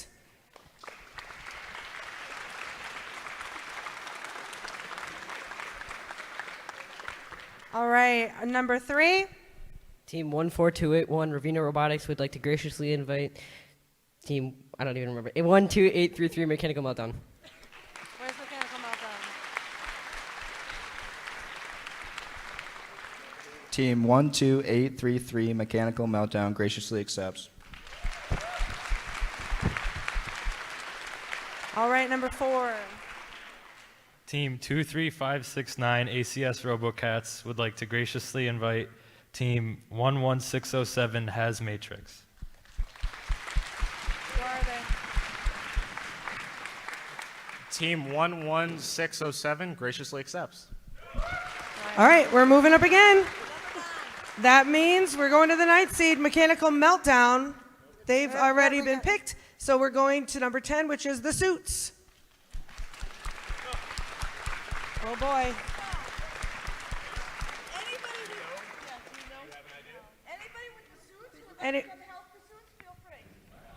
Does anybody? Okay, who's coming on Hello, up? friends. Okay. Okay, here you go. Team 24174 would like to graciously invite Team 21428 Silver Eagles. All right, Silver Eagles. Team 21428, the Silver Eagles, graciously accepts. Yeah. That was great. All right, just 1 minute. We're going to give them 15 seconds. Team 10161, the Suits, would like to graciously invite 10949 Mob Robotics. Where are you? Team 10949 Mob Robotics graciously declines. Ooh, okay. All right.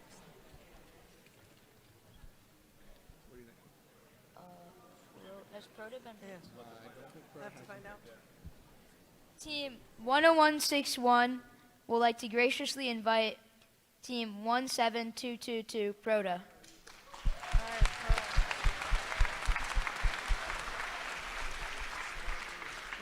Team Proto 17222 graciously accepts. Yeah. All right, bud. You just sit right there. Okay.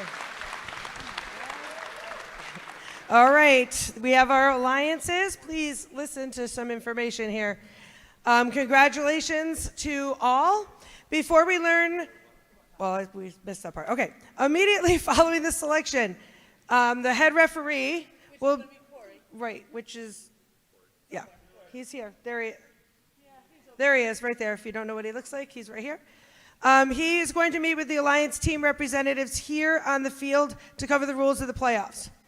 If your team is one of the 6 Alliance captains and you plan to switch out your Alliance captain for the playoffs, please send the captain to the playoffs down to the field now.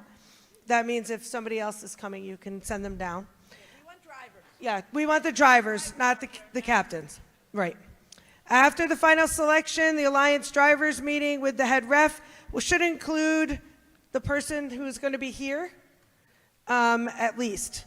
And that's all, right? They just need their driver. And, well, the whole drive team, but I mean, you need the drivers down here. That's who's going to come down and meet with the head ref. Hold on, give me a second. And then you can swap out. So this is going to be an exciting tournament. Let's have a round of applause for all the teams that have competed here. Okay. All teams, please stay for the rest of the day for the award ceremonies and to cheer on our New York Excelsior teams. The playoff teams are going to meet with the head ref. We are going to let them talk strategy, and we will be meeting at 4 o'clock. We changed it. We will be meeting at 4 o'clock for the first match. They're all going to be on field 1. Odd matches are on field 1. I thought you said all matches. Sorry. Awards will be presented alongside the playoff matches, so don't go anywhere. We have lots of exciting robotics and awards still left to come. All right, you may swap out your people. All right, everybody.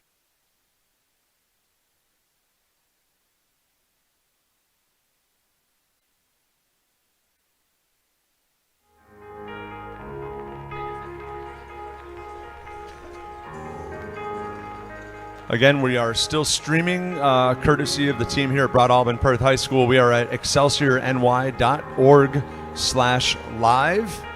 Hello to everybody out there in live stream land. So glad to have you with us today. Excelsior gameplay continues the next couple of weekends. We are going to be at Clarkson University next weekend. Clarkson up in the hinterlands. Get your dog sleds out.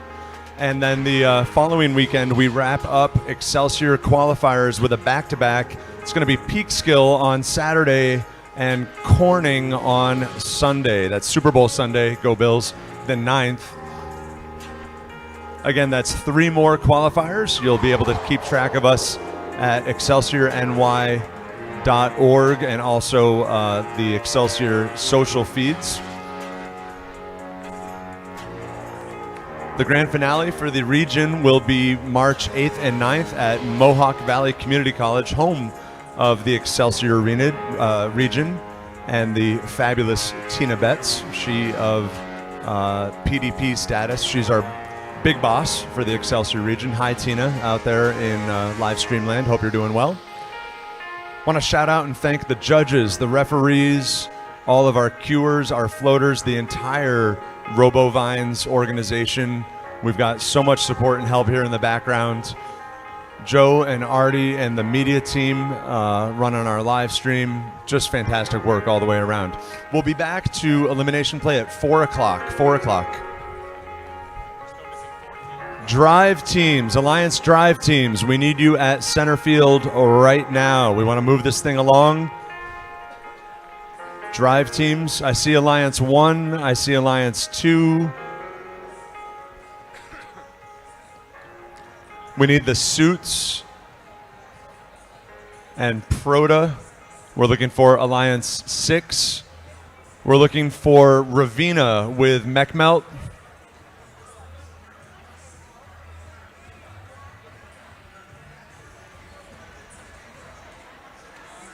I see Alliance 5.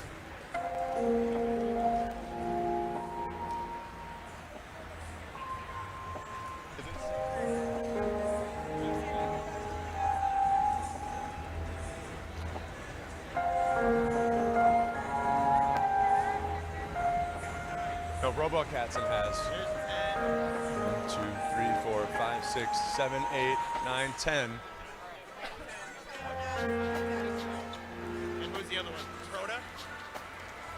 Saints and Proto, report to center field, please. Oh, sorry. Proto and 10-161. Suits. Proto and Suits. Coaches, mentors, if you could help us out. Proto and Suits. We need you at center field. I see Suits.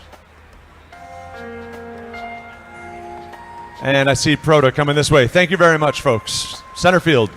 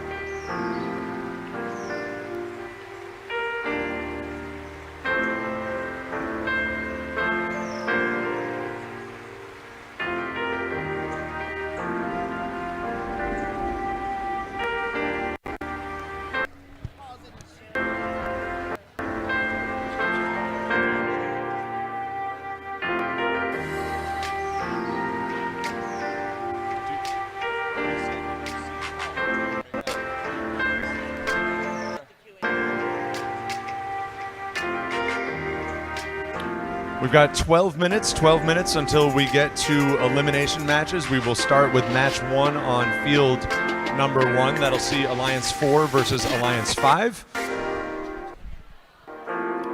Match 2 will see 3 versus 6. That effectively gives...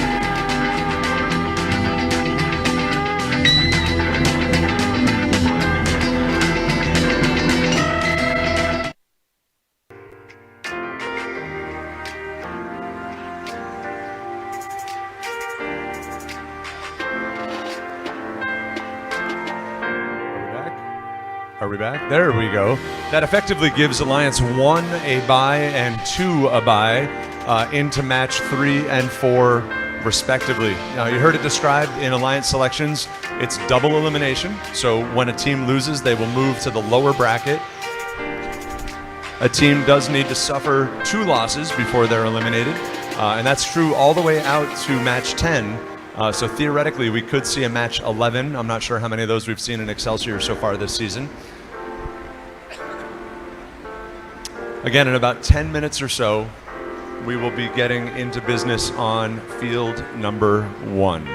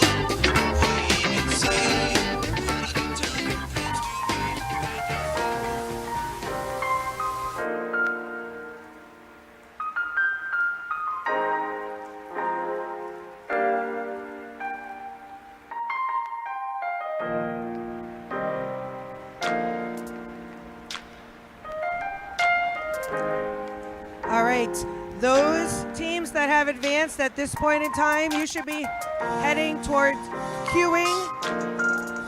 There should be all 12 teams should be out here. We've added extra tables so that you can set your robot down.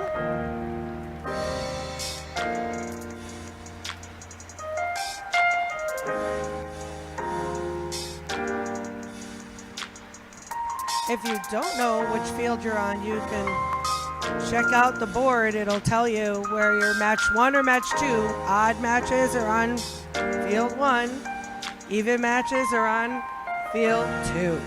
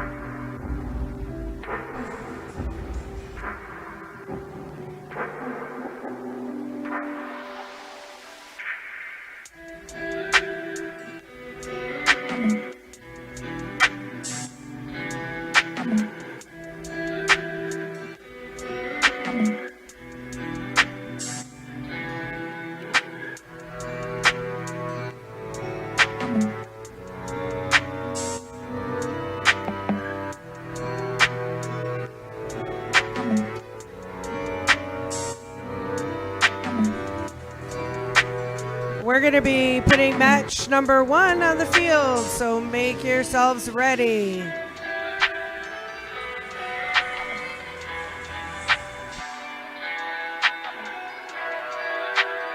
Oh, if you don't know if you're in match number 1, I will let you know.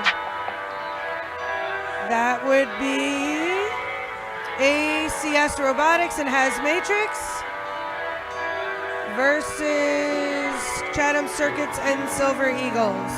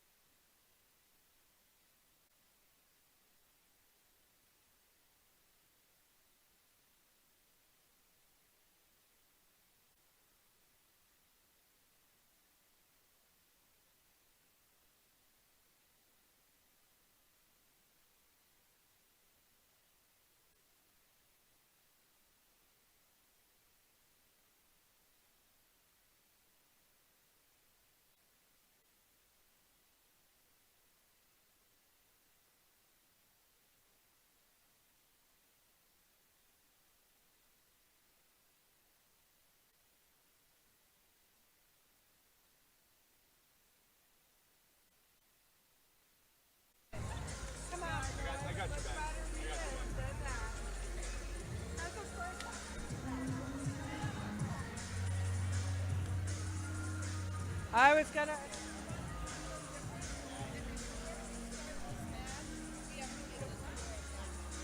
And then there's what, 8 minutes in between? Yeah. Okay. Game announcers, are you guys getting yourselves together and ready? Let's do this. All right.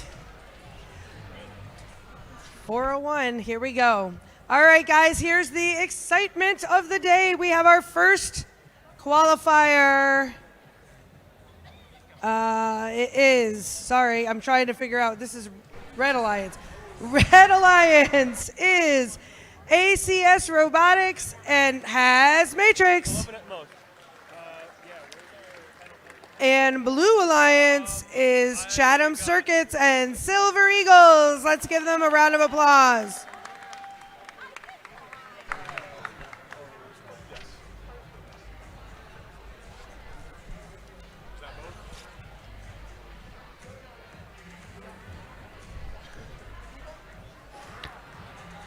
Hey, everybody. Whoa, hey, hi, microphone. Everybody give a hand to Artie right here. Artie, the cameraman, has been busy making us look awesome all day long on the live stream. Thank you to Joe behind the scenes, the rest of the team. I don't know the name of the fellow up in the bleachers, but we appreciate the work that you guys are doing and pushing us out. ExcelsiorNY.org/live.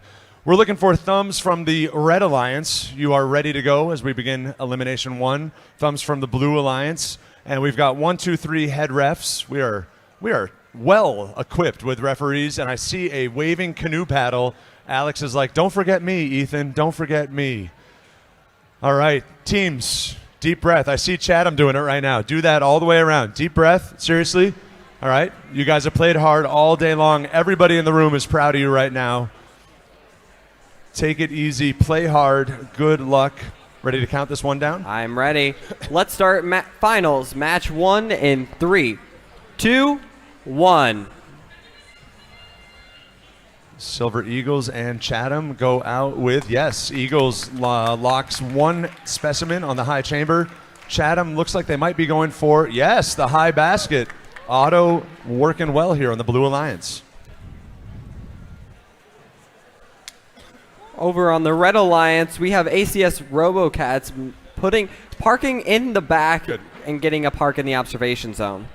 We've got a park here from 21-4-28. That's the Silver Eagles, 21-13 as we transition to Teleop.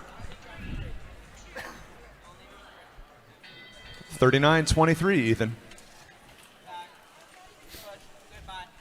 Good communication here from the Blue Alliance human player as Silver Eagles dips into the submersible, diving deep for their first sample in Teleop. On the Red Alliance, ACS Robotics pushing multiple of those red samples into the observation zone to be switched over to specimens by the human player. They seem to be having a little bit of difficulty with this last one due to the proximity to the wheel of their robot. They are now going into the submersible to get a few more to bring over as well. Meanwhile, their alliance partner has Matrix is continuing to place samples in that upper basket. I don't know if this reference will be lost on the kids competing. I am a child of the 80s. I watched MacGyver, right? Duct tape can do wonders. 24-174 Chatham Circuits. They got a sample stuck in their chassis earlier today. What's the reference? Well, they have MacGyvered a paper plate to cover their chassis to prevent that entrapment. I love it. 24-174 looking good here in Teleop. 55-75 advantage red with 55 seconds to go. ACS Robotics looking to stay on top of those specimens. Currently, they're looking to hang their fourth, and they succeed, but Silver Eagles on the other side is not far behind. 4-3 specimen advantage for red. Silver Eagles moves in for their fourth specimen. They are making quick work of blue specimens as we enter endgame. What will happen here in the final 30 seconds? 103-83 advantage red. Will Silver Eagles be able to tie the specimen game? Oh, unfortunately, they dropped it. They have another one. Has Matrix hang all day long. They're up again. That'll be a level 2. What happens on the blue side of business? Silver Eagles goes in for, unfortunately, uncharacteristic, a miss there. 23-5-69. Can they get up? Yeah. Yes, they can. Ethan, that'll be good for 30 points to red. It looks like the match one might go that way. We'll wait to hear from the referees.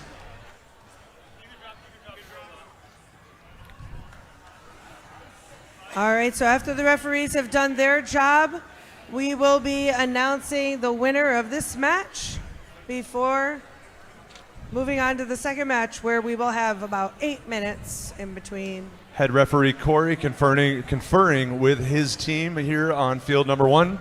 Looked like a positive a double level 2 ascent for the Red Alliance.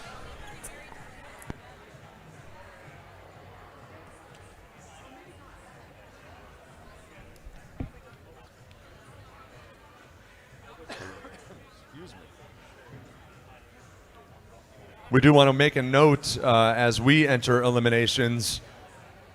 Washington and Philadelphia. Philadelphia is up 14-12 over the Commanders with 7 minutes to go in the second quarter of the championship game. Bills play the Chiefs in the 6:30 game. Go Bills. Hello, Ken Moyer out there in live stream land. I think Jill just rolled her eyes at me. Who gave that guy a microphone anyway? I don't know. There definitely was a Go Bills from someplace around Yes, here. Go Bills, yeah. And a Go Eagles, I think, from the concession stand. Yes.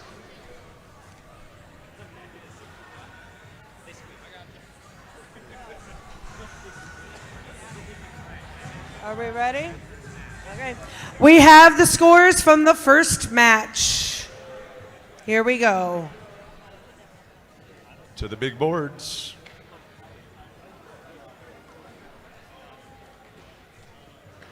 Red wins Red wins.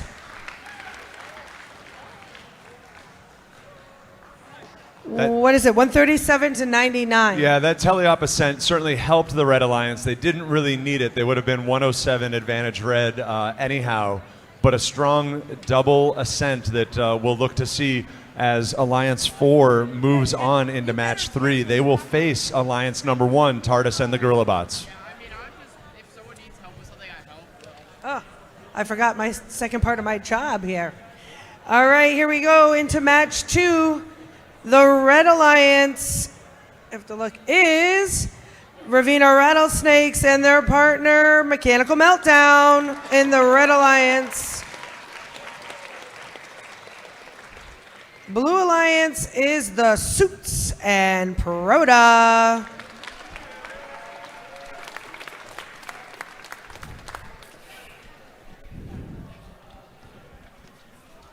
All right, let's look to get playoff match number 2 started.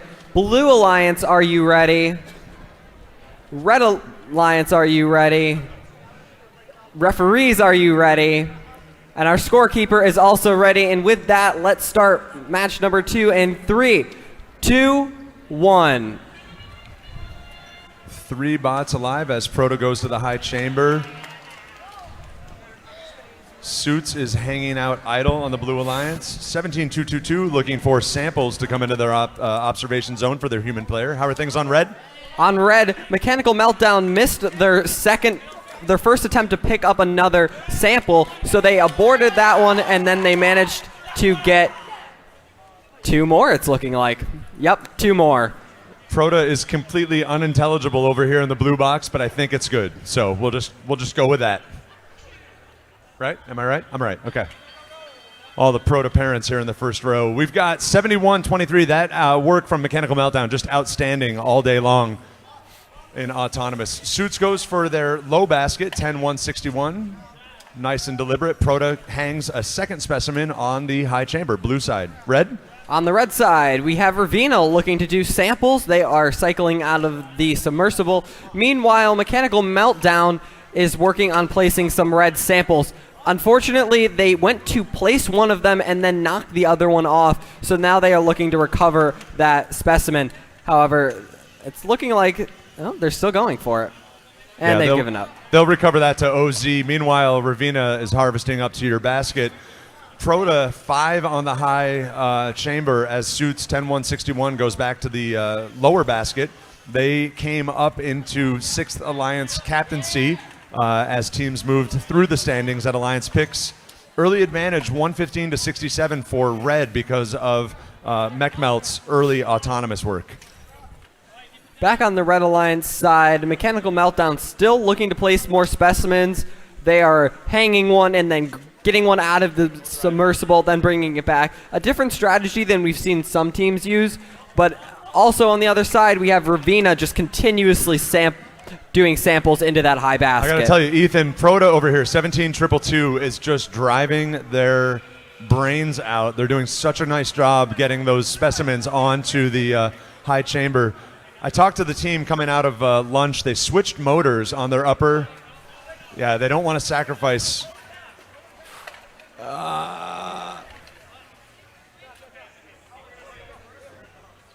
Careful, guys. Yeah, they're going for a level 2 ascent. Good chatter. Human player just said, oh no, we're going to break another servo. That is a nifty bit of insurance, Ethan. I'm not sure if you can see what they did there. I don't think that system is supposed to work that way, but it ensured that second level ascent. Really nice improvisation from team 17-222.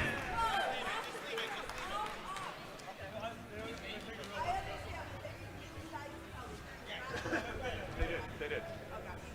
You're okay. You're okay. That's $1 million. Red card now.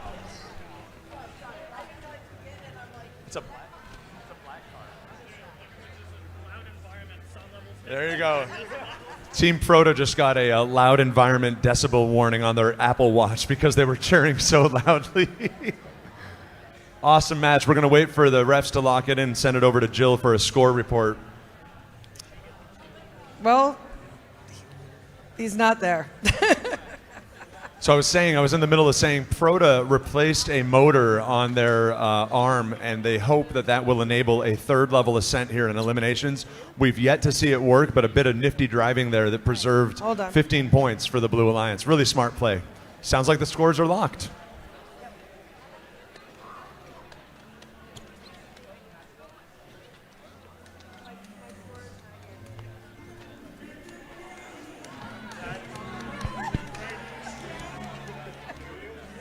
Hold on just a moment.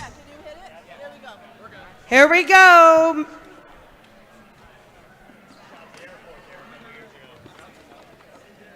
It's trying. Red wins 167 to 106. Red wins. Clean game, and that sends the Red Alliance as winners of match 2 into match 4. They'll go to match 4. I'm going to write that in after. All right. We are over here for match 3. I'm losing count of numbers. There's so many of them. All right, let's get our announcements done. This is the Red Alliance, of TARDIS and Gorilla Bots. We've got a corning match here going on. And our winners from the first match, that would be ACS Robotics and Has Matrix.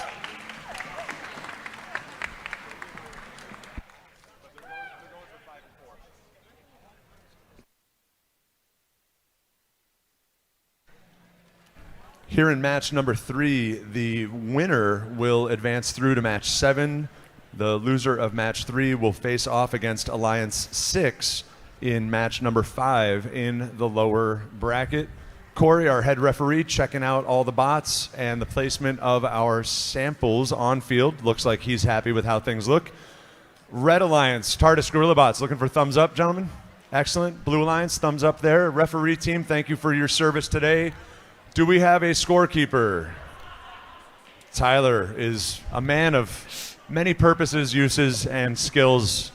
I don't know how good he is in a canoe, but he can do scorekeeping. Ethan, I'll send this one to you, buddy. Match 3. Let's get match number 3 started in 3, 2, 1.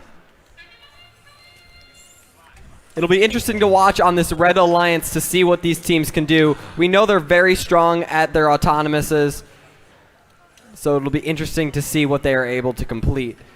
Gorilla Bots gives up on being able to get their specimen or their samples due to some sort of issue, but TARDIS is continuing to see if they can get all of their specimens. They've completed 4, and that's it for them. And a park. As well as a park.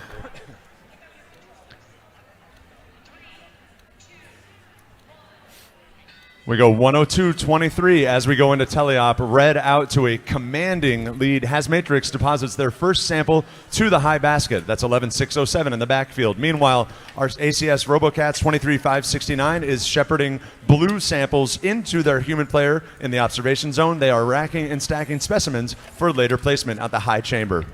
Meanwhile, on the red side, TARDIS is continuing to do what they do best. They are doing samples or specimens and where they bring so many over to the corner and then they go back for them later. Meanwhile, Gorilla Bots is working on sampling as many samples as cycling as many samples as they possibly can. You're doing just fine over there, Ethan. 11-607 on their last loose yellow neutral sample goes up to the high basket. This would be 4 for the Blue Alliance if they can score it.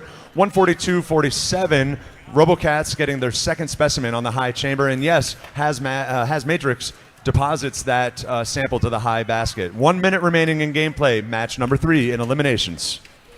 Over here on the red side, TARDIS has begun to place their specimens. They are already up to 6 on that high rung. Meanwhile, the basket is starting to fill up. Too many to count at the moment. It's looking pretty good for the Red Alliance. 186-85, Red out to a 101-point lead as RoboCats hangs their 5th specimen on the high chamber. The human player doing an awesome job. They had a reminder from the referees to make sure they are clear of that observation zone throughout eliminations. We have entered endgame. Endgame, teams. over here on the Red Alliance, TARDIS has just hung their final specimen that they had, and they are now looking to place one more sample. It's going to be interesting to see how these teams jockey for position. Looks like TARDIS says, nope, we're going to hang. We've got hangs coming from the Cats, from Has Matrix. Do we have 3 15-point hangs? Nice work. Can GorillaBots park? It looks not. They got the high basket instead. Raw score, 266. The current high score in Excelsior is 264. I don't know much, but I've been doing this a minute. That did look like a successful second level ascent for the Red Alliance. Add on 15 on top of that 266. We could see something special when we get to Jill here on the score lock. I don't think it's in yet. It's not up yet. It just finished, Mike. We got to give it a minute.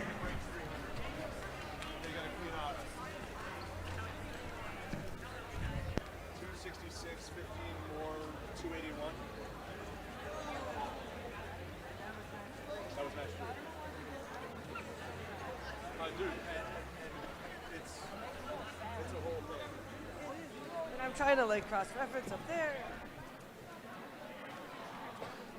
And we're going to let the refs do their job because this is important. Got it?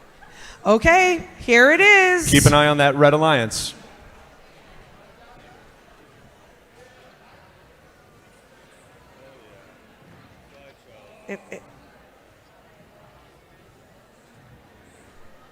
Red wins 284 to 147. They just upped the Excelsior record by 20 points. Excelsior record, obviously high event score.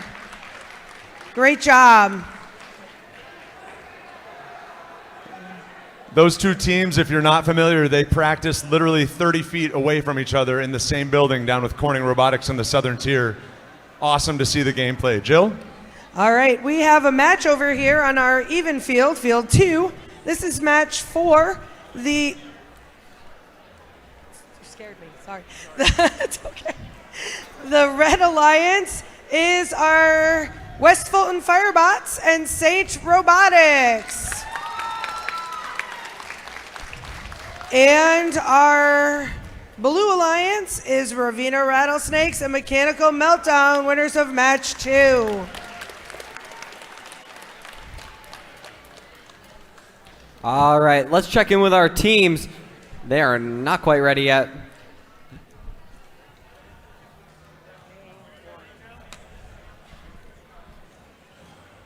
All right. I do want to note, Ethan, while we're waiting, I have it on good advice. That is also the current New York State record, 284. The Excelsior region, we say, is everything in New York minus the city and Long Island. Those teams down there have their own 2 regions. The city is one, Long Island is another. That 284 puts GorillaBots and TARDIS in elite company. All right. Yes, we should be good now. So let's check in with our teams once again. Blue Alliance, are you ready? Red Alliance, are you ready? Referees, are you ready? Scorekeeper is ready. And let's get match number 4 started in 3, 2, 1. Right off the bat here in Autonomous, we have Saints Robotics looking to hang a specimen with their alliance partner West Fulton Firebots looking to place a sample in that top basket. Ravina's big green machine comes to retrieve a specimen.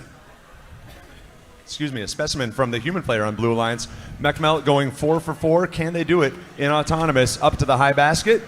They do. Wonderful to see from the team from Watkins Glen. A very close Autonomous with 3 in the high basket on the Blue Alliance, 1 hung, 1 specimen hung, but on the other side we have 2 hung specimens and 2 in the basket. And Ravina and MechMelt kind of switch places here as they pirouette around each other as we enter Teleup. Got to watch out for who's playing what. Ravina doing some smart gameplay. That was awesome. They stole the yellow sample right out from Fulton, and Fulton really can't do anything about it. Back on the Red Alliance, we have Saints Robotics looking to place specimens, while we have West Fulton Firebots looking to place samples. West Fulton is a kind of a branch team from, I believe it's System Override, sitting in the second Alliance captaincy. Outstanding work from them today. They picked up Saints. Saints comes from a Catholic school down in Binghamton.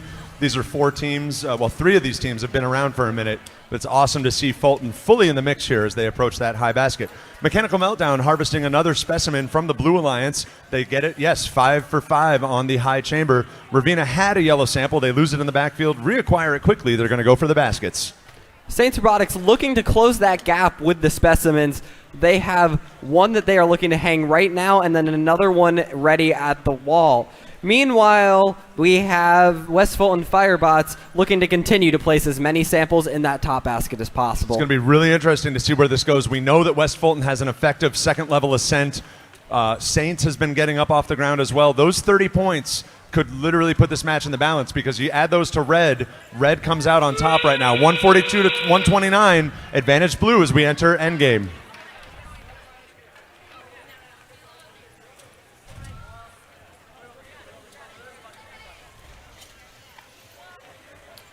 Saints looking to get one more sample in that top basket before going over to hang. And MechMelt is going to go to the basket, get out of the way for Ravenna for a quick late 8 points. Looks like MechMelt is going to go for a park. Yes, they do. Level 1 ascent. Saints gets up. West Fulton does not. We'll check in with the referees there, Ethan, to make sure 64-54 is off the ground. Corey hits the floor, and he says, thumbs up to level 2 ascent. They are.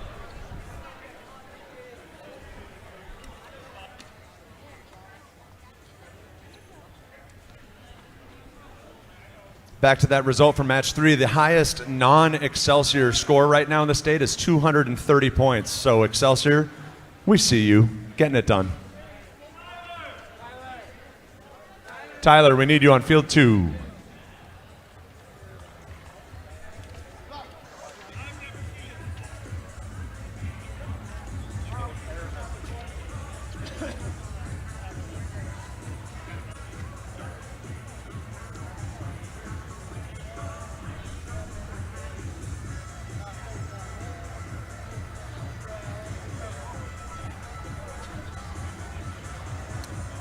In just a moment, we're going to go over to match number 5. That's going to see Alliance 4 versus Alliance 6. One of them will be packing it up for the day. They're in the lower bracket. But first, we're waiting for a call from the referees and Jill as to a score for match number 4. All right, here we go. That didn't take long.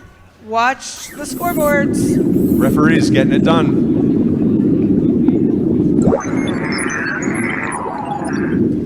Blue wins 174 to 160. Those are great scores. Yeah, those good are great scores. scores. Any way you say it. That sets the Alliance 3 through to match number 7, where they will face Alliance number 1. All right, we're moving our way over here to match number 5. And we have the Red Alliance of ABC or ACS Robotics and Has Matrix. They're in match 6. Wow, come on guys, we can do better than that. Come on. ACS Robotics and Has Matrix. Okay, and the Blue Alliance is the Suits and Proda.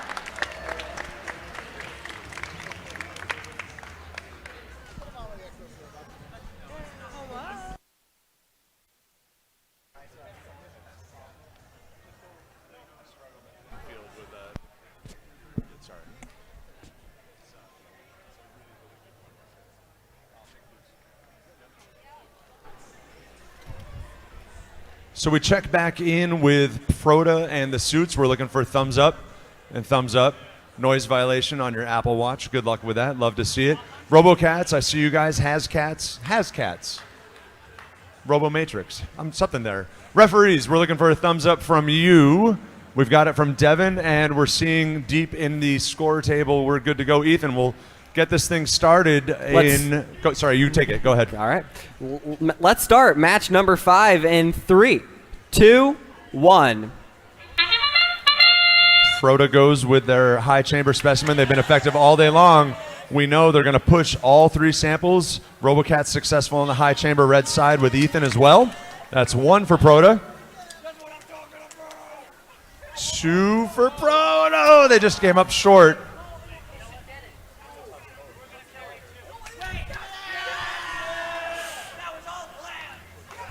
No, it wasn't, but it worked out well. That's good. Okay, it was, they say. All right. Drivers, pick up your controllers. Those Proto kids are pretty sneaky. 2, 1. 23-23 as we enter teleop and playoff match number 5. Over here on the Red Alliance, we have ACS RoboCats looking to place specimens. They are pushing all of their samples that are on the mat, all the red ones, into their observation zone so that they can be clipped. Meanwhile, Matrix is working on placing all of their samples that they can in the high basket. Little uncharacteristic bobble here from Proto as they establish themselves in teleop. I think they'll settle right in here. Suits looking to play yellow samples in the backfield, harvesting those, getting them to the low basket with their unique bottle cap gripper. Haven't seen one like that anywhere else in the region, and it's worked well for them today. Great to see the innovation. 4 chamber specimens, high chamber specimens for the Blue Alliance, has them up 61-47 with 1 minute remaining. 1 minute remaining in teleop. Has Matrix placing another sample in that top bucket. They have to be very careful to make sure that their arm doesn't go outside the field, but they are doing well with that so far. Meanwhile, on the other side, we have ACS RoboCats now starting to place their specimens that they have been creating over in the observation zone. Bit of delicate driving here with the Suits next to me, opening up their bottle gripper, getting it positioned. Yep, they've got it on the back portion of the field. Oh, they lost it. Their servo not quite strong enough to hang on to it. 30 seconds remaining as Proto looks to harvest another sample from the deep. Meanwhile, on the Red Alliance, ACS RoboCats closing that gap with the samples and actually overtaking the Blue Alliance. Now, will we see a third level ascent from Proto? They've got the second level down just fine. They're going for it. They're going for it. They're going for it. Oh, there it is. That right there is worth the price of admission. I love that Mike's joining in with the jumping over there. Pretty exciting moment. And that's why we do this. These kids have been working on that all day long. Saw that on Facebook about 2 weeks ago. I believe they're one of only 2 or 3 teams that can level 3 in the region right now, along with Sendy. Great to see. Nice job, you guys. Nice job.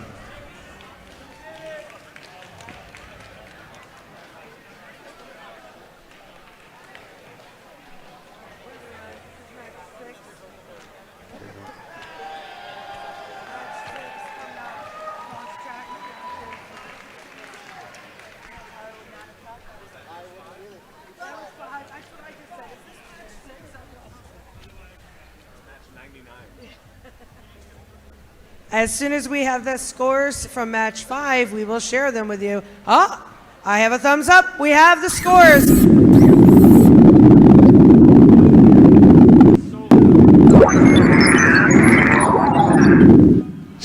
Red wins 133 to 112. Small penalties. So we celebrate Proto's third level ascent. It wasn't quite enough to get them through. They are eliminated. Can we give a hand for our Alliance 6, Suits yes, and Proto? Absolutely. And I got to say, I'm going to take a point of personal privilege here. For Proto to go out with that loss, but with that successful third level ascent, I hope you guys are smiling about that all the way home. You deserve it. Nice job. Oh my God. I can't even. Okay, wow, that was an exciting match. This one could be just as exciting. You never know what you're going to get with FTC. I'm going to hold off on announcing as we are still missing a team. They are 204-174. They're right there over there.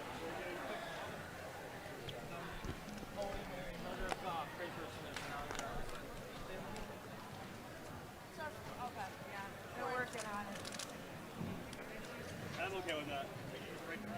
Ethan's over there. I'm running to the bathroom. He's coming this way. You guys are good. Well, they're working on their robots. You can go ahead and. Yeah, I'll do their. I'll announce. Did you announce? We already announced the score.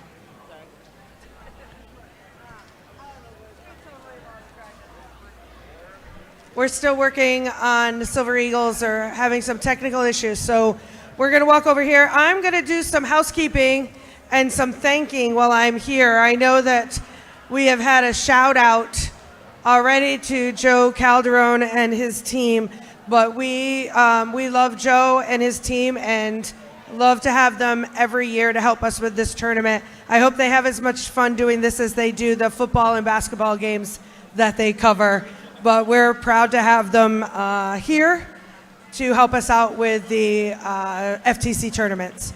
Also, a shout out to Vince's Pizza for all of our pizzas today. I hope you enjoyed your pizzas. They are a BP family that we share the wealth with. Thanks to Broadalbin-Perth for allowing us to use their facilities, and RoboVines for helping me. I would not be able to do it without their team because we do not have a team. We haven't had one in 3 years. Every year, I hope. And guys, my superintendent was here today and was highly impressed. So hopefully next year, we're back. If I could interrupt and also thank this woman, she didn't do it herself. Like she said, we haven't had a team in years, and she still is here putting on this tournament. So we would not be here if she was not fighting for us to have a space in the Broadalbin-Perth School District. So. Thank you so much. You're welcome. Thank you. All right, I think it's time to announce our teams. Looks like everybody's over here now. This is match 6. I don't know about you, but I've lost count. In the Red Alliance, I'm looking to make sure I have the right teams. Red Alliance is West Fulton Firebots and Saints Robotics. And the Blue Alliance is Chatham Circuits and their partner, Silver Eagles. Winner of match 6 will face Alliance 4 in match 8 for everybody following along at home or attempting to. Let's check in with our teams for match number 6. Blue Alliance, are you ready? Red Alliance, are you ready? Referees, are you ready? And our scorekeeper is ready. And with that, let's start match number 6 in 3, 2, 1.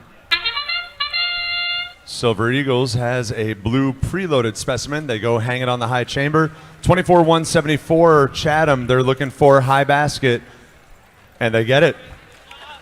Over here on the Red Alliance, West Fulton manages to place one in the high basket and are going for a second, and Saints Robotics is working on placing their second specimen. Silver Eagles is harvesting those samples. They go for a park. Their human player has 3 specimens loaded for teleop.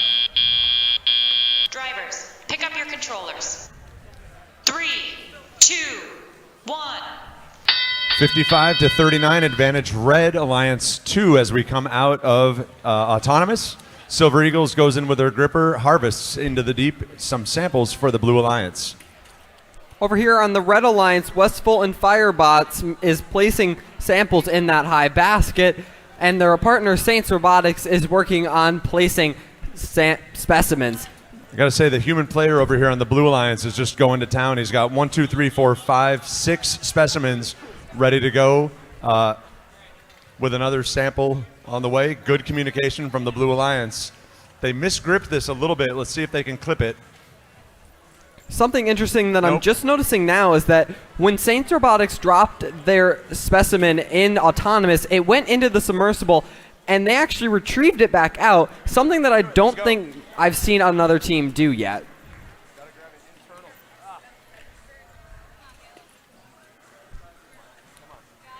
Silver Eagles is working to grab the samples or the specimens just right. Human player's doing everything he can to get them prepared for success.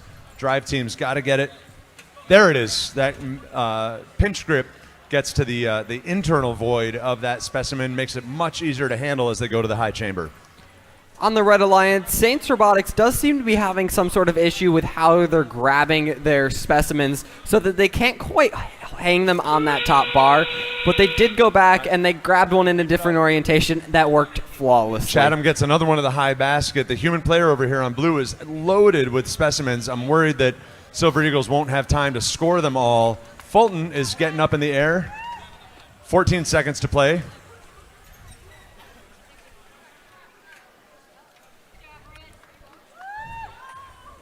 We're looking at a potential double second level ascent. Oh, Silver Eagles comes in clutch at the last minute with 10 points to the high chamber.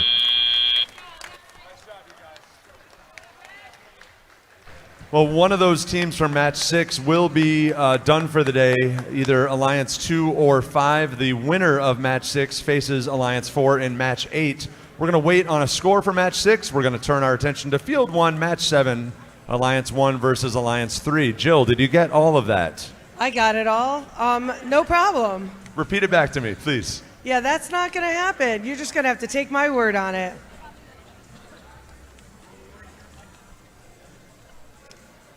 As always, we will tell you the score as soon as we get it.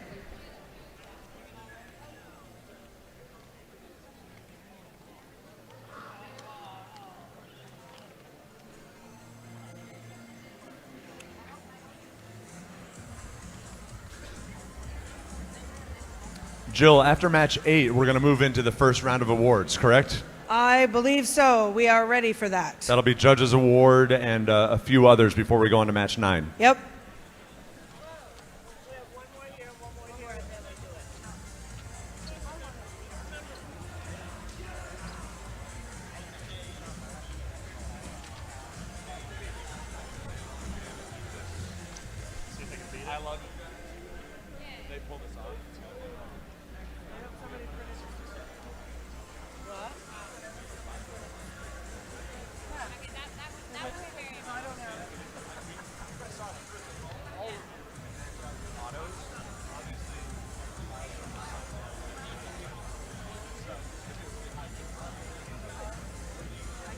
Tyler in the house.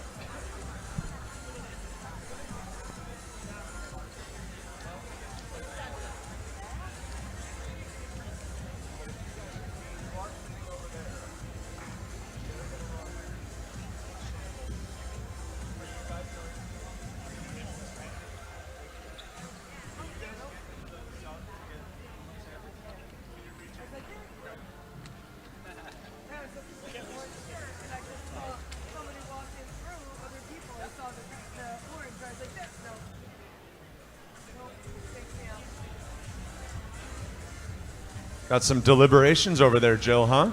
There are, but you know, we want it to be right. This Absolutely. is extremely important for everybody, really. The kids have worked hard, and all shouts to our herd of zebras. Our referees have been absolutely phenomenal all day long. Shouts to Dave and Devin and Corey heading up the crew over there.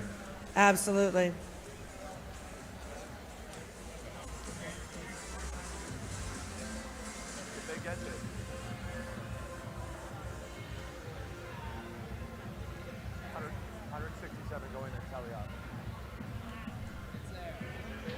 We got it? All right, here it is.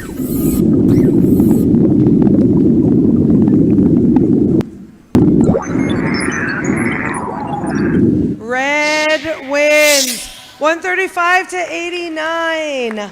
And let's give it up for Alliance number 5, 24-174, 21-428. That's the Chatham Circuits captaining and their partners, the Silver Eagles. They're done for the day, but give a hand for Alliance 5, please. Yeah, thank you. Great day for them.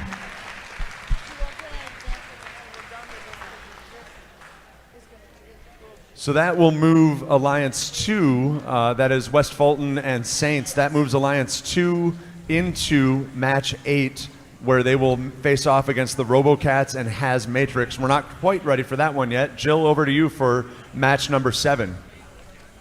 I got it. Sorry, I was being given some information by Lisa, who's acting as Tina. All right, we have our Red Alliance of TARDIS and Gorilla Bots. They're not going to do their call because they're being talked to by the referees. And our Alliance of Ravina Rattlesnakes and Mechanical Meltdown in our Blue Alliance. And of note, I've said this a couple times today, 3 of these teams were scrimmaging together on Thursday night. Highly competitive scores, all up in the mid-200s. So this could be a really awesome composite match. as we get ready. This is playoff match number 7. Winner advances through to match 10. Loser is still alive down in the lower bracket. They will go to match number 9. Ethan, checks to you. All right, let's check in with our teams for match number 7. Blue Alliance, are you ready? Red Alliance, are you ready? Referees, are you ready? And our scorekeeper is ready. And we are ready to start match number 7 in 3, 2, 1. Mechanical Meltdown gets an early start to the high basket with their 32-point autonomous. We're looking for 32 plus a park. Unfortunately, their second sample did not connect. Awesome little sensor control system. They move on straight to the next sample. Really great bit of programming from 12-8-33. On the Red Alliance, GorillaBot's looking to place their 4th and final sample. Unfortunately, TARDIS dropped one of their specimens, and they're looking to... And just by the buzzer, they place 4 specimens. So that is 4 specimens and 4 samples. That is 72 points right now. Double the 144 in teleop. Ravina and Mechanical Meltdown have some work to do. We've seen these bots capable all day long as Ravina's looking to push. Nope, MechMelt's got it. They're good communication in the blue. They hung up on each other. Trying to get that sample back to their human player. MechMelt harvesting samples from the spike marks remaining from Autonomous, and Ravina making quick work of a high basket sample, 67-163, again, advantage red. Over here on the Red Alliance, GorillaBot's continuing to cycle samples into that high basket, while their alliance partner TARDIS is cycling samples into their observation zone to later clip as specimens.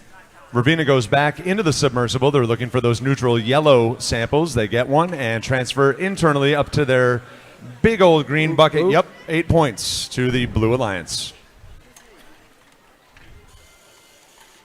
MechMelt makes their second specimen connect up on the high chamber. They've knocked over and remove, get out of the way for their human player. Yep, beautifully played. Really skilled drive team here from Watkins Glen, 12-8-33. A big advancement over here on the Red Alliance is that GorillaBots is not moving. They seem to be having technical difficulties.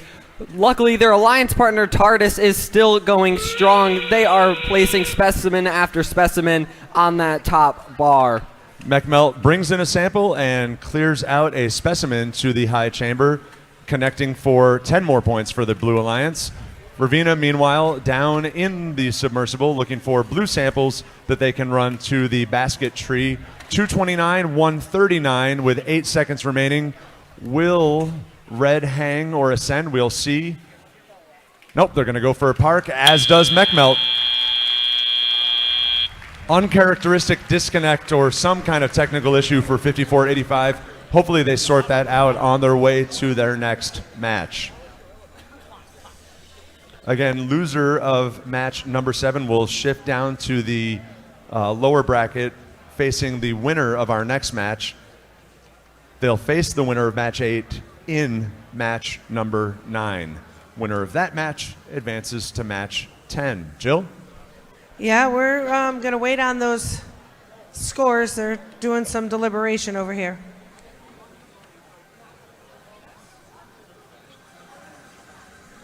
Ten specimens from TARDIS up on the high chamber for the Red Alliance, 5 for MechMelt on the Blue Alliance and their level 1 ascent. Ravina had a park there at the end. Again, that is our third alliance with Ravina in the captaincy, pulling up 12-80-33. Okay. There it goes. Not to interrupt you, Mike, but go ahead. We've got scores, and I know that they're dying for them. So here we go.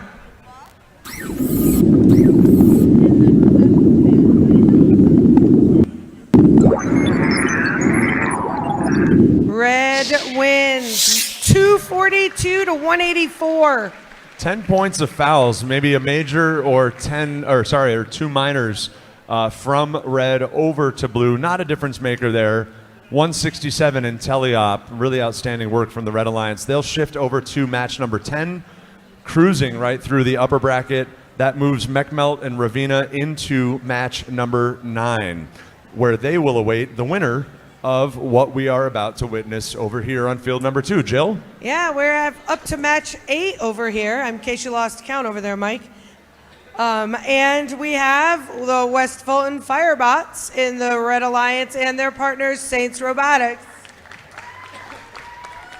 And on the Blue Alliance, we've got I always want to say ABC. Sorry, guys. I used to be a first grade teacher. ACS Robotics and Has Matrix. This is Alliance number 2 versus Alliance number 4, the winners of match 6 and 5, respectively. We see our referees over here with us. I'm going to look to the Red Alliance first, Saints and Fulton. We're looking for thumbs up. Thumbs up there. Blue Alliance has. Awesome. Excellent. Ethan joins me over here. Corey checking to make sure everything's in order with Devin. Thumbs up, referees. Solid. And I see a canoe paddle. Alex is holding it. We're looking good, Ethan. Turn this over to you, buddy. Let's start match number 8 in 3, 2, 1. Looks like 3 bots alive, 23,569, going for a high chamber connect, and they do. Saints as well says we can do that too. Fulton, how's it look, Ethan? West Fulton Firebots managing to score 1 sample in the high basket as they move to pick up a second. Meanwhile, their alliance partner Saints Robotics is moving to hang their second specimen, which they do so successfully. 23,569 has canceled their auto. They're sitting here for a 3-point park in the observation zone. Drivers, now they can initialize. There it is. Thank you, referee 3, Corn. 2, 1. We go 23-59, advantage Red, Alliance 2, as we open teleop. Has Matrix gets a specimen up, or sorry, a sample up in the high basket. They go in for another for the spike marks on the backfield. Just getting it. Yellow sample heading high. Can they score it for 8 points? No, they don't. They drop it in the net zone. Will they grab that and rescore it for more points? We'll see. 23-569 back to the sub to get samples to bring back to their human player. Ethan? On the Red Alliance, West Fulton Firebots is continuing to cycle into that high basket. They keep pushing this one sample all over. They can't quite get it, but I have confidence in them that they will get that one eventually. Saints Robotics is managing to hang. They are now up to 4 specimens on that top rung and are looking to acquire more to hang in a little bit. Meanwhile, 23-569 comes in to harvest their first specimen out of the blue observation zone. They'll be looking to take that up to the high chamber for the Blue Alliance. Saints Robotics moving to place their 4th sample in the high basket, which they do so successfully. Saints Robotics now found another red sample that they've given up on. ACS RoboCats, they've got 3 specimens ready to go in the observation zone. The question is, can they get them to the high chamber in the remaining 30 seconds? Will Fulton go up for their level 2 ascent, Ethan, over on your red side? Saints Robotics currently in the lead with specimens, and West Fulton Firebots pushes a sample outside the field. Saints Robotics has the lead with specimen. They are now tied, actually. Equal specimens on both sides. It's really going to come down to the 2 or 3 robots that we have in a hang. Has Cats on the Blue Alliance. They're both up for 15 points potentially. This is going to be a close match.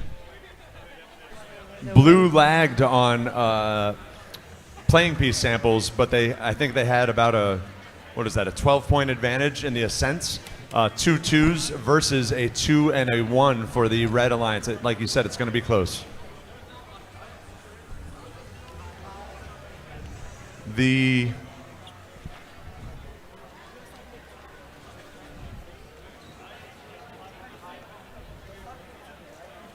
One of those alliances, 2 or 4, will be packing up for the day coming out of match 8. The winner will face off against Ravina and Mechmelt in match number 9. We will enter into some awards. I think we'll hear from Jill here. One reason we do that is to buy these teams a little bit of downtime. First requires a 7-minute pause in between matches so teams can address any mechanical issues or get fresh batteries. And this season we're using that time to honor the first few teams with awards. So you'll see awards after 8, 9, and 10 all the way through. We'll put that back over to Jill and Allie.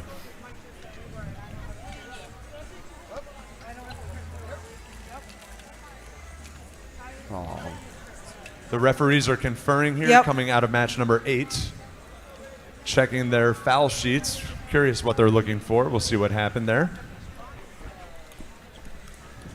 This is the one we're doing? All of them?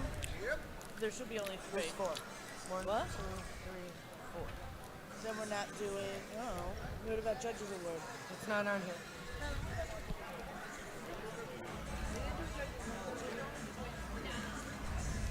Want to say thank you again to the crew from RoboVines, all of the parents, the volunteers, the siblings, the FLLers involved in the 4-H program over there. They are field resetters and floaters and photographers and more. Have just been doing an outstanding job all day. The RoboVines family is strong and multifaceted and really, really capable. And having them host us here at Broadalbin-Perth High School has been just a wonderful experience for the teams today.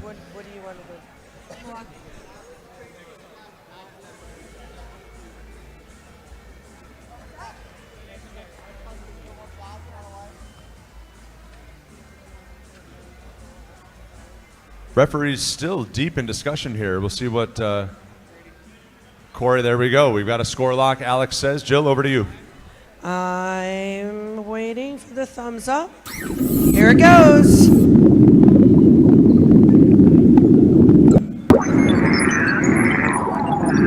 Red wins 154 to 109. So it does look like there was at least maybe a minor and a major, or 3 minors there. 15 points received on red from blue. Not a difference maker. Let's give it up for 23-569 and 11-607. That's RoboCats and Hazmatrix. Yes, please. A round of applause for Alliance number 4. Their day is done. We'll turn it over to Jill and Allie here. We're going to get some hardware in these students' hands. We are going to give out some hardware. So My everybody favorite part. might want to pay a little close attention here. I don't believe in paying attention. We're going to see if we can get some people out here. Right up, everybody. All volunteers, come on up to the front. We're going to make a high five line across here.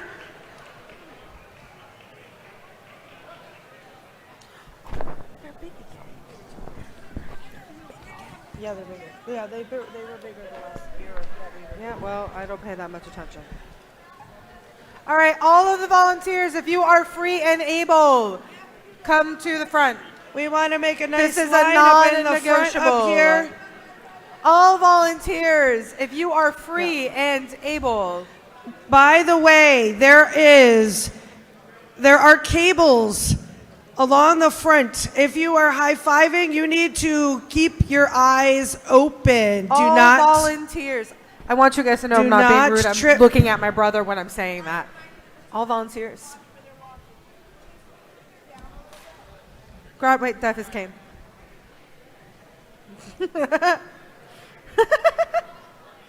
Mom.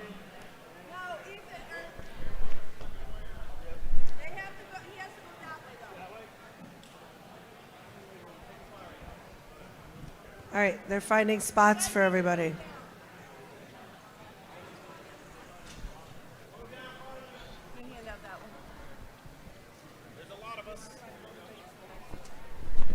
All right, we're getting motivates next design.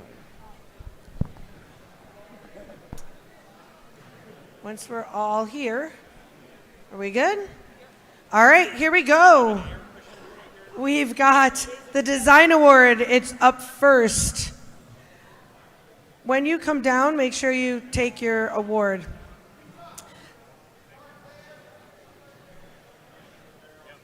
Are we good? Okay, this is the starting end. And you're going to come this way, grab your award, and then go down there. And you'll take a picture down there. Okay, Design Award is our first award. The Design Award expands on this year's challenge, inspiring teams to incorporate industrial design into their robots. These elements can be shown in the simplicity of the design as it applies to the tasks, the look and feel of the robot, and how the design allows us to think of robots in new ways. Second place is Oh, yeah, stand up and be recognized, and we'll clap for you. 10949 Mechanical Operations Bureau Mob from Cross River, New York.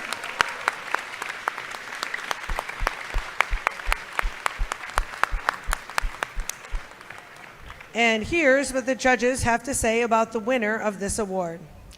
This team studied the game to make the right decision. Its simple yet redundant design reduced the risk of catastrophic failure. Even at 84 RPM, it's not melting down. This award winner is 12833 Mechanical Meltdown from Watkins Glen.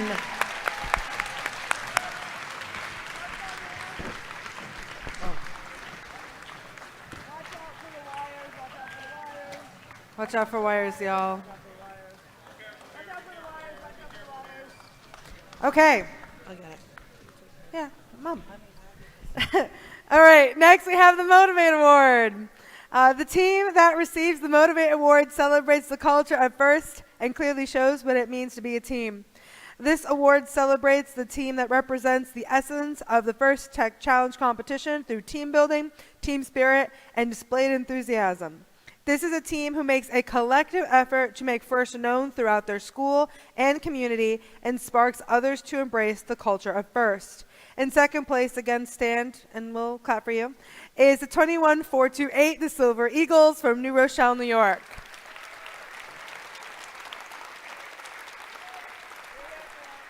Okay, they're there. Look at, yay. All right, here's what the judges have to say about the winner of this award. This team spread the word of FIRST everywhere, from social media to their local news. They dove into the deep with some of their community outreach, literally. To make a long story short, they have been real warriors for the spirit of FIRST. The winner is 6460 Robo Warriors from Niskayuna, New York.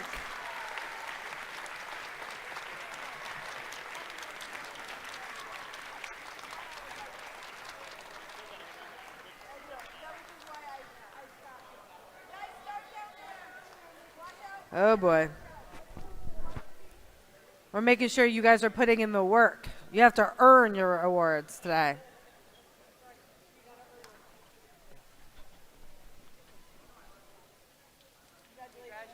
Congrats, y'all.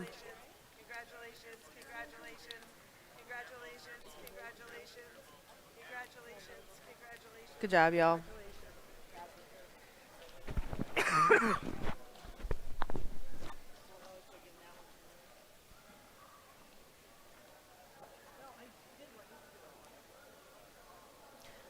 All right.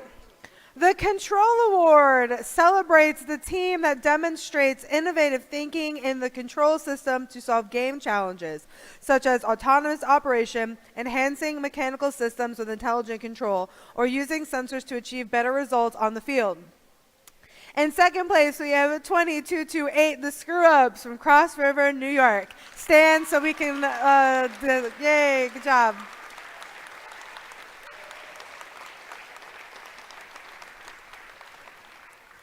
All right, here's what the judges have to say about the winner of this award.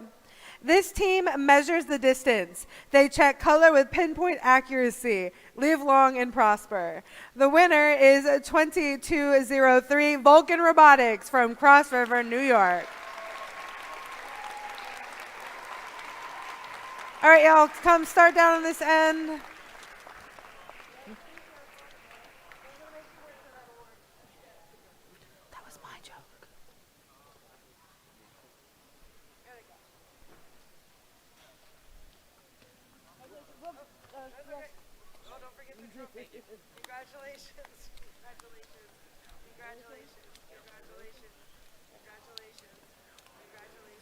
All right.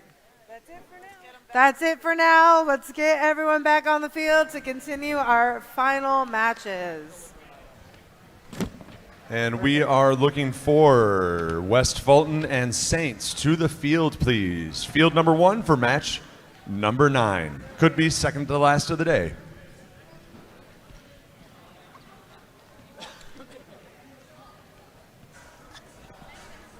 Of note, right now, Jill, we have Alliance 1, Alliance 2, and Alliance 3 still in contention to be winning Alliance Captain to punch their ticket to the Utica Championship on March 8th and 9th. I did notice that. Top 3. But you never know. Sometimes can be the person who's 6th. You are not wrong. That's why we play the game, right? So let's play that out. This is double elimination. One of these, or both of these teams, alliances, has already had one loss. One alliance is going home. One will advance to face GorillaBots and TARDIS in match number 10. If either Alliance 2 or 3 defeats Alliance 1 in match 10, that would be a first loss for Alliance 1, and we would go to a match 11. Every parent in the room just said, please no, I want to go home. And I, as somebody that has a 3.5-hour drive, want to go home. But thank you, Jill, for your hospitality here today. No problem. And I have been on the other end of those 3.5, 4-hour drives, and sometimes in blizzards. So there we go. And in all seriousness, I heard a report from one of our team moms. She said Route 30 is snow-blown and covered in parts with drifts. So if Route 30, seriously, if Route 30 is in your travel plans home, you might want to consider another route. If you're heading for Binghamton, maybe hit 90 instead and hook around towards 88. The nice thing is they do clear it pretty quickly. Good to know. Thank you. Local right. lore. Go ahead. Looks like everybody's here now, so let's make our announcements. We have the Red Alliance of the Ravenna Rattlesnakes and Mechanical Meltdown. That is Alliance number 3, coming from match number 7. Yep, and we have Alliance number 2, West Fulton Firebots and Saints Robotics in the Blue Alliance. West Fulton, that offshoot from System Override, they are the second Alliance captain. They picked up Saints from Binghamton to make Alliance number 2. They defeated Alliance 4 in match 8. All right, let's check in with our teams for match number 9. Blue Alliance, are you ready? Red Alliance, are you ready? Referees, are you ready? And I see our scorekeeper is ready, which means we are ready to start match number 9 in 3, 2, 1. Saints and West Fulton come alive. Saints is going to go in for the high chamber where they've been effective all day. I think they have a 2-specimen auto. Meanwhile, Fulton goes up high just like a hook and ladder truck to deposit a yellow sample in the upper basket. 27239, getting it done all day long. Looks like Saints is going for that second. There they get it. Ethan? Ravenna unfortunately missed their first specimen placement, but they did manage to get their second. Meanwhile, Mechanical Meltdown managed to get all 4 samples into that top basket. 3, 2, We'll see these scores double up going into Telly. 84-59, advantage red with 2 minutes to play. Look at what Ravenna's doing back there. They just sniped a sample from Fulton way over on the yellow side. Fulton says, yeah, thank you very much. We'll keep our own sample. Saints into the submersible to grab a blue sample. They'll convert it to a specimen here with their human player. Ravenna is currently... FTA is moving. There we go. Ravenna looking to get samples off Tyler, the floor. Ravenna. Mechanical Meltdown placing their second specimen on that high rung, and they have more where that came from. Saints has 3 on the chamber, 2 on the wall, ready to go as their human player says, see, referee Adam, I'm not touching. 4 to 4, look at that. The specimens are going to be tight. 112-103, anybody's game with 1 minute to play. The winner advances to face Alliance number 1 in the final match of the day, match 10. And we are 5 specimens to 5 specimens. They're going just tit for tat on the high chambers. Mechanical Meltdown and Saints, both from the southern tier, from Watkins Glen and Binghamton, respectively. Saints having a hard time uncharacteristically getting this last sample. Does that mean advantage to red for the chamber? Currently, it does. They just placed their 6th specimen. I want to compliment the Ravenna team, Ethan. They are just looking like they're everywhere backfield, scooting all over the place. A little bit of a jam up. 3 bots uncharacteristically in the backfield. Communication here with the Blue Alliance. Not sure what's going on. We are in endgame. And Ravenna places their 6th sample in that high bucket, slightly edging out the Blue Alliance. Saints Well- going for their 1 centimeter hang. They've been up on level 2 all day long, consistent. 5 seconds to go. Can Fulton get up or get level 1? They go for level 1. Oh. They overshot, unfortunately. Yeah, give a hand, please. Give a hand. One of these alliances is done for the day. That was a match well played. What do we got? 1, 2, 3, 4, 5, 8 sample specimens on the red high chamber to 5 on blue. But blue advantage on the level 2 ascent there. Hopefully they'll give it to 64 or 54 as David checks it out. He's looking close. We want to get it right. Are they in contact with the submersible?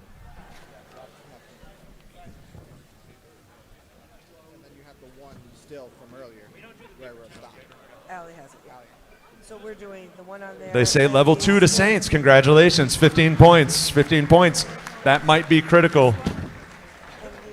Handshakes from Mechmelt over to West Fulton. Love the courtesy, love the gracious professionalism. We'll wait for the referees to confer and send that score to Alex and Jill. We have to wait and give those judges a minute. As soon as I get the thumbs up, we'll tell you. And then Jill will give out more hardware? Yeah, we're going to give out some more hardware after this so those volunteers can come up to the front again. Oh, and also, I think it's either the red or the blue alliance that's going to win. Who agrees with me? I think the team that scored more points will win. That is some straight John Madden stuff right there, that is. If you know, you know. Anybody? Let's check the score for the Commanders in Philly. What have we got? In the third with 10:47 to go, Philly is up 27 to 15. 27 to 15. Who's that guy in the concession stand wearing the Philly jersey? That would be Gary. I don't know if he can hear us out there. I don't either. Go Birds. I think he's probably got it in his ear anyway. Probably does. Referees still conferring. They want to get it right. Going back and forth. David, Corey, and Devin with their team in the backfield. We see referee David checking in with West Fulton and Saints to have a little conversation.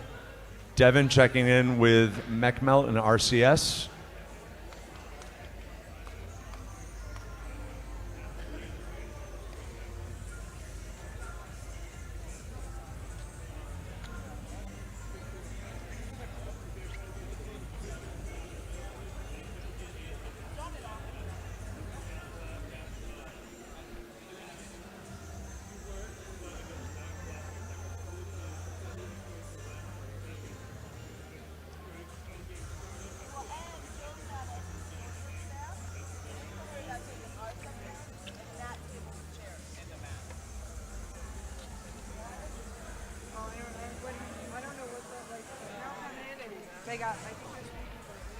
Oh, I'm sorry. We got it. Excitement. Here we go.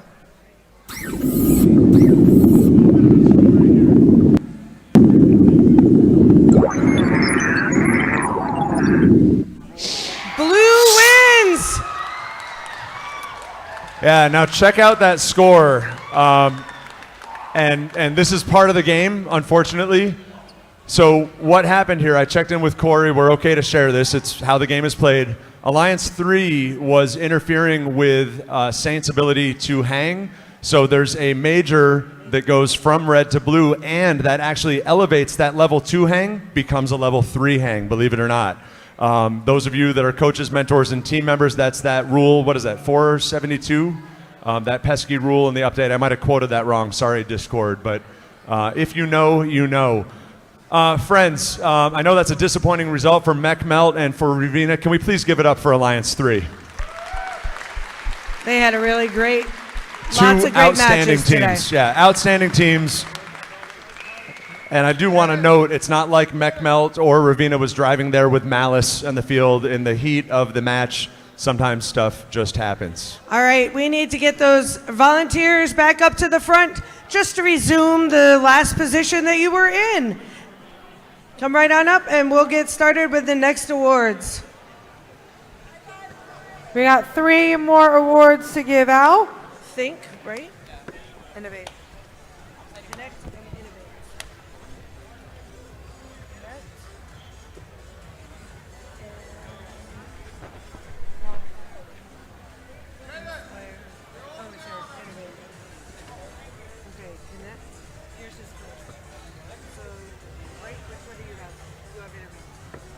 All right, are the volunteers up front? Devin. There you go. All right. Okay, here we go. He can see me. Okay, here we go. The Innovate Award, sponsored by RTX, celebrates a team that has the ingenuity and inventiveness to make their designs come to life. This award is given to the team that the judges feel has the most innovative and creative robot design solution to this season's game. Elements of this award include elegant design, robustness, and out-of-the-box thinking. This award may address the design of the whole robot or some sub-assembly component. The creative component needs to work consistently. In second place, again, stand so we can clap for you, is 6454 Saints Robotics from Binghamton, New York.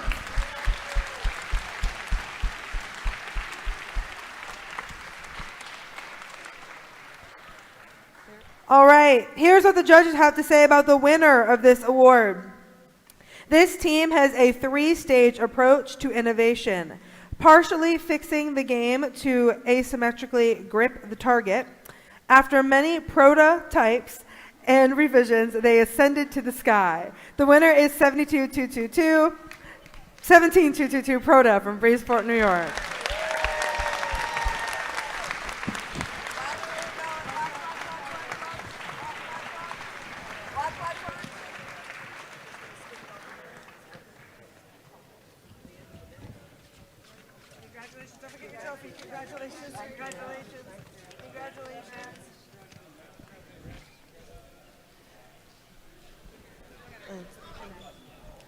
Okay, next award is the Connect Award. So the Connect Award is presented to the team that the judges feel most connected with their local science, technology, engineering, and math, or STEM, community. A true FIRST team recognizes that engaging their local STEM community plays an essential part of their success. The recipient of this award is recognized for helping the community understand FIRST, the FIRST Tech Challenge, and the team itself. Second place in the Connect Award is The Leftovers, 12414 from Cross River, New York.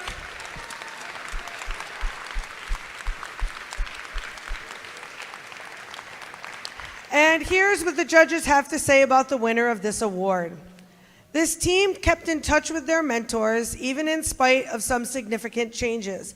They pulled in help from both near and far for not only their engineering, but also their presentation. The judges believe that these things really helped them put their best feathers forward. And the winner of the Connect Award is Nerds of a Feather, 6347 from Clinton, New York.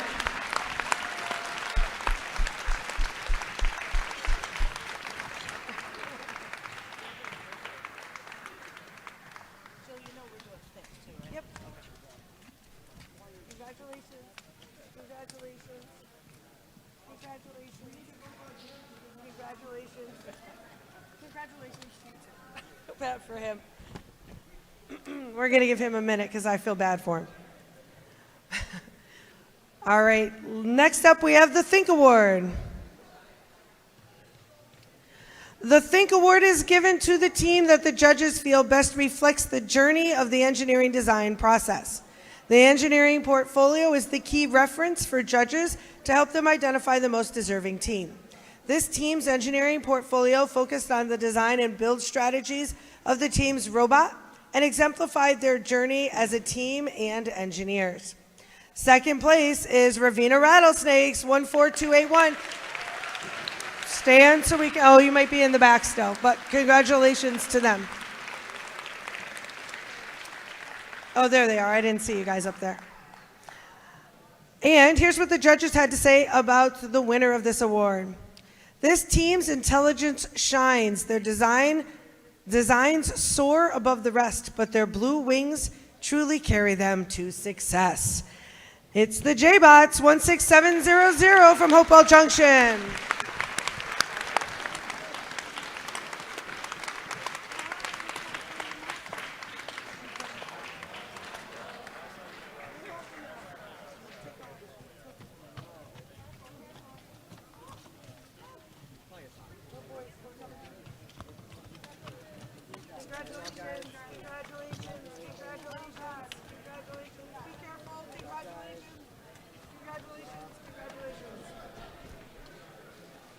All right. All right, back to the action. This is the last one. How many more do we have left? Yep. How many matches do we have left? All right, well, it all could come down to this. We'll have Jill introduce our teams here in a second, but what we are going to see here is Alliance 2 face Alliance 1. Alliance 1 comes in with a clean sheet. If they win, they are the winning alliance. If they lose, we go to match 11.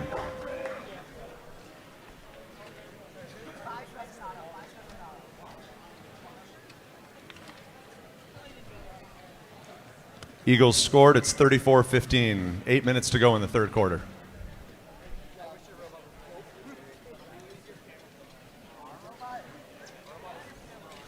I think the best sport in town today is not the football game, but the FTC tournament. Absolutely. Just throwing it out there. Also, I'm a Steelers fan, so I could care less about the rest of the playoffs. Go Stillers. Are you a Yinzer originally? From No, Pittsburgh? I'm not Okay. a Yinzer. Don't, Okay. no. All right. My wife is, so I gotta. Is she? No, I am from here. First graduating class of Broadalbin-Perth No Central kidding. School. And what a great facility. You guys have been great hosts all day long. Okay. Let's get the introductions going. It looks like everybody's on the field. They're getting everything ready, so we might as well introduce them. Although I think we all know who they are. You've got it. All right, we have the Red Alliance, TARDIS, and GorillaBots. And the second seed, West Fulton Firebots and Saints Robotics.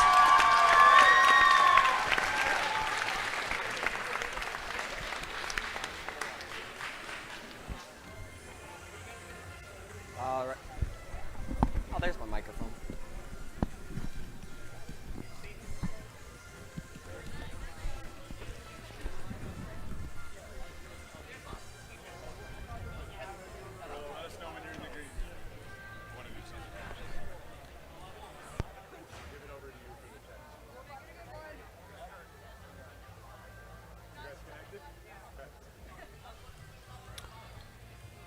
All right, this is Alliance 1 versus Alliance 2. This is match number 10, potentially our final match of eliminations at the Broadalbin-Perth Qualifier.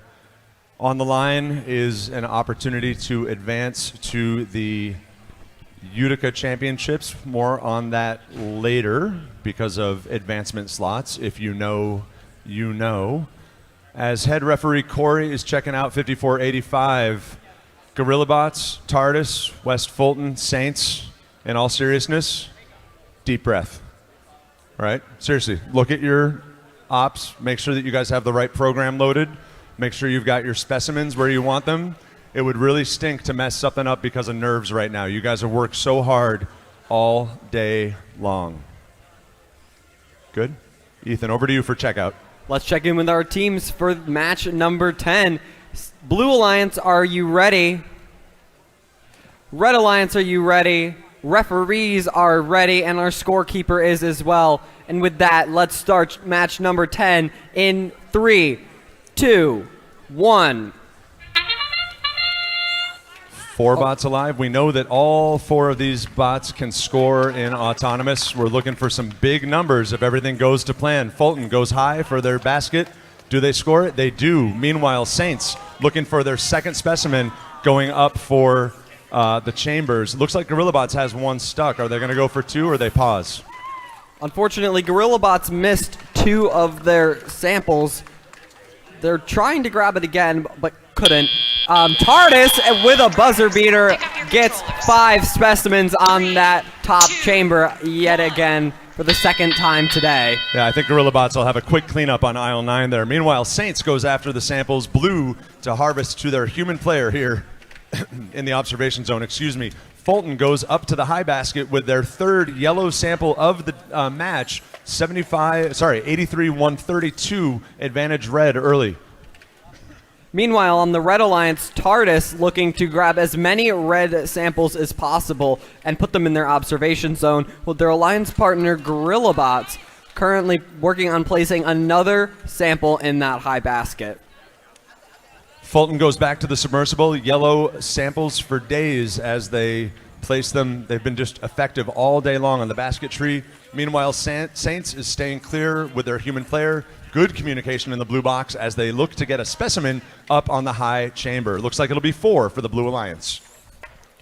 On the Red Alliance, TARDIS looking to grab one more sample, red sample out of there. They almost had it, and then they pushed it away, so now they're going to have to go find a different one, which they succeed at.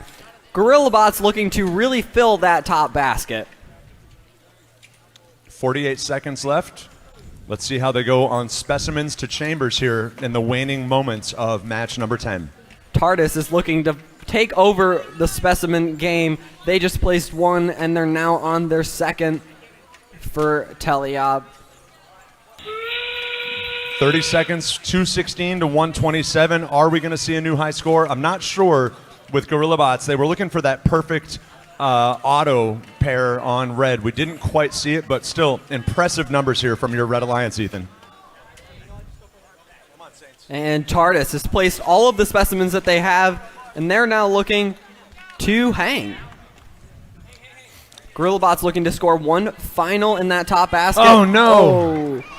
It's too full and it bounces out. So that'll be 3 points for Park, 15 points for the level 2 ascent for the Red Alliance. Looks like Fulton got up as well, and Saints had a level 1 touch. Pretty convincing if we look at the submersible here, but we'll let Corey, Devin, and David do the work. Yeah, this one's important, so we're going to let them just do their thing. If Blue pulls off the win, that sends us into overtime, if you will. That would put us on match number 11. Winning Alliance captain and partner advance through to MVCC. My comment earlier was, if you know the league, if you know the region, GorillaBots and TARDIS have both already advanced. They advanced out of the Penfield qualifier in December, so that means that the advancement slots would trickle down through the advancement order for teams here in the 2016 field today. We'll hear about that from you. Gracious professionalism going on right here with the Blue Alliance walking around to shake the hands of the Red Alliance. All these teams were phenomenal all day long. Yeah, it's been awesome to see them work. Cool. Referees are saying good. Referees say the teams can retrieve their robots from field number 2. I think that means, Jill, you're going to have numbers with Alex. Yeah, I have numbers over here. I have thumbs up. Here we go, guys. Check out GorillaBots TARDIS over here. Let's see how that went.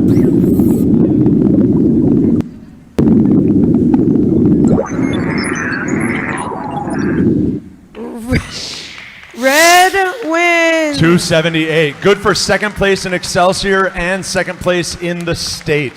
278, 157. If you didn't see it, congratulations, Red Alliance. They only had themselves to beat, so GorillaBots and TARDIS are sitting on a 284. Again, the highest score in New York State.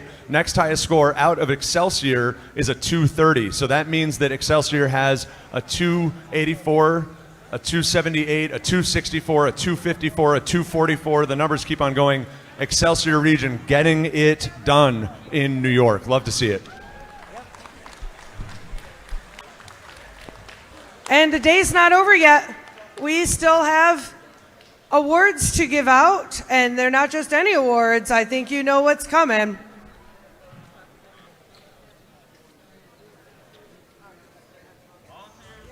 Volunteers, please come on up. We are ready.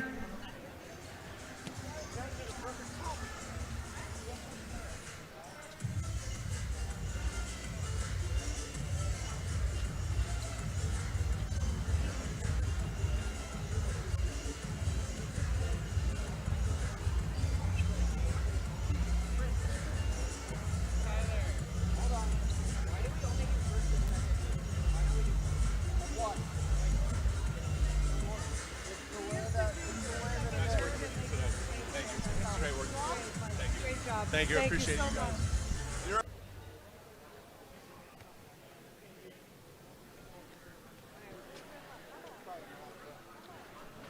All right.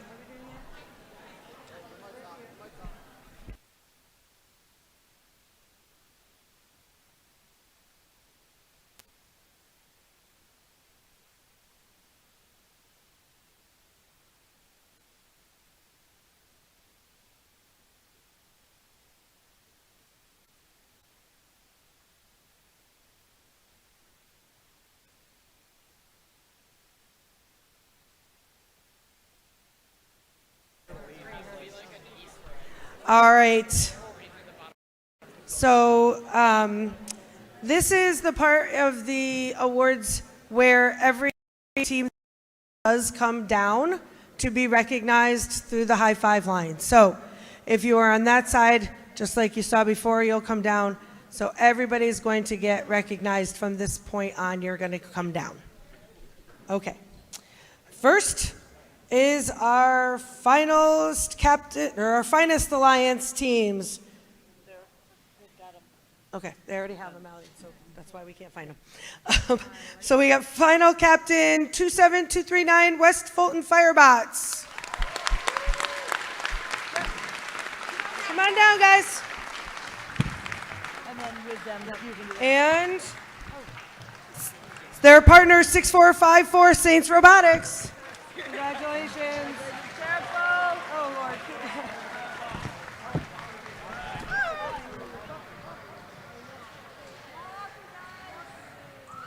Oh my gosh, guys, please be careful.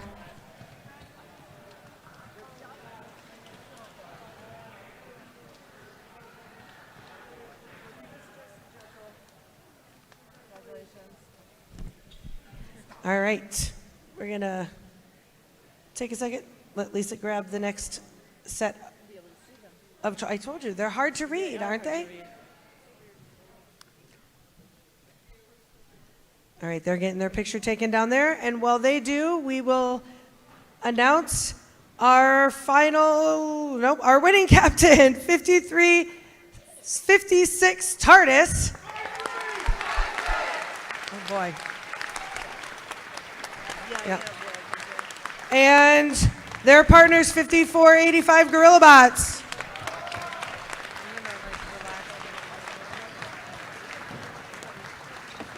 Oh, careful!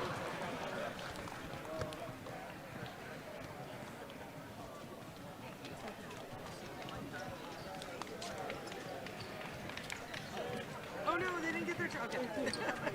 Somebody will grab the trophy. No worries. Woo. All right, I go. We've already done that.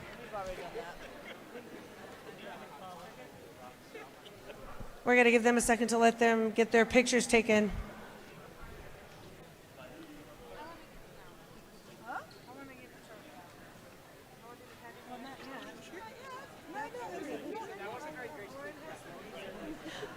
All right, and as I said earlier, Inspire 1, 2, and 3 all come down to get their trophies and have a picture taken.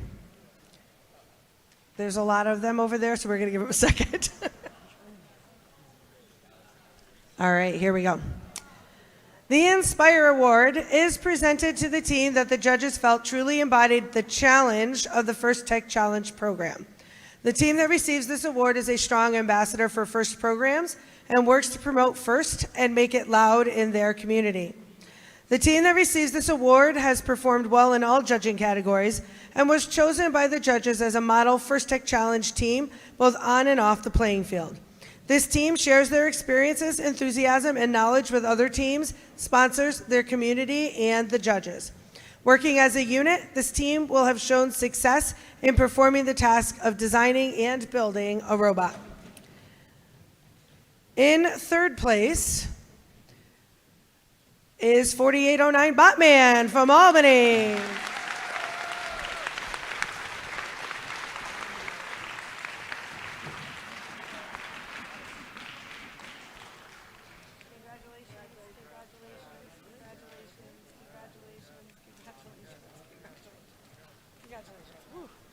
Yeah. Yes, Alvin. second place.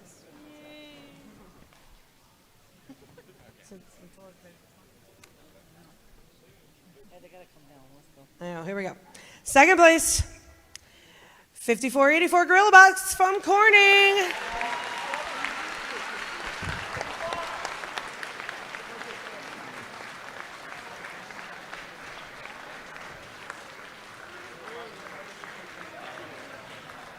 Congratulations, congratulations, congratulations, congratulations, congratulations, congratulations, congratulations, congratulations, congratulations.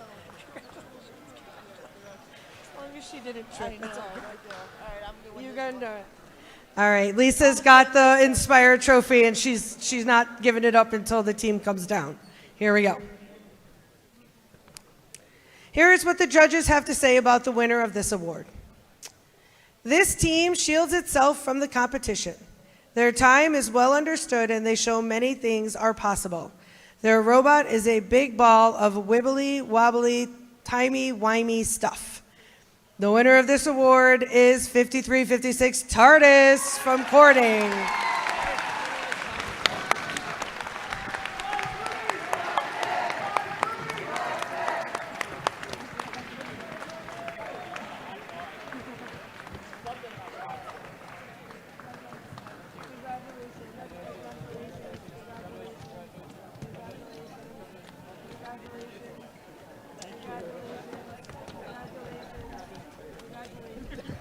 Okay. All right. Lisa is going to be talking about advancement now. This is the important, listen up, information. All right, I get to do the fun stuff now. So, the advancements are all figured out in the competition guide, so feel free to take a look. And I'm not going to go through who has moved on, but I'm going to tell you who moved on. You can figure out the rest. So we had 1, 2, 3, 4 had already moved on. So that brought us down to Inspire award-winning third place, Batman. So they're moving on to championships. Then we ended up finalist Alliance captain, which is West Fulton, moves on to championships. Then it's finalist Alliance partner is Saints, so you guys move on to championships. And then it's Connect first, which is Nerds. So those 4 teams are moving on to MVCC on March 8th. Thank you guys all so much for a great day. Safe travels home, and we'll see all of you soon.